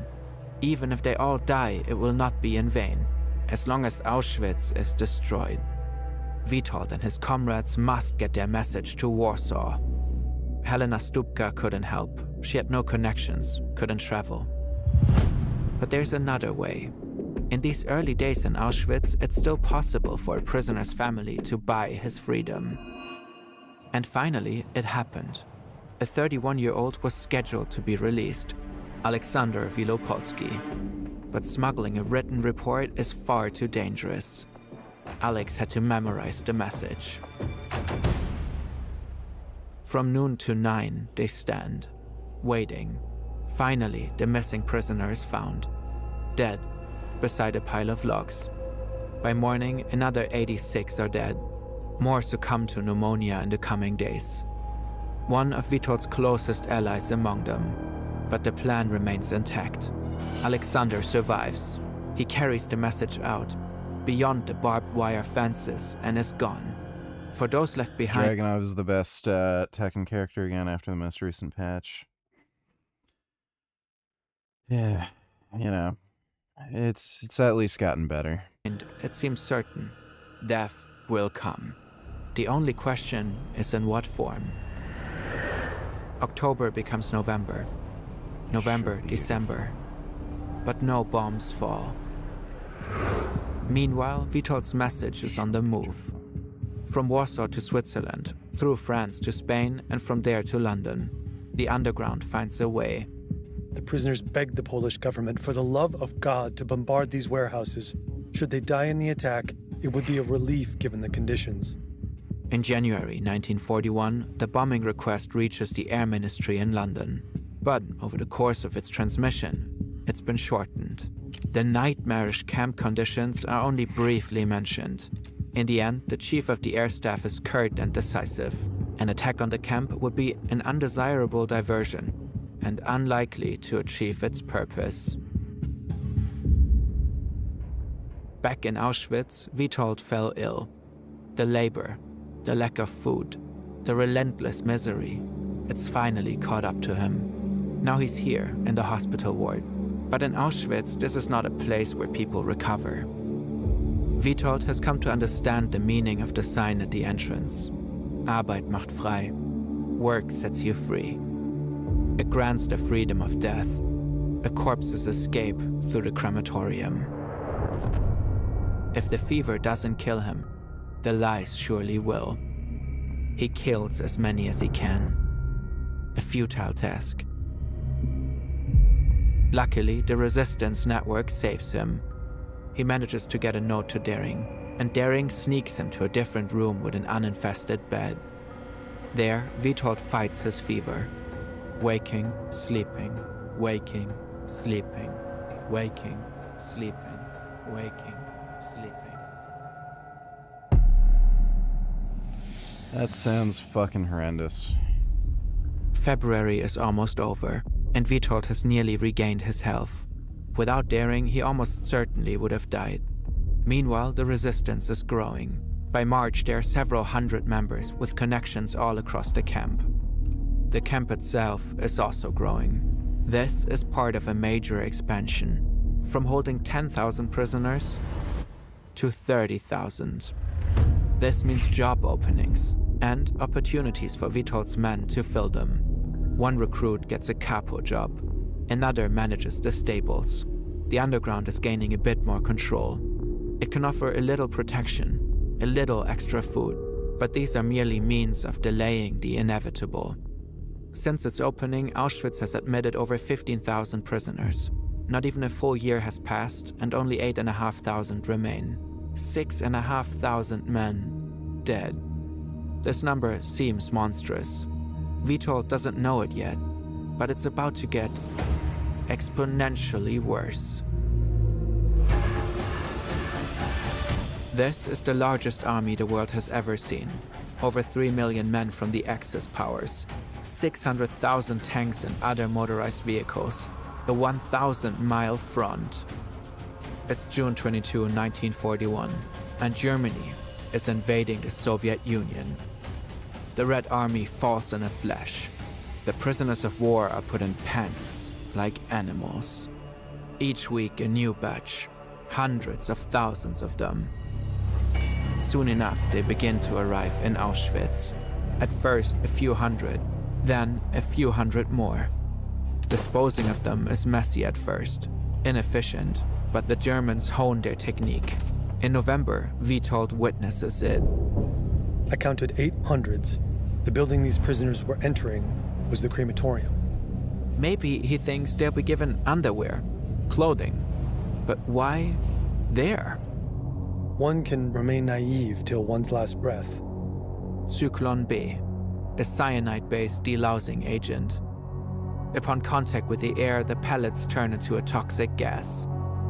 This is Auschwitz's first gas chamber, with industrial-scale killing capacity.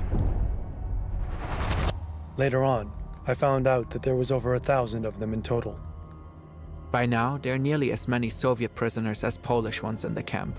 They've been put to work constructing a new camp. Birkenau. It will accommodate another 100,000 prisoners.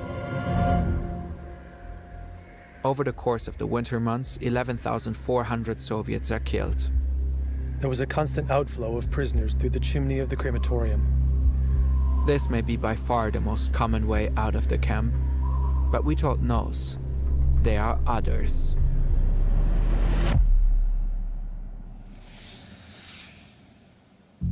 Alexander Wielopolski wasn't the only prisoner to leave the camp his freedom purchased. More than 300 others have left this way. Some of them carried reports from the underground. Karol Switorseki, a report on death figures and camp conditions. Ferdinand Roczniki, a report on death figures and Birkenau. Even Władysław Zurmacki, he carried a similar report. Witold stays. He knows his wife Maria might try to buy his freedom. He may have explicitly requested that she not. We don't know for sure. Auschwitz, he believes, is the centerpiece of the Nazis' plans for domination, and he continues to believe the Allies will intervene. He wants to be here when they do. That can't be said for everyone. Some try to escape. Usually that looks like this: impulsive and pointless, unless the point is death. Often it is. In Auschwitz, there's a slang phrase for suicide: to go for the wires. But some escapes are audaciously planned and successful. This is a Steyr 220, the camp commandant's car, 6 cylinders, 2.3 liters. And this is Eugeniusz, a mechanic. He dreams of stealing it. If he could get out the gate, no vehicle would be fast enough to catch him. There's only one problem: the checkpoint. He'd need to look the part. He'd need to sound it too. This is where his friend Kazik comes in. He's fluent in German, and he knows where the spare uniforms are kept. A plan takes shape. Witold thinks that maybe, just maybe, it's crazy enough to work. He has Stanislav Jasta join him with another memorized message.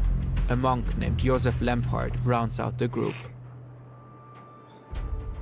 June 20th, a Saturday. They spring into action, slip away from work, break into the storeroom. Are you diabetic? Why are you so tired lately? I thought gear makes you into a monster. No, I'm not diabetic. I'm kind of sick. I got a cold from the long plane flight and being stressed, and I just went right back into training when I should have just taken a few extra days off. And it's also like kind of late right now, and I've been streaming for almost 5 hours, so yeah, I'm a little sleepy at this point. Thanks for the donation though, Paul. Pile in the car. Now they're here. I got a nice kitty. Jaster whispers to Kazik, do something. Mach auf! Open up. It works. The guards open the gate. The deputy commandant passes on his horse. The SKPs salute him. He salutes back. Then they drive through the gate. Freedom. Holy shit. It's like something out of a movie. Dude. But the report they carry out of the camp could not be more... That's fucking crazy. ...serious. I wonder what the SS men were thinking. I didn't know they There were did many a women and breakout children like in that. these carriages, sometimes babies in their cradles. Here they were to end their lives altogether, like a herd of animals led for slaughter. Witold does not know its name, but this is the final solution. They arrive by the thousand. By the thousand, they are gassed and burned. It is 1942, the year Auschwitz-Birkenau becomes a central site for the systemic mass murder of Jewish people. The mass gassings began in May. The resistance watches as more and more and more people are brought here to be killed. There are two options: do nothing or resist. And finally, they decide to resist. A plan for an uprising has already been outlined. In the evening, before roll call, work units returning, it's a moment of flux. If they strike then, maybe one group can overpower the guards here, and here, while another group seizes weapons here. Armed, they might stand a chance. By now, the underground boasts about 1,000 men with a vast network of connections. But Vitold still fears the worst. Without external support, the prisoners will very likely be slaughtered. But support still has not come, despite his many messages. More and more, it seems the prisoners must rise up alone. Vitold's fears have come true. The uprising did not go well, all because of a misunderstanding. The uprising had been planned for 6 p.m. on June 10th, the end of the workday. But that day at 4:30 p.m., a whistle blew. A break? Or was this it? The time to strike. Some acted, others didn't. Only 2 prisoners managed to escape. Those left behind are punished. Vitold survives, but morale plummets. 1942 becomes 1943. Vitold's messages have reached Warsaw.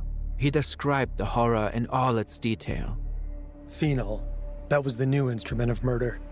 On average, 1,000 people were burned every day. Young boys aged 10 to 14 or 15 were picked from these transports. The SS men would rifle through suitcases and wallets looking for gold, money, and diamonds. The camp authorities had them all murdered with phenol injections. But liberating Auschwitz would be extremely difficult. Would there be enough Polish underground fighters to overwhelm the SS? Would the Allies support the attack with airstrikes?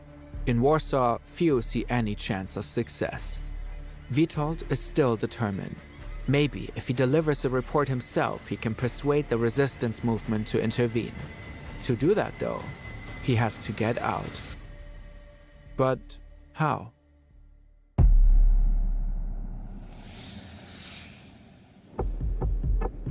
Civilian clothing, money, knife. They need all this once they make it out. If they make it out. Apples, honey, jam, sugar for bribes. Cured tobacco to throw the dogs off their scent. And if they're caught, cyanide capsules. Vitold collects it all. The plan is to escape from here, the bakery. It only... Pro tip. Cyanide is not a particularly pleasant way to commit suicide. Basically what it does is it cuts your cells off from receiving oxygen. So you essentially suffocate to death, even though you can physically breathe. It's pretty painful and unpleasant, and it can take a long time, too. You're talking about a span of minutes, and, like, I've heard people, like, struggling and suffering for, like, an hour before it actually kills you. So it's not like the movies where you just eat it and then you instantly die. You basically, it has to, like, go through your system and slowly suffocate you, then you die. He has 2 guards, but that doesn't mean it's easy to leave. This is Jan Recce. He works on the baker squad and cases the premises. The windows are barred. There's a single entrance, it's locked and double bolted. There's also this latch, always fastened by the departing shift. Vitold and Jan might be able to steal a door key. But what about the latch? Then Jan has an idea.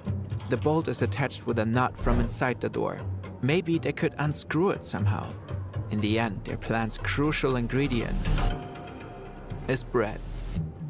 Jan uses a piece of dough to make an imprint. He does the same with the key. Vitold has a wrench made to fit the nut. He has a key made too. Jan tests it. It works. The bakery squad walks out of Auschwitz's front. Oh yeah, just go to Canada, ask Maid to do it. Dude, the Maid program here is just fucking insane. There was a disabled veteran who had trouble walking up the stairs, and she was requesting from, like, Canadian Health Services to get one of those chairs installed that, like, you know, you sit on and then it will bring you up and down the stairs, you know, like old people have. They recommended her to kill herself. Not even kidding. She submitted a request for an aid thing to help her up the stairs. And they asked her, "Have you considered killing yourself? Like, maybe you should consider the maid program and kill yourself." So they're trying to, like, literally save money and not bother actually assisting anybody in need. And they, like, literally say, hey, rather than, like, that, kill yourself. The maid program is, like, actually fucking nuts. So is better alternative a gram of Fent? Imagine being a spy and you got to off yourself before the enemy closes in. Wouldn't an average Fent pill from San Fran do the trick? Yeah, I'd probably prefer to overdose on fentanyl. It seems to be more pleasant than cyanide. Not advocating anybody actually do that, but I'm just saying cyanide's like, it seems like an unpleasant way to die. Thanks for the donation, Paul. Under die Arbeit macht frei sein. Witold and Jan are among them. Also Edik, a 19-year-old who'd helped Witold and been invited to escape. Bribes got them here. For the capo, to convince him to let Edik and Witold work on the bakery squad. For the bakers who let Edik and Witold take their shifts. They won't get this shift again. They have one shot. Tonight or never. Darkness has fallen. They'd planned to be gone by now, but there's a problem. It's raining and an off-duty SS officer and his girlfriend are sheltering beneath the eaves of the bakery. An hour passes. 2. The odds of escape diminish with each passing minute. Finally, the rain stops and the lovers leave. There's no time to lose. There's a plausible excuse to enter the storage room. They need more fuel. Edik pushes a wheelbarrow for coal. Witold starts chopping wood. He makes as much noise as possible to cover for the sounds of Jan dealing with the door. First, Jan twists off the nut. Now, the bolts. Suddenly, an SS officer pokes his head through the door. He looks at Witold and Edik. They freeze. Busted. Maybe. He walks across the room toward the bakery entrance. Luckily, Jan made it to the toilet. The SS officer is suspicious, but not very observant. He walks away. The plan is still on. Edik uses a knife to cut the phone wires. If they get out, they don't want the SS calling for backup. Witold and Edik grab their civilian clothes. Jan has already changed into his. Now, there's one last step. But the lock doesn't budge. Jan tries again. Fails. There's no time to waste, and they're so close. Jan pushes against the door. Witold joins him. The door bends, but stays closed. Another great heave, and they're out. The stars are shining in the sky. Jan sprints ahead toward the river. Witold follows, Edik beside him. Shots ring out behind them. They don't look back. Across a bridge, along the river. They run and run. Ahead, cover. They're almost there. But now they have to walk. Slowly, they can't attract attention. Finally, they make it to the forest. And vanish into the trees. It's pretty intense. What a contrast with the camp in which I felt I had spent 1,000 years. A silence far from the roar of humanity, far from man's scheming. A Thanks, silence in Pokemon. which there was not Appreciate a it. living soul. We were enchanted by everything. We were in love with the world, just not with its people. Witold is finally free.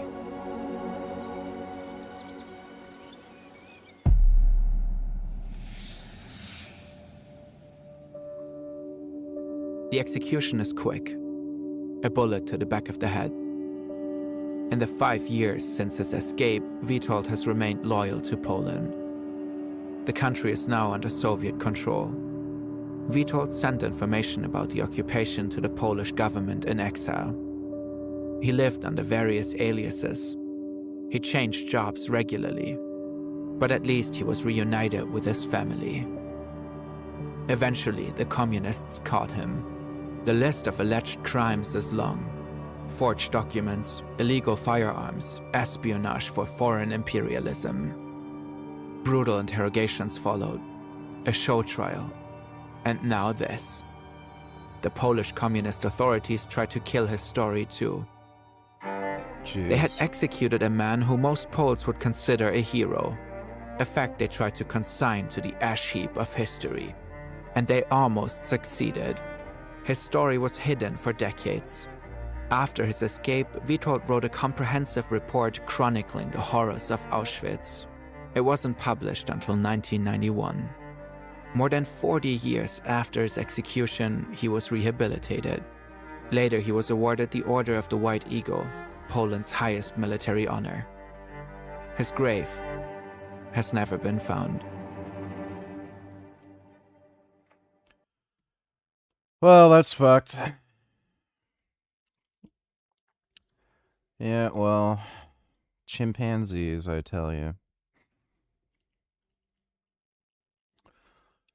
I think I'm thoroughly tired, and I should probably just go to bed so I don't make myself more sick.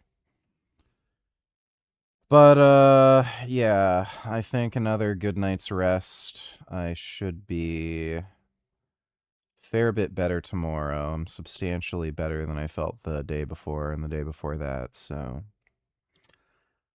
I'm just gonna go to bed now and not push it so that I can recover. But I'll be on tomorrow if I'm feeling good enough. Might do a workout stream. But in any case, we'll be streaming again tomorrow. But hope you all had fun. Big thanks to everybody who donated on Streamlabs. Really appreciate it. I'm gonna go to bed with this big kitty. See him? He's really nice. This is my bedtime cuddle buddy. We go to bed together. Because we love each other. Love this cat. He's so big. He's my big, handsome chumbush. Yeah, you're my big, handsome chumbush. Love you, Gum Gum. But nighty-night, everybody. I'll see you tomorrow.